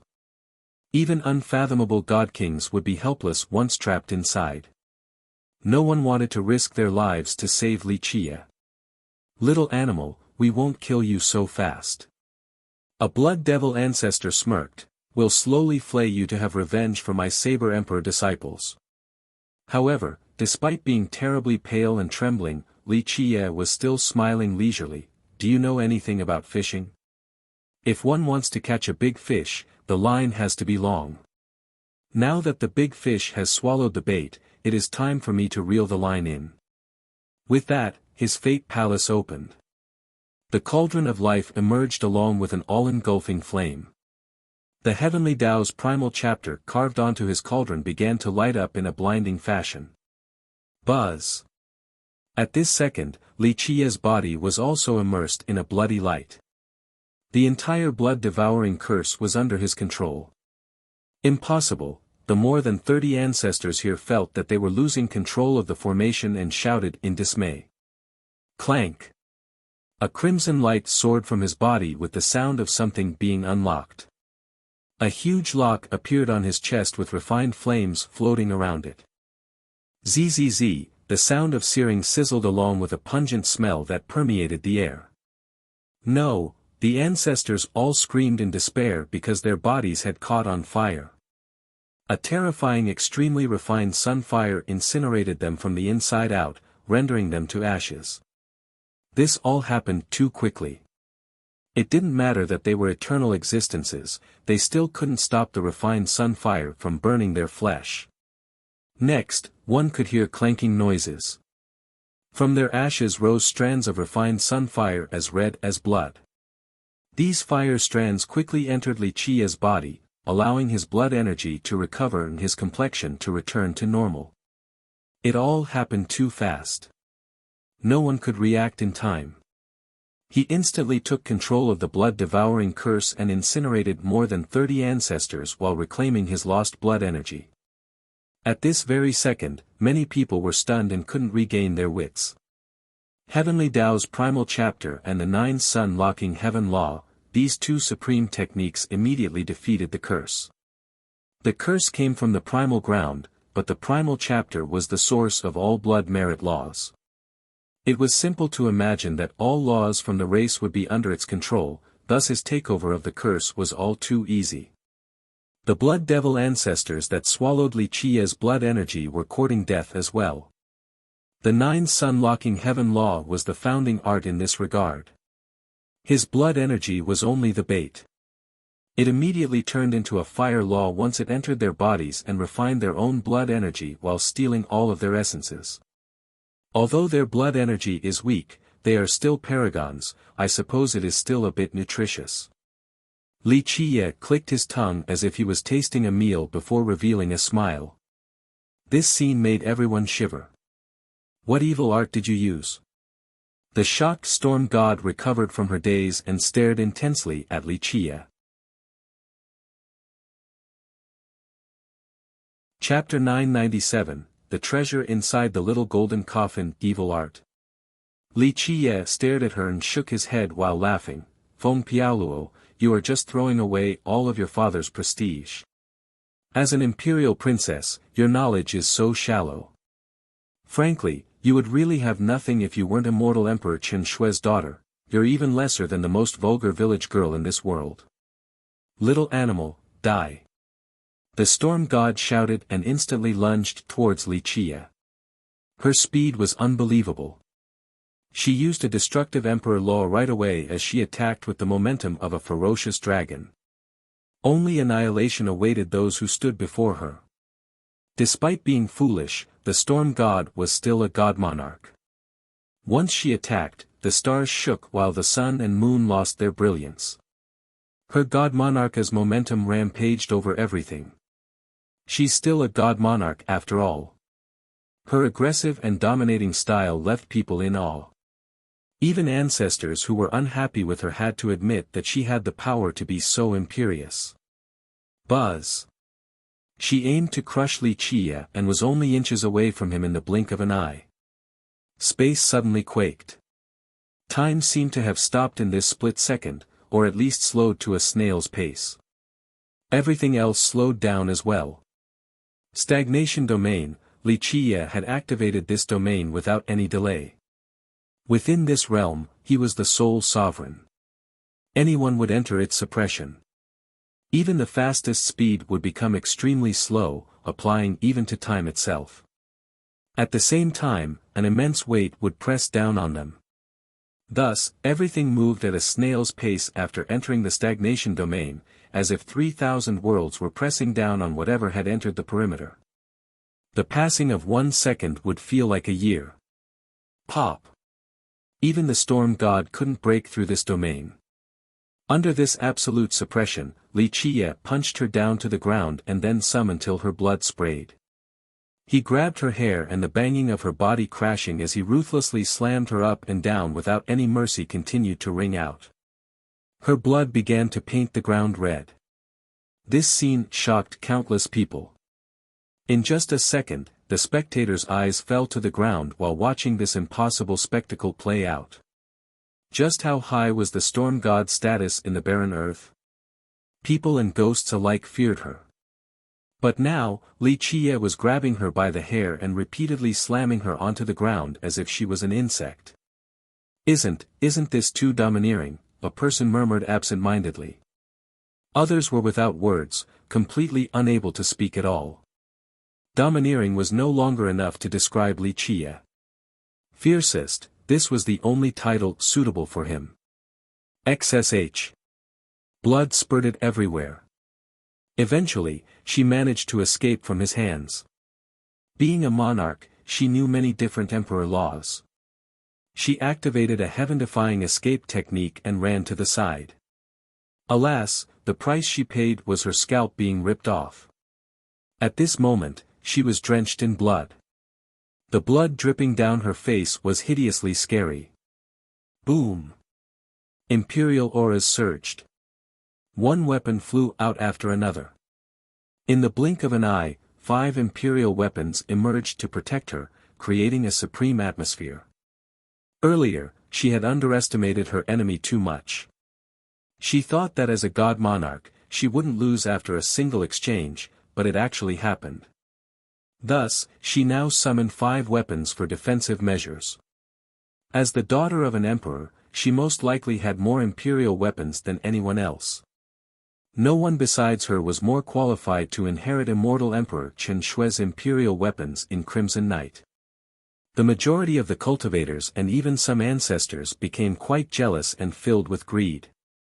Her tyrannical nature was not without reason. She aggressively went at the guru in a tyrannical fashion like a mad dragon. Her appearance at this moment was exactly like a vixen. The true weapon in her hand exerted even more power. It resonated across the sky and suppressed myriad laws in an incredible fashion. Despite her low cultivation relative to her background, she was still her father's daughter. Because of this, his weapons were extremely powerful in her hands. However, Arcane Guru was mysterious and amazing as well. He danced in the sky using a profound stepping technique and dodged the true weapon's onslaught time and time again. The crowd marveled at this scene.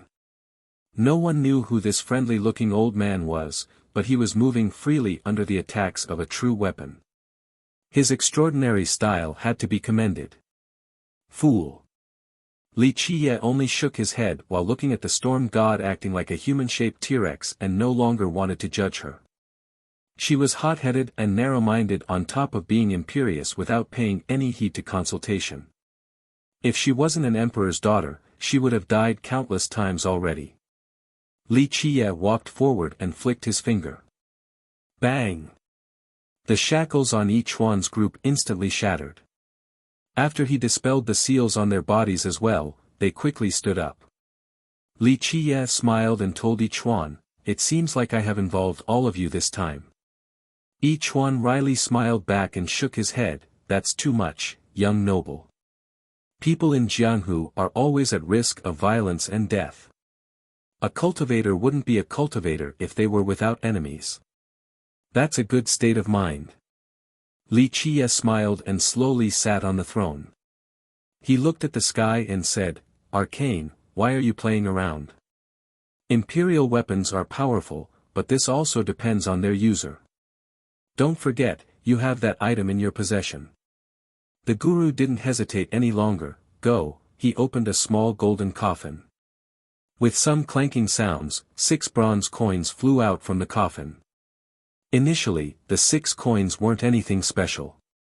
However, once they got close to the imperial weapons, the storm god lost control of the 5 protecting her as well as the true treasure in her hand. Buzz, the 5 protective weapons suddenly flew away, followed by the true treasure. Chapter 998, Immortal Emperor Chen Shui's Sentiment, Rumble. Something incredible happened after a series of rumbling noises. The 6 weapons actually flew away to chase the 6 bronze coins all the way out into space. This was a very bizarre scene. If these imperial weapons were servants, then the coins were the mock ceremonial ingots. The moment they saw the money flying away, the servants had no choice but to give immediate chase. Everyone knew that imperial weapons had seals on them. Before unlocking them, no one could steal these weapons. But now, even the daughter of an emperor couldn't control her father's 6 weapons and could only watch them follow the bronze coins into space. Boom! The entire holy city quaked.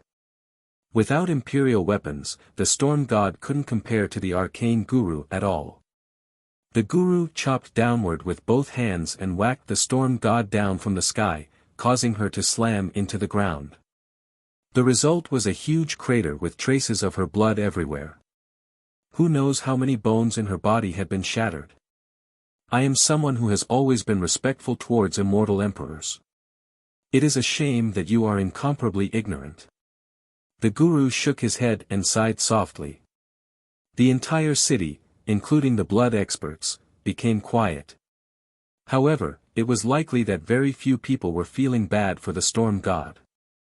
Perhaps it was a different story for the younger generation of the blood race, but those from the previous generation did not like her. Boom! In the blink of an eye, an eternal imperial aura rose. The storm god stood up, a majestic figure behind her. This stalwart shadow behind her had a profound pair of eyes that were capable of illuminating all ages. This pair of eyes was fixated on her, showing that the shadow would always protect her no matter how many years went by. Someone couldn't help but shout, "Immortal Emperor Qin Shui." The blood disciples became even more excited. Immortal Emperor Qin Shui, one of the rulers of the blood race. Some blood experts couldn't help but kneel. The figure gently reached out and, with a buzz, the immortal emperor true treasure that was being led into space by the coins flew back into his hand. Boom! An endless aura erupted from the true treasure. Every strand of this aura could cut down the stars in the sky and tear apart the fabric of space. The whole world trembled instantly, many in the city prostrated. Some experts couldn't stand straight even without being subjected to the suppression. They simply wanted to worship this true imperial aura. An emperor controlling his own true treasure was a terrifying matter. Even though this was not a real emperor, it was still enough to cause god monarchs to bow. The storm god cried out, "Die!" The true weapon engulfed the 9 heavens and unleashed a spatial attack directly at the guru. Arcane Guru was astonished. He opened his golden coffin completely and many coins flew out. They joined together to form a gigantic bronze city in order to stop the attack from the true treasure. Boom! However, even this city couldn't stop its power. It broke down entirely, the city and the guru were blown into space. His blood stained the blue sky. This strike was truly overbearing. Even a god king might quiver after seeing this attack. Although it was not a heavenly annihilation, it could easily kill a god monarch. After blowing the guru away, the storm god hastily turned around and glared at Li Qie before yelling, "No one has ever dared to act presumptuously before me, not even god kings." She had now become hysterical. As an imperial princess, she had always been able to act imperiously, so the events today marked the biggest humiliation of her life. Her hysterical shouting left many people trembling with fear, including ancestors. They were afraid that her fury might sweep by without discrimination and harm them in the process. This hated witch was still an emperor's daughter after all. She still had her father's protection, allowing her to dominate all others. This was what many people dreaded the most. Li Qie couldn't help but smile after seeing this. He slowly stood up and leisurely said, "What a shame, you could have left today with your life, but it seems like death is the only path for you now. Little animal, keep on blustering. I will capture you today and flay your skin, tear off your tendons, and drink your blood." She screamed while taking short strides towards Li Qie. She was certain of victory and was not afraid even if god kings were to come. Everyone held their breaths at this moment. Even the human experts who wanted to side with Li Qie turned silent. Virtuous paragons were only insects in the face of such an imperial aura. Li Qie didn't bother looking at the approaching storm god. He glanced at the majestic figure behind her and smiled, "Immortal Emperor Qin Shui, unfortunately, you are no longer in this world. You're only a strand of sentiment. So what if it is only a sentiment, it can still crush you like an ant. The storm god laughed hysterically and then reached for Wuxia. At this time, it was no longer her hand but an imperial hand. Even the universe would not be able to escape his grasp, it could only be torn asunder. Wuxia was still smiling as the imperial hand was crashing down. He took out a silver arrow to meet it head-on. Even the majestic figure was shocked. It used an unbelievable speed to create a gap with Wuxia. The storm god didn't know what was going on and immediately shouted, "What's the matter? Kill him." However, the figure quickly formed a mudra and sealed the storm god so that she couldn't let out another word. Its profound eyes continued to stare at Wuxia.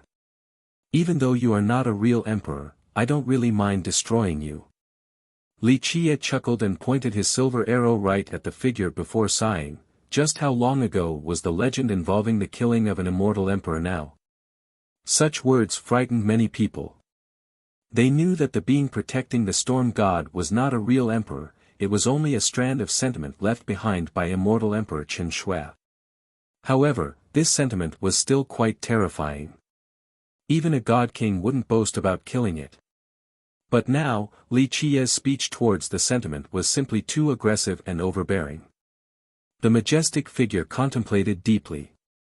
Its brilliance pulsated between white and black. Others might not know what the silver arrow in Wuxia's hand was, but as the sentiment of an emperor, it felt a soul-threatening deterrence from the arrow. He knew what it was. At the same time, he also knew who Wuxia was. "My daughter was ignorant and has offended your excellency."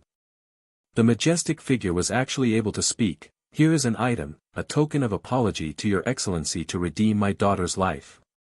This shocked the entire city. This was an emperor's sentiment, but it was actually conceding. How incredible was this sight to behold! An item fell into Wuxia's hand. He opened it for a look before looking back at the figure and gently sighed, "Immortal Emperor Qin Shi, you truly have spent countless efforts on your daughter. It has to be said that the love of a father is as grand as a mountain." A sentiment capable of speech was not an ordinary sentiment. One could easily imagine that the emperor used heaven-defying means on his daughter. Moreover, he traded a supreme item for her life as well. The figure stopped talking. It gazed at Wuxia, awaiting an answer. "Out of consideration for the fact that you participated in that war, I can spare her life. However, punishment must be carried out." Wuxia slowly answered and threw out his silver arrow. "No."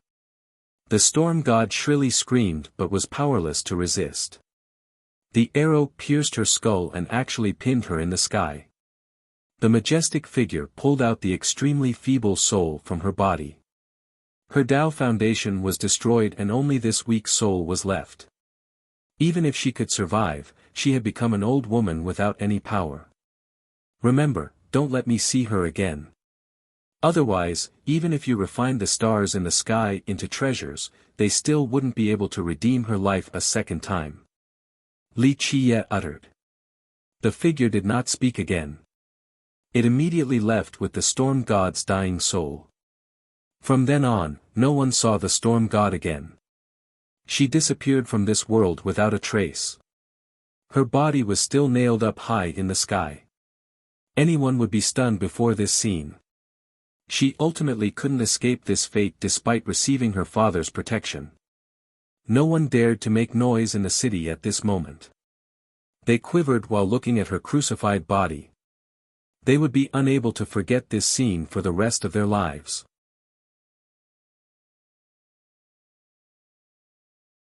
Chapter 999, Mysterious Youth. Wuxia recalled the silver arrow. With a pop, the storm god's body fell to the ground, silencing the entire city. He sat on the imperial throne and glanced at the crowd, then the entire city before slowly uttering, "Anyone else dissatisfied or have some comments to say about me?" It was so quiet that one could hear a needle drop. Many people held their breaths, even the blood ancestors didn't dare to say a single word. "Very good. Li Qiye stood up and calmly said, "If anyone has grudges against me or find that I am unpleasant to their eyes, both one-on-one or group fights are fine, I will gladly accept the challenge. However, if they involve the people around me with their feud, then wait for a sect-destroying disaster. Tell the Blood Devil tribe that I am a merciful person and will give them 1 day to prepare. I will personally go after 1 day and destroy their sects and ancestral grounds. This is the result of those who maneuver against my people." His voice was not loud, yet everyone in the city heard him clearly. In the past, someone would have mocked Li Qiye.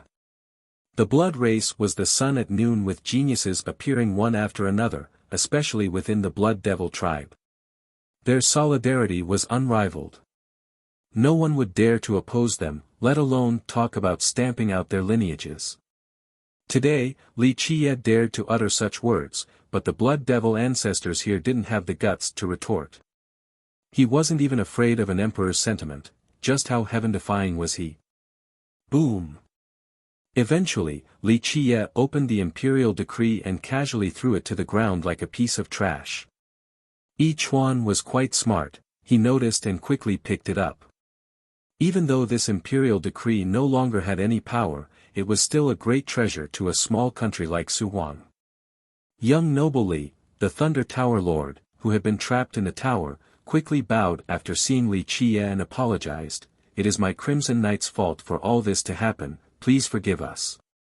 Li Qiye remained seated on the throne and looked at the Tower Lord. He gently shook his head. "To tell the truth, I'm very disappointed. Someone of your realm can't even take out an imperial weapon, this is quite embarrassing for an ancestor." Such words left the Tower Lord feeling awkward. He didn't know how to respond and could only smile wryly. Well, the Storm God had full control of the kingdom. Old geezers like us had our hands tied. The imperial princess naturally had full sovereignty over the kingdom. Even ancestors stronger than her were still suppressed. The Tower Lord quickly apologized once more. "This time, I and several other ancestors were discussing how to settle this problem, but we didn't expect for the Storm God's first branch to be so aggressive. They dismissed several ancestors preemptively. Our kingdom absolutely does not wish to oppose young noble Li. Unfortunately, it is a little late. Right now, I have plans to visit your kingdom. Without a baptism of blood, a few people will never understand my mercilessness." Li Qiye said dismissively. This scared the soul out of the Tower Lord. He quickly prostrated on the ground. "Young noble, please give my kingdom a chance. I promise that we will definitely remove the Storm God's first branch from the kingdom's order. I guarantee it with my life. Yuan will become the Crimson Knight Royal Lord and we shall pledge loyalty to you." The Tower Lord knew Li Qiye had obtained the legacy of the blood progenitor and would definitely rule the blood race in the future. Without showing him their commitment right now, their future would be quite grim. "Please give us a chance." The Tower Lord's head met the ground. Even an ancestor of his level could only ask Li Qiye for forgiveness. Li Qiye glanced at the Tower Lord and then see Yuan. At this moment, she didn't dare to intercede. She knew that his decision was not something she could influence. "Fine, I will give your kingdom a chance." After a while, he slowly spoke. "If you still can't fix this problem, then I'll do so myself. You should understand that my personal visit will not end without blood. Rest assured, young noble, it will go as you wish this time." The kneeling Tower Lord solemnly promised, "Once Yuan is in control, our kingdom will obey all of your orders." Li Qiye gently nodded, then told Yuan, "I have taught you everything that should be taught. The path that you take is up to you, whether you can become an amazing ruler or not depends on your own effort. None of my protégés have turned out to be weak, do not disappoint me." Yuan kneeled on the ground and quietly bowed her head towards Li Qiye. All she had today was given to her by Li Qiye. She was a disciple exiled from the kingdom. To be able to return was already too great of a wish. She never thought that she would be able to rule the country one day.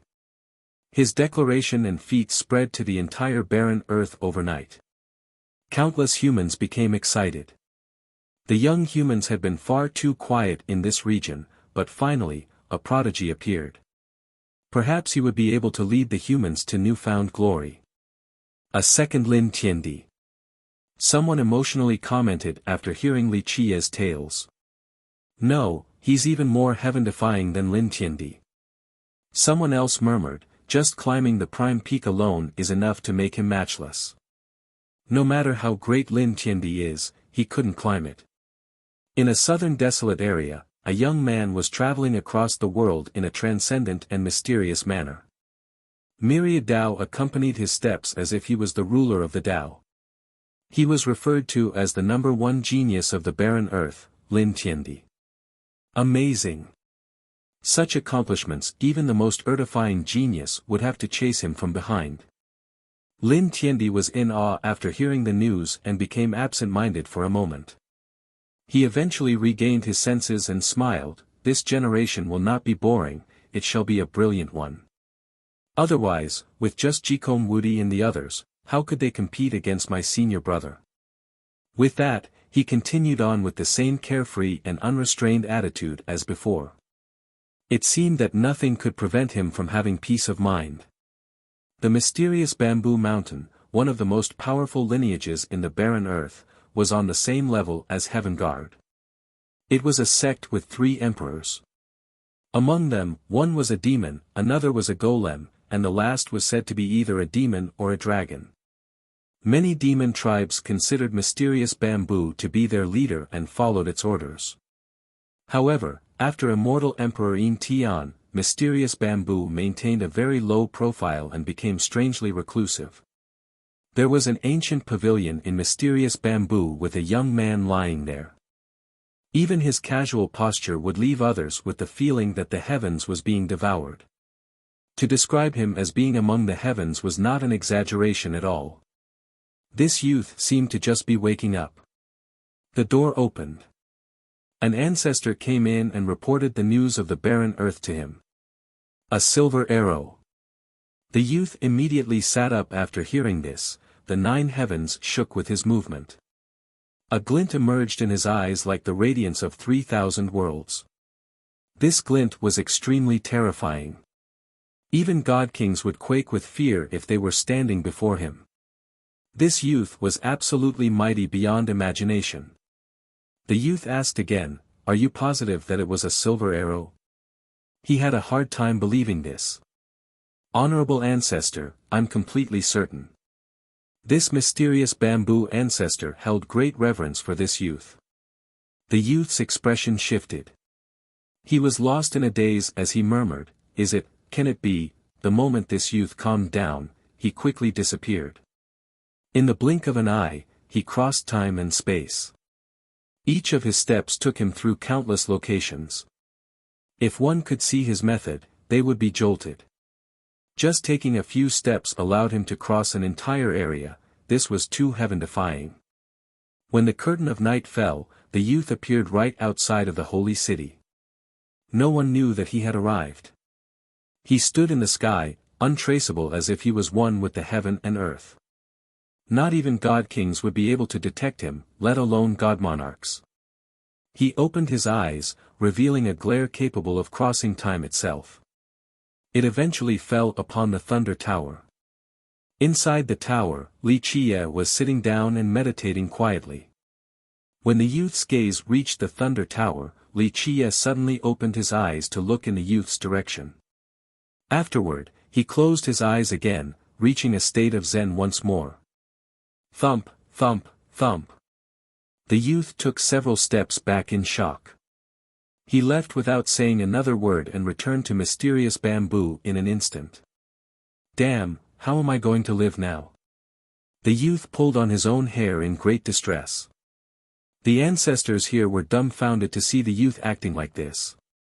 They glanced at each other in confusion, not knowing what had happened. One of them quietly asked, "Ancestor, what happened?" "I want to commit suicide, do you understand?" The youth jumped up. His handsome face became sour like a bitter melon. Go go now, to the town down the mountain. Buy me 10,000 pieces of tofu so that I can kill myself by ramming my head against them. The ancestors here didn't know how to respond to this young man. The youth sat down in his chair with a dejected expression and reluctantly spoke. I finally climbed out of the ground and wanted to act cool for a bit, kill some monsters, claim the heavens will, but I have only completely wasted my time. After almost half a day, Li Qiye arrived at the Saber Emperor school, but he didn't enter. He only stood on the outskirts and gazed at the sect. As a southern great lineage, the school's ancestral ground spanned for thousands of miles. Rows of mountains pierced the sky like divine blades lined up one after another. This scene easily displayed the school's might. At this time, it was in a state of high alert. A great army defended the gates with rays of light that towered to the sky. Formations had been activated within. The school's sealed ancestors all came out. Both heavenly kings and virtuous paragons presided over important locations. The cultivators following behind Li Qiye also stopped on the horizon. They held their breaths while waiting for the battle to break out. An ancestor from the school shouted, "Li, come here if you dare. Even if you were the reincarnation of an immortal emperor, we will still fight you to the end." The disciples inside shouted as well. Their chant echoed in the mountains, creating reverberations across the area in an intimidating fashion. This was enough to show their will to fight to the end. At this point, the spectators were waiting to see what actions Li Qiye would take to enter the school. Li Qiye only smiled when he saw how united the school was. Boom! An item jumped out then flew towards the school. Meanwhile, Li Qiye just turned around and left. Li Qiye's swift departure after releasing a single item confused many people. No one knew what he was trying to do. Even the experts in the school were startled. They thought Li Qiye would come and massacre them on their grounds. Buzz! The item instantly flew inside the school. It quickly transformed into a gigantic green bamboo tree. Its enormity engulfed the entire school. What is that? Everyone became wide-eyed. No one knew where this kind of bamboo tree came from. People lifted their heads to watch the tree that poked through the clouds and blotted out the sun. Under its cover, the entire school seemed incredibly tiny. Boom! While everyone was still confused, the giant bamboo suddenly slammed down and smashed the school. Rumble! Many of the mountains inside immediately collapsed from this attack. The disciples inside were blown away, and many were even smashed into a paste. However, it was only the beginning of the calamity. After the first smash, the tree's great dragon-like roots instantly pierced into the ground. Zzz, the sound of siphoning clearly resounded. The moment the tree took root in the school's ancestral ground, it drained the worldly energy of this location like an ox drinking a river's water. The energy underground was sucked up like a flood through a broken dam. The large ancestral ground began to wither as its worldly energy was stolen. With a loud pop, cracks suddenly appeared on the land. Not good, stop it now. Open the ancestral foundation. The ancestors in the school regained their senses, but it was already too late. An ancestor shouted and took the vanguard while leading his direct disciples to attack the tree. Die! Almost 10,000 disciples from the school frantically made their way towards the tree. The ancestors used all of their abilities. An endless amount of blood energy controlled the most powerful true treasures to attack the green bamboo. In just a second, glittering lights appeared in the sky. One treasure soared up after another. Divine swords slashed the tree along with scorching flames. Some ice element techniques aimed to seal it as well. However, as the tree continued to absorb the worldly energy, it became even more verdant. It emitted a green ethereal light as if it was forming a huge barrier. Bang! Bang! Bang! The onslaught from the tens of thousands of disciples was completely stopped by this green barrier. Next, one of the tree's branches stretched out. It swept countless disciples flying. This scene resembled a huge tree smashing away countless ants. It was truly shocking. Boom! An ancestor used his most powerful true treasure to break through this green barrier. He and several others instantly headed for the tree to cut it into pieces. However, before these powerful ancestors could reach the tree, a buzzing appeared. A sword-like branch flew down to meet the ancestor with the true treasure. No matter how powerful this true treasure was, it couldn't stop the branch. With a scraping noise, the branch pierced the true treasure and nailed this dead ancestor to the ground. This ancestor quivered a bit before he died. He still didn't know just what this green bamboo tree was to be so heaven-defying like this. Rumble. At this time, the school had finally opened their foundation in order to stop the tree. Alas, even the foundation couldn't stop it. With crackling explosions, the roots of the tree pierced the ancestral foundation and drilled even deeper into the ground.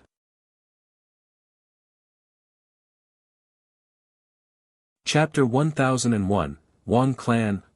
Miserable screams echoed continuously as the disciples of the school fell one after another.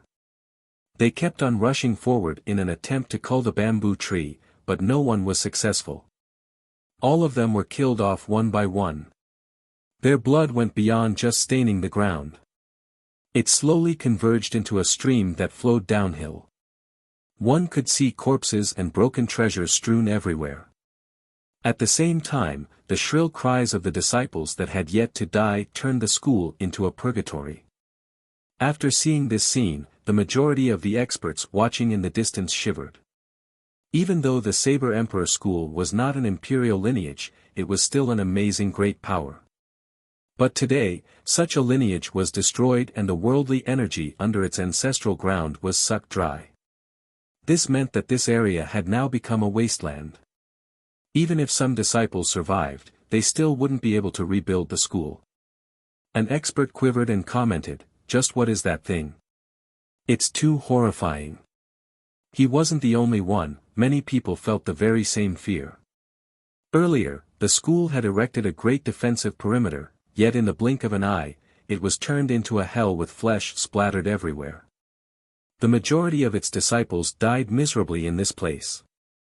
No one knew that this green bamboo that took root in the school was giant bamboo's divine protector. Of course, it naturally didn't come here in person. This was possible because of the world seal. Li Qiye had imprinted the divine protector into his treasure. In a sense, he was able to copy the entire bamboo tree. Even though there was still a sizable disparity between the copy and the real deal, the tree was ultimately one of the two great demon forefathers of the stone medicine world. This copy wouldn't have any issue destroying a Saber Emperor school. This was the most heaven-defying aspect of the world seal. It was able to copy anything, including even immortal emperors. Of course, in order to do so, it required the emperor's cooperation. If an emperor agreed to do so, then the seal would be able to carry out this feat. This meant that Li Qiye would have an emperor to fight for him. Eventually, a cry of despair rang out. The most powerful ancestor of the school was nailed to the ground by the green bamboo. His blood gently flowed down the streets. Rumble. At this point, the ancestral ground began to crumble. After draining it of its worldly energy, the mountains here collapsed one by one. Boom! Finally, the green bamboo dragged the school's treasure trove out from the ground and turned back into the world seal before flying off to the horizon. The crowd was still stunned as they looked at the mess that was the school. Not long ago, it was a powerful lineage, but after a short period of time, it now laid in ruins. It could even be said that Li Qiye didn't lift a single finger from start to finish. He didn't even take a step inside the school. In this manner, he destroyed the Saber Emperor school. The whole process seemed like an unbelievable legend. Shit, is Li Qiye still a person? A commenter had his butt on the ground since his legs were too weak to let him stand. An ancestor took a deep breath and murmured, "Lin Tiandi, Jikong Wudi, they can't be better than this. No one will be able to compete with Fierce. At this time, people had already ranked Li Qiye above Lin Tiandi's group. A great character quietly whispered, "Fierce, his notoriety is real. A quarrel will result in a sex destruction. He was heaven-defying in the past, and now he is even more heaven-defying." "What did you say?" the person next to him asked. "Nothing, just talking to myself." The great character shook his head and didn't say anything else. Without a doubt, some people had figured out Li Qiye's identity, but they didn't reveal it.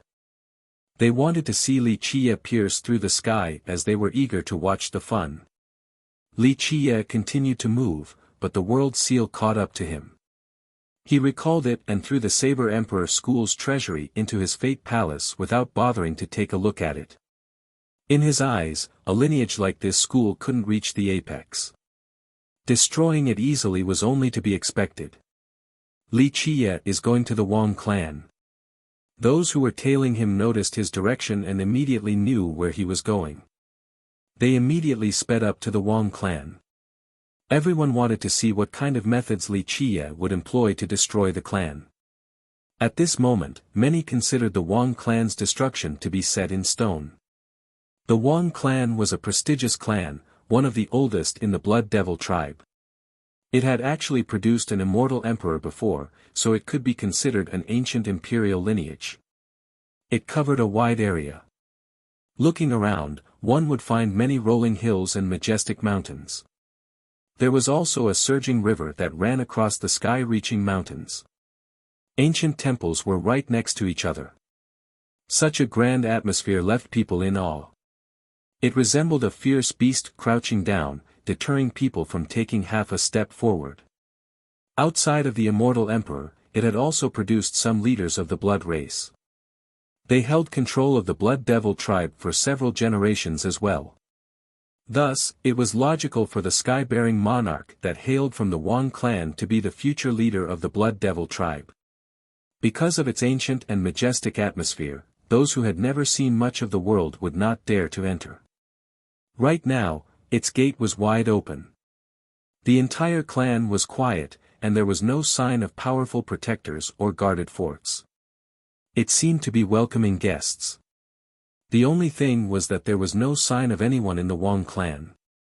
A big clan like this should have more than 10,000 disciples and almost 1,000 families.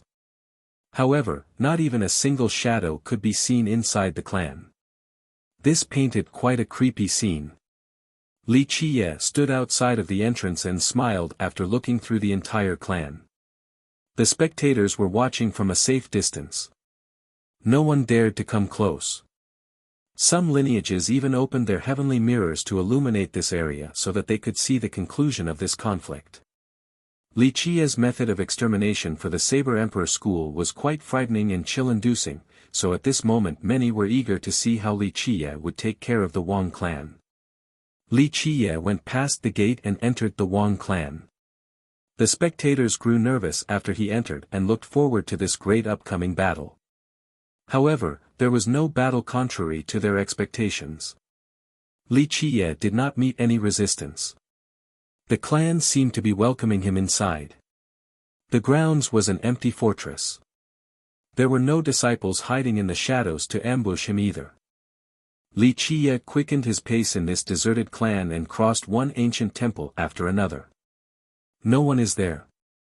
Someone murmured in surprise, "Don't tell me the Wang fled without fighting." There's no way. This thought crossed some people's minds.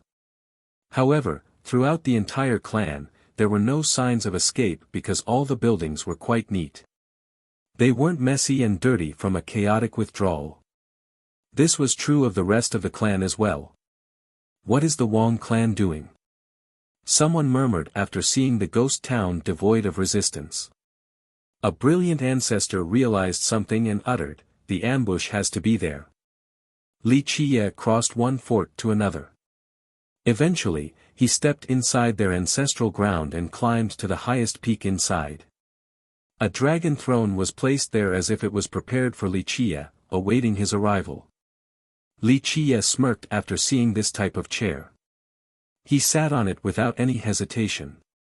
On his throne, he looked around at the sceneries ahead and took them all in.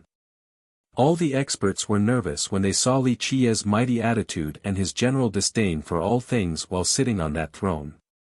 Many were aware that this was the calm before the storm. "I'm already here with no thoughts of escaping, it would be a waste of your welcoming reception." Li Qiye leisurely smiled, "Go for it, use whatever means you have. I want to see what your Blood Devil tribe can do." Buzz. The moment he finished speaking, a portal opened above the Wang clan. A black expanse poured out like a flood. A gigantic army rushed out from the portal and instantly split into two groups to completely surround the Wang clan.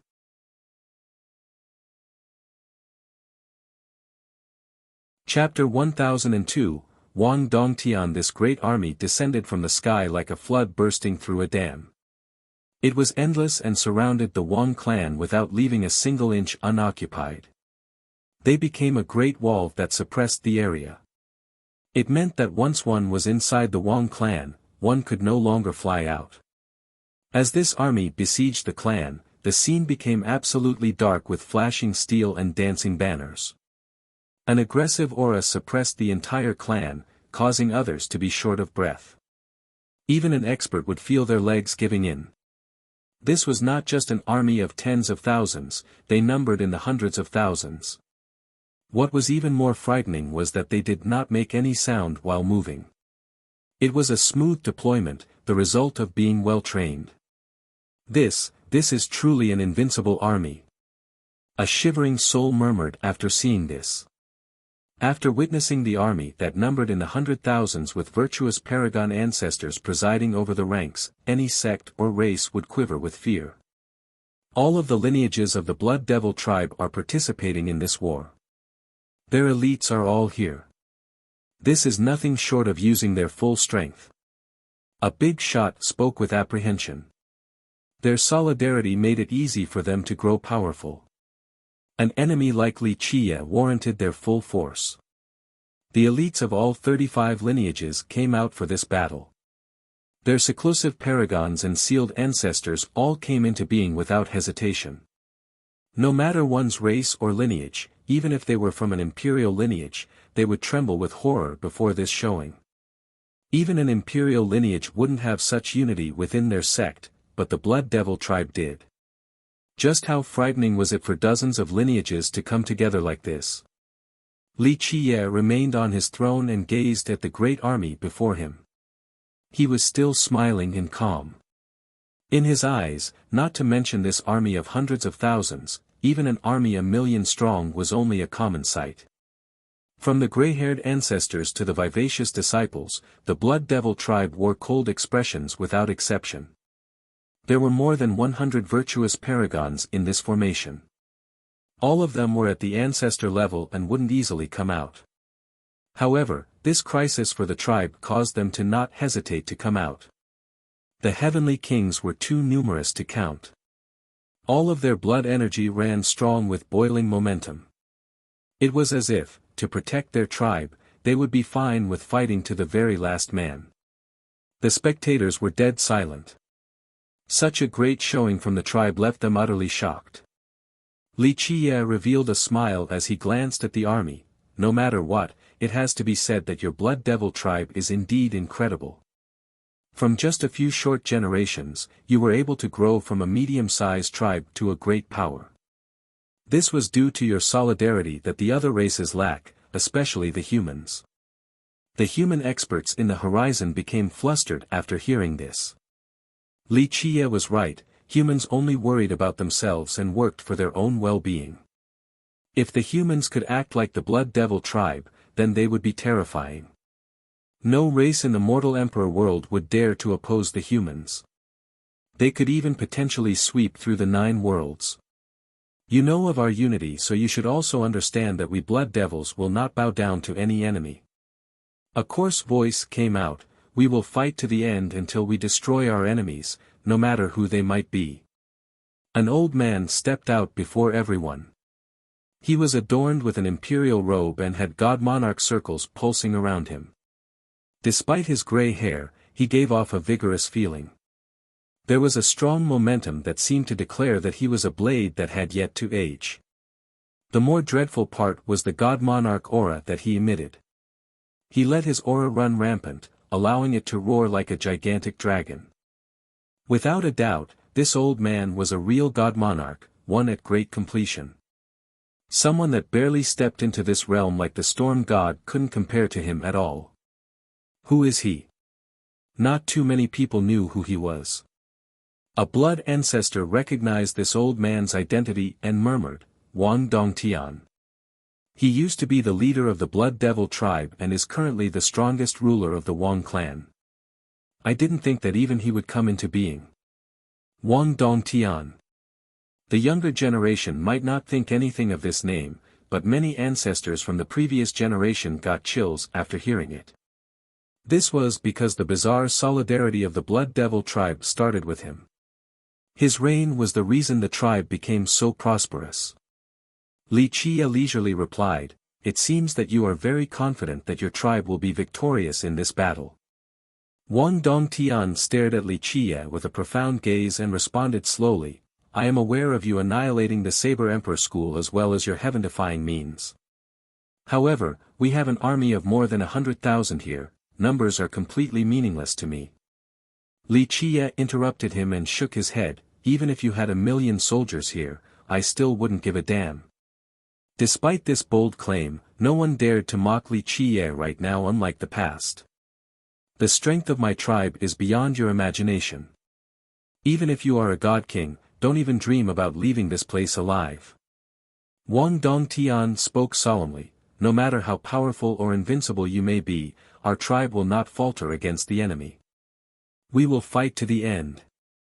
So courageous. In your opinion, should I be feeling despair right now? Li Qia smiled. "My tribe can spare you a path of survival." Wang Dongtian glanced at him and spoke, "If you swear loyalty to us, we can forgive you.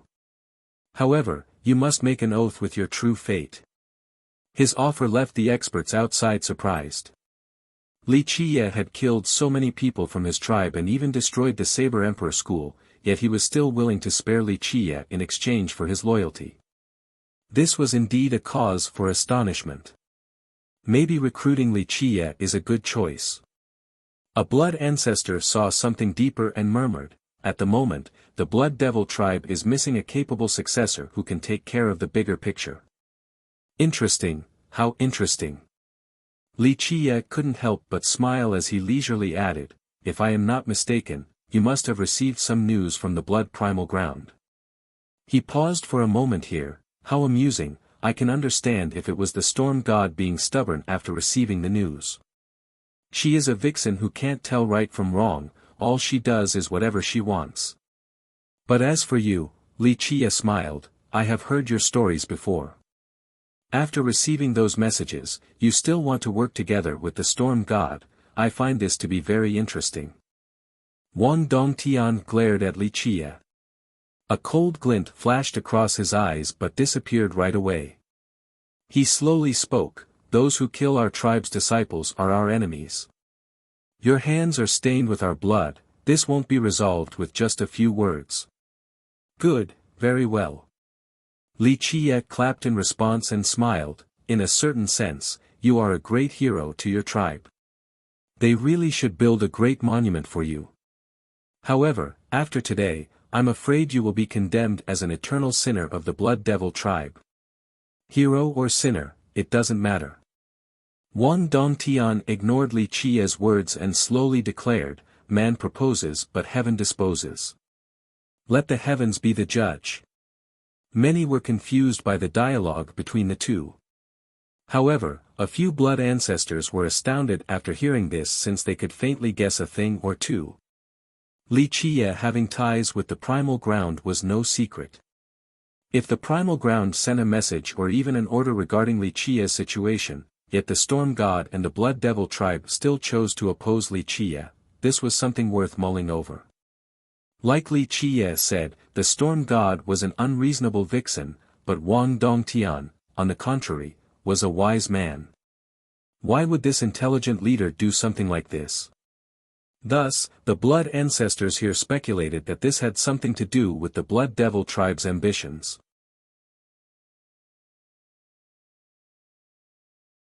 Chapter 1003, Meeting Old Friends Again. There were a few Blood ancestors who had heard rumors of the Blood Devil tribe's ambitions. They believed that the tribe wanted to be the top clan within the Blood race. In fact, no one really suspected this rumor.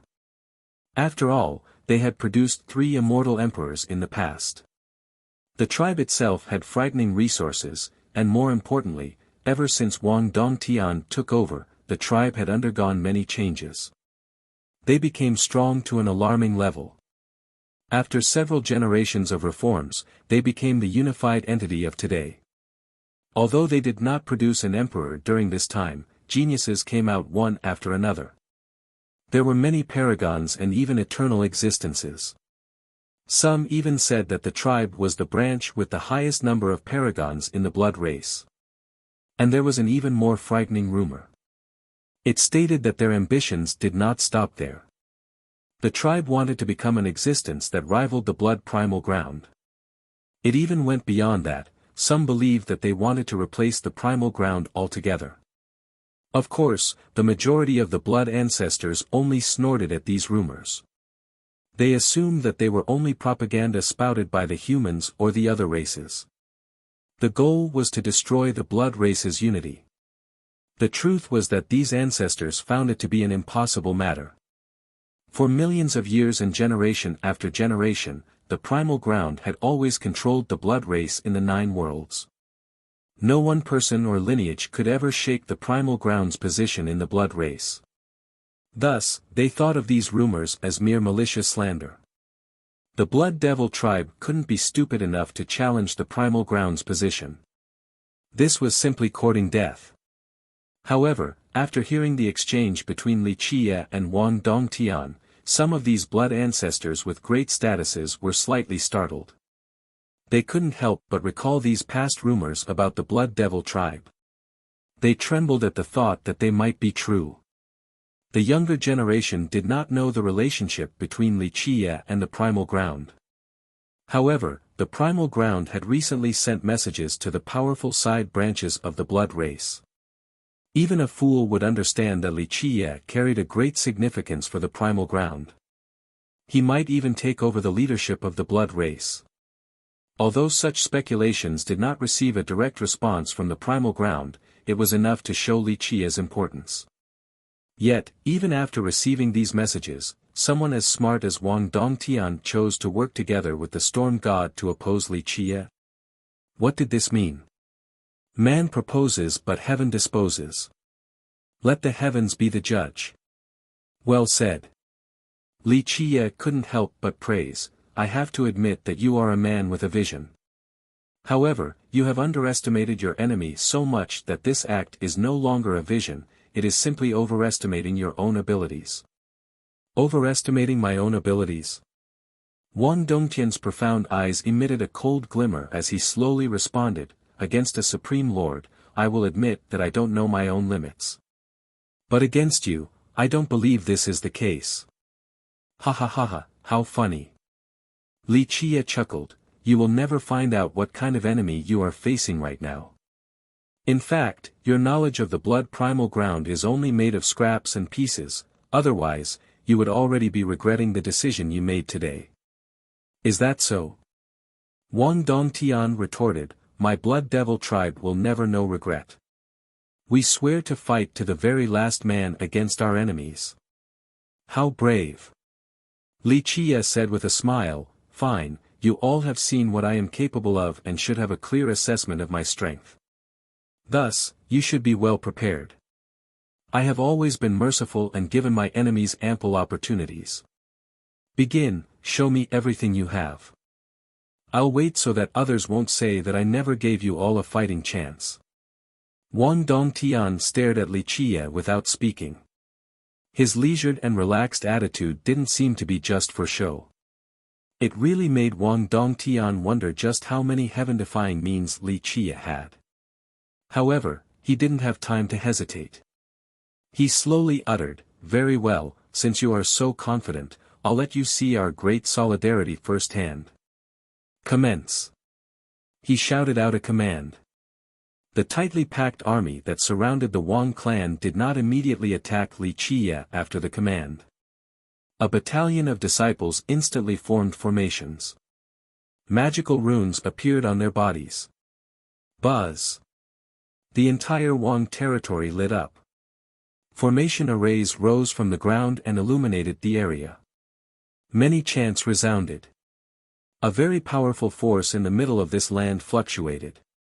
Next, a series of continuous explosions blared. Pop! A very mighty bloody ray soared into the sky from within the clan. It tore apart the initial firmament. Its crimson radiance turned into a formation high above, as if it was about to open a timeless portal. What is this? Many people felt uneasy after seeing the portal in the sky in addition to sensing the fluctuation of this timeless power. Interesting. Li Qiye glanced at the portal but still sat leisurely on his throne. I have heard of this legend before. Alas, it can't reach the apex against me. His words turned Wang Dongtian's expression sour because this portal hid the ultimate power of their blood devil tribe. However, Li Qiye's casual words were full of disdain. This was an affront to the great efforts of their tribe's wise sages. Such a big tone. Wang Dongtian coldly said, surrender now or you won't be able to escape death when the time comes, even if you are a god king. Really now? Before Li Qiye could speak, another tyrannical voice sounded in the air, you think your blood devil tribe is so amazing? Try us then. This soul-stealing yet pleasant voice speaking in this tyrannical manner immediately attracted many gazes. At this time, many figures soared closer. A huge snail appeared before everyone. On top of the snail were three girls wearing the same uniform. Many eyes lit up after seeing the three. They were definitely worthy of the phrase, kingdom toppling to an unrivaled level. All three had their own style and charm. One was graceful with an air of nobility, the other was as cold as ice, and the last was enchantingly sexy. The speaker was the sexy girl. She had a tall and thin figure with ample curves. Her milky white breasts were full and round. Her appearance was indescribably alluring and caused everyone to lose their minds. These three supreme women would draw gazes no matter where they went. Who are they? Countless youths were fascinated and enchanted by them. Li Qiye couldn't help but smile after seeing the three. He felt a hard-to-describe feeling as if he had just seen his family again. He was all too familiar with these three since they were quite memorable. Su Yonghuang, Li Shuangyan, and Chen Baojiao.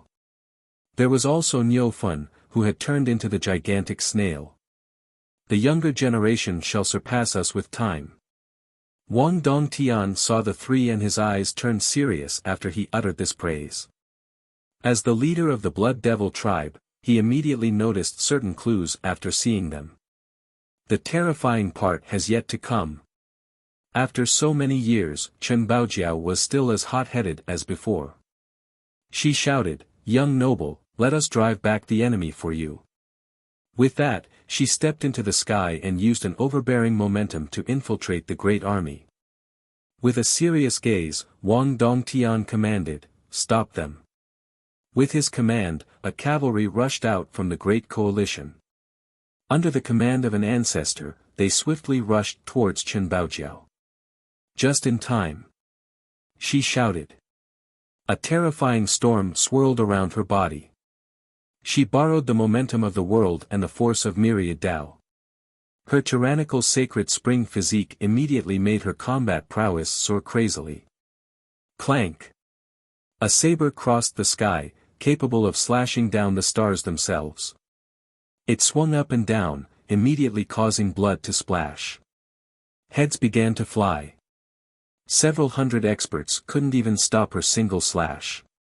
The tyrannical spring physique, the tyrannical immortal saber, and the heaven-traversing 8 slashes were a perfect combination. They were enough for Chen Baojiao to meet God, slay God, meet devil, slaughter devil. Activate the formation. Wang Dongtian was startled by the sight of Chen Baojiao slaying a virtuous paragon with a single slash, so he immediately gave another command. 5 more cavalries rushed out from the ranks and turned into a 5 elements formation in order to trap Chen Baojiao. Slay! Li Shuangyan released a powerful roar. She rushed forward and turned into an ethereal figure that seemed like an elf playing in the snow. She went straight for the Blood Devil experts that were powering the timeless portal. Of course, Wang Dongtian didn't need to give the order, the army absolutely wouldn't allow her to get close to these experts. 4 more cavalries rushed out from the army to block her. They attacked with a world-sealing momentum to stop her from taking another step towards the summoning array.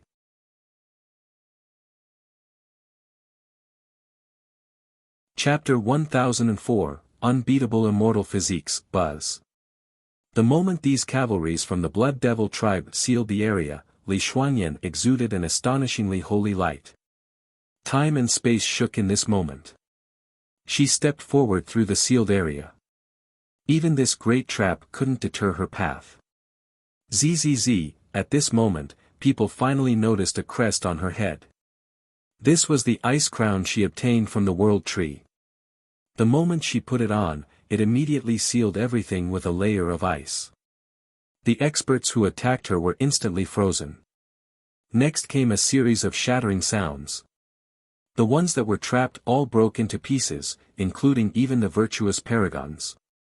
Void imperfection physique, this allowed Li Shuangyan to move freely under any problematic situations. Myriad techniques couldn't touch her while her own Tao would spread far and wide. It was destined for her to resemble a transcendent lotus. Use fire to stop her. Wang Dongtian was aghast. He immediately issued the order the moment he saw her ice attack kill so many experts. Go! 8 new cavalry divisions ran out. They used their longevity blood to accelerate a supreme art. It turned into a gigantic fire dragon that then flew straight for Li Shuangyan. Die! Li Shuangyan was unperturbed in the face of the eternal existence leading the 8 divisions. The heavenly sky plate floated above her while she wielded the 6 Tao sword, the sacred physique was her only protection. Each of her steps created a new lotus flower to pave her way into battle. Playing with fire? I'll show you a real Tao of fire. Seeing the fire dragon formed by the 8 divisions, Su Yonghuang shouted and soared forward as well, leaving behind a path of flames in the air. An endless extreme young fire descended. A sun began to rise in front of her chest. She seemed like a golden crow immersed in the sun, scorching the entire world. Her own fire dragons roared. This extreme young fire turned into fire dragons and swept by everything. Miserable screams came about, many Blood Devil disciples were instantly burnt to ashes. Open. Eventually, a Blood Devil paragon used an imperial weapon while borrowed the blood energy from several thousand disciples to support it in an attempt to stop the extreme young fire from assaulting the area. Extreme young physique.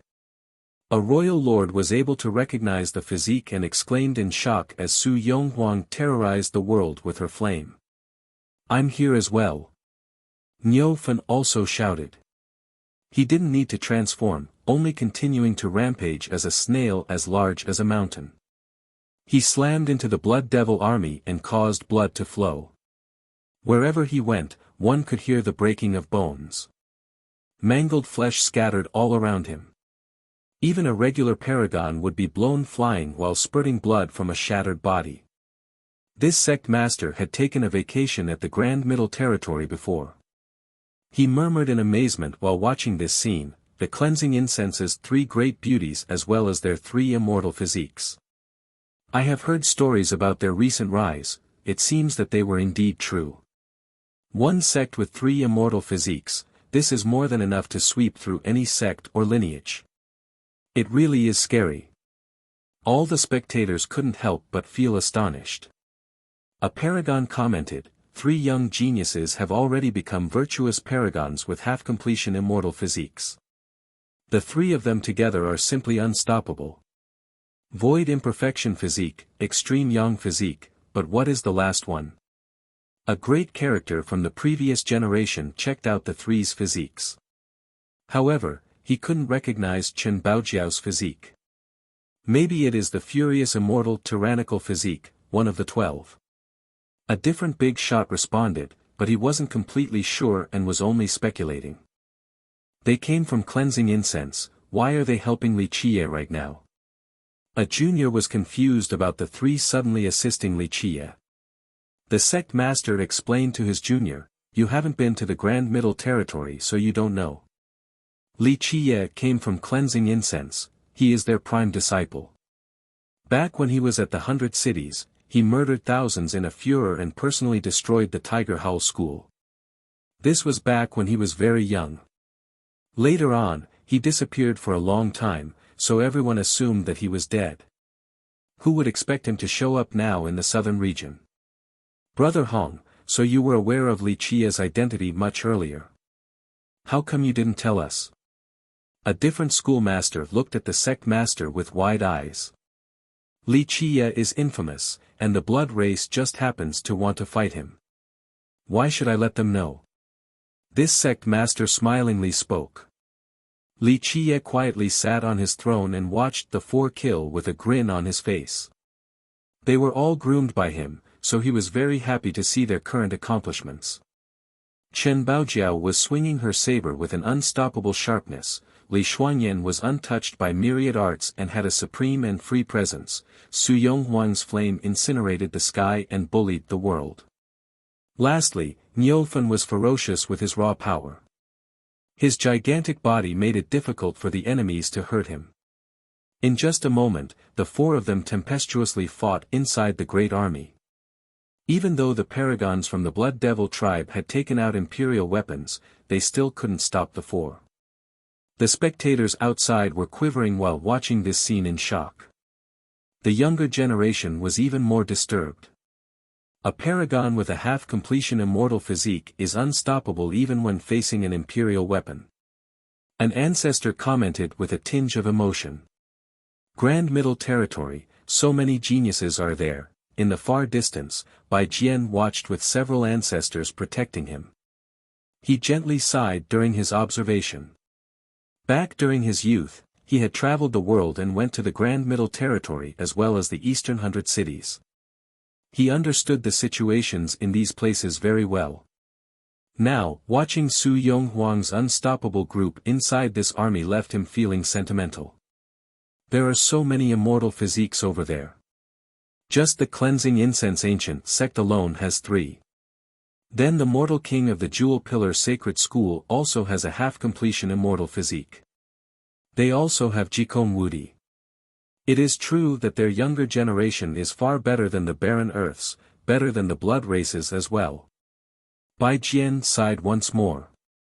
Even though the southern region had the 1 emperor, 5 saints, the truth was that as one of the 5, Bai Jian knew very well that they were not even a match for Yi Chuyun, let alone Jikong Wudi. Despite the southern region being dominated by the blood race, it seemed that the current young blood generation was not as great as those in the other domains. In fact, he was not the only one who felt this sentiment. The other blood experts who were watching this fight, especially the big shots, were amazed as well. The immortal physiques were simply unstoppable. After seeing Chen Baojiao's group dominating the Grand Army, Li Qie chuckled and looked over at Wang Dongtian. How long do you think your army can hold out for? If the only god monarch your side has is you. I'm afraid this won't be enough. I'd like to see what you can do. Wang Dongtian turned serious. He glanced at the portal in the sky. His god monarch rings pulsed even more with a great celestial world floating behind him. In the blink of an eye, he became the ruler of this celestial world, instilling fear and awe in all. He finally wanted to take action and unleash their tribe's ultimate attack. Prior to this, he was simply testing Li Qie to see all of his methods. You alone are not worthy of testing the young noble. As Li Qie was still sitting leisurely on his throne, a voice next to him answered Wang Dongtian, who was ready to attack. A person appeared next to Li Qie. Even Wang Dongtian couldn't clearly see how he appeared. He wore a paper hat, it was Arcane Guru. A little bit ago, he was blown flying by the immortal emperor's sentiment. Nevertheless, Li Qie wasn't worried about him at all. He had a heaven-defying treasure protecting his body, so it wouldn't be easy to actually kill him. Wang Dongtian stared at him. His profound eyes narrowed and emitted a frightening glint. You all want to go big, so what's the point of keeping it hidden? Li Qie laughed at Wang Dongtian, just let those hiding in the dark come out. How can you still remain calm while watching your disciples be killed like this? Wang Dongtian's eyes slightly shifted after hearing this before raising his voice, Elders, it is time for us to end this. Please come and subdue these juniors. After these words were spoken, 3 figures suddenly floated into the sky. Their appearance was accompanied by the arrival of their god monarch auras that flipped over the firmament like a rising tide. They had imperial weapons ready. Boom! The weapons shattered the void and went straight for the 3 girls in the middle of the grand army. The spectating ancestors in a safe distance palpitated when they saw god monarchs using imperial weapons. The vast aura caused many youths to directly kneel down from the pressure. The 3 girls roared and, with a slash, Chen Baojiao unleashed her 8 saber techniques. The tyrannical immortal saber cut through devils and immortals to stop the imperial weapons. Meanwhile, Li Xuanyan's sword turned into the 6 Dao while her heavenly sky plate stopped anyone from reading the heavenly fortunes. In addition to this, her crown of ice reversed the universe in an attempt to strike down a weapon. Su Yonghuang had a crimson halberd in her hands. Her expertise made it resemble a soaring true dragon or a great sovereign making his appearance. Under her endless extreme yang fire, everything was annihilated in the firmament. She alone stopped one of the weapons as well. Rumble. The 3 girls managed to stop the weapon's offense. However, one could easily imagine the power behind these weapons when god monarchs were controlling them. Although the 3 girls were strong, they were knocked flying with blood dripping from the corners of their mouths.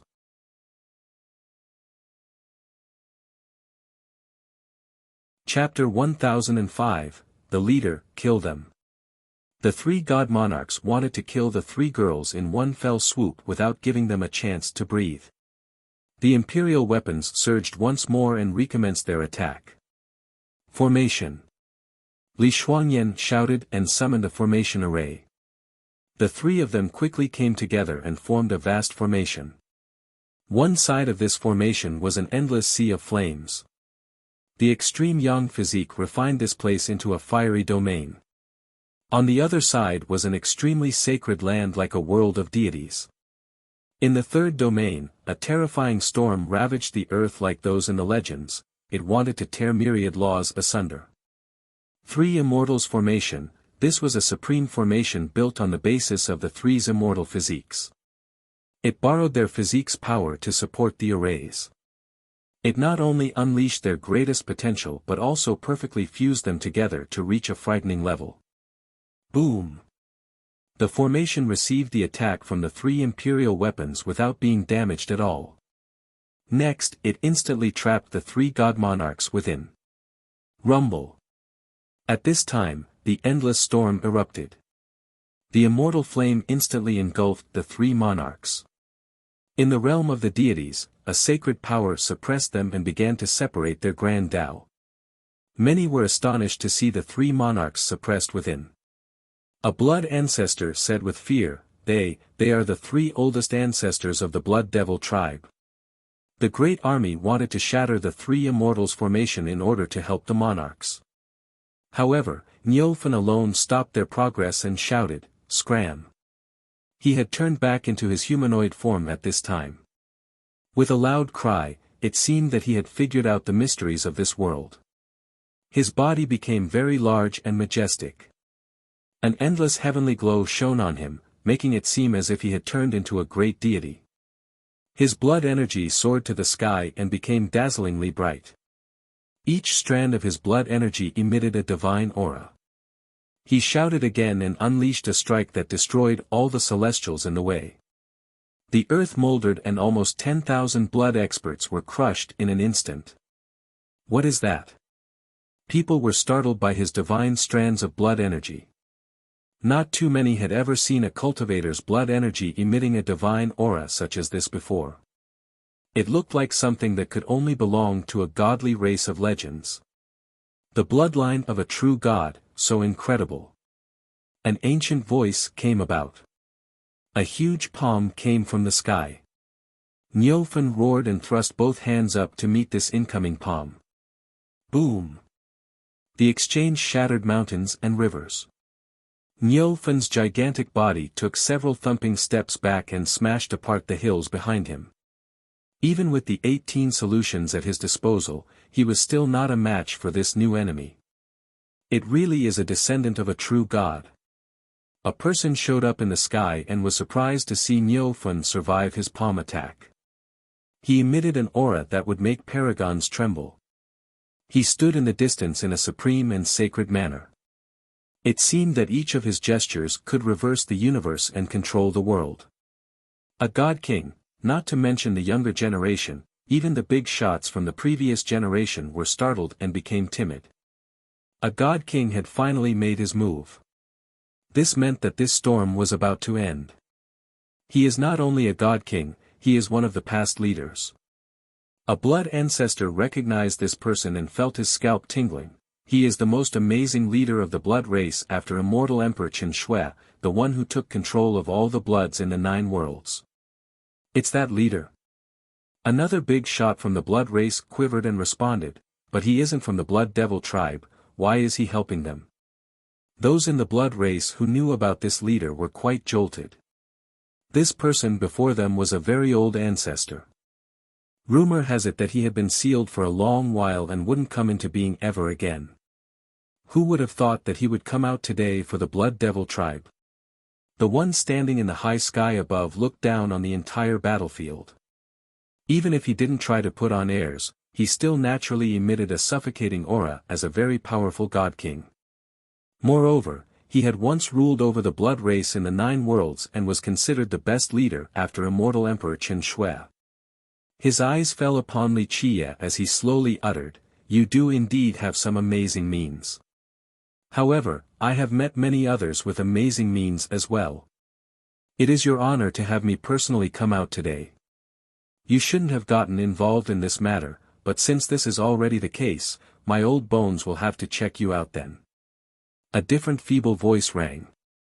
Someone instantly jumped into the firmament. This was an old Taoist who was dressed quite shabbily. His robes were so dirty that no one would know when the last time he washed was. His eyes were full of drowsiness, making it seem like he would fall over into a deep sleep at any given moment. An old Taoist coming out of nowhere and challenging the leader left many people confused. Everyone knew the leader. He was definitely a terrorizing god king whose fame was not just for show. However, this Taoist that resembled a beggar who came out of nowhere and challenged him left many spectators speculating his identity. Li Qie couldn't help but smile after seeing the Taoist. He was from the Heavenly Tao Academy, Penkeng. Heavenly Tao Academy. The leader was definitely worthy of his prestige. He immediately recognized Penkeng's background, truly incredible. His eyes seemed to pierce the eons as he gazed at Penkeng. "Even though your Tao is heaven-defying, you are still not my match. Even an immortal emperor thought highly of you back then, so I know that you are very unfathomable." Penkeng didn't seem to mind as he drank a gulp of wine and smiled. "However, how many moves do you think you will need to defeat me? 500 or maybe 1,000? This response shocked many experts. If someone who was even praised by an emperor needed 500 to 1,000 moves to defeat this old Taoist, then just how powerful was this old Taoist? The leader glared at Penkeng as if he wanted to see through him and find his weakness to deliver a fatal blow. However, Penkeng just continued to relaxedly pour wine into his mouth. Rumble. At this time, space suddenly quaked. The portal in the sky finally opened. A bloody brilliance descended and blocked out the world. The entire barren earth could see this brilliance. it was truly too magnificent. A vast country emerged from this bloody light. It was endless like a sea of blood with countless citizens living within. There were deities above these citizens, and even greater than them were three majestic figures that controlled this kingdom of blood. The appearance of this bloody kingdom left many people astonished. Many sects in the far-reaching southern regions felt an extraordinary aura. Needless to say about the spectators on site, they were rendered speechless from shock. The blood cultivators had an even stronger reaction. They felt an urge to prostrate in worship, as if this kingdom was the home of the blood race, the heavenly kingdom in the hearts of the blood disciples. To be able to live in this kingdom was a great honor. It is done. Even a big shot like Wang Dongtian revealed a happy expression after seeing the kingdom appear in the sky. A very old blood ancestor in the horizon lost his voice. This is the immortal blood kingdom. Immortal blood kingdom? What's that? A junior had to ask since he had never heard this name before. It is merely a legend, I didn't expect it to be real. The old ancestor stared at the kingdom in disbelief and murmured, in the legends, the first immortal emperor of the Blood Devil tribe had a vision, the creation of a supreme kingdom for their tribe. However, there was no news about this later on. The future descendants all thought that this emperor had failed. Who would have thought that he didn't fail and only established it in a different form? Moreover, the other two emperors of the tribe exerted their efforts as well.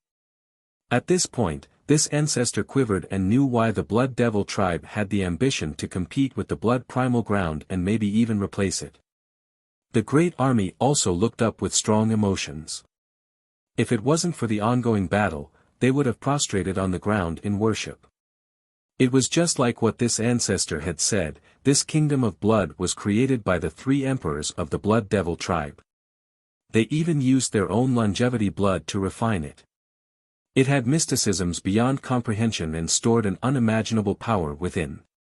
You're tuning into the Han Li's Wuxia Chronicles YouTube channel. We're so grateful for your support and don't forget to subscribe to join us on this incredible journey through captivating stories. Your generosity through donations truly makes a world of difference, as it's the primary source of revenue that allows me to expand and enhance this channel for you. Thank you from the bottom of my heart for being a part of this adventure.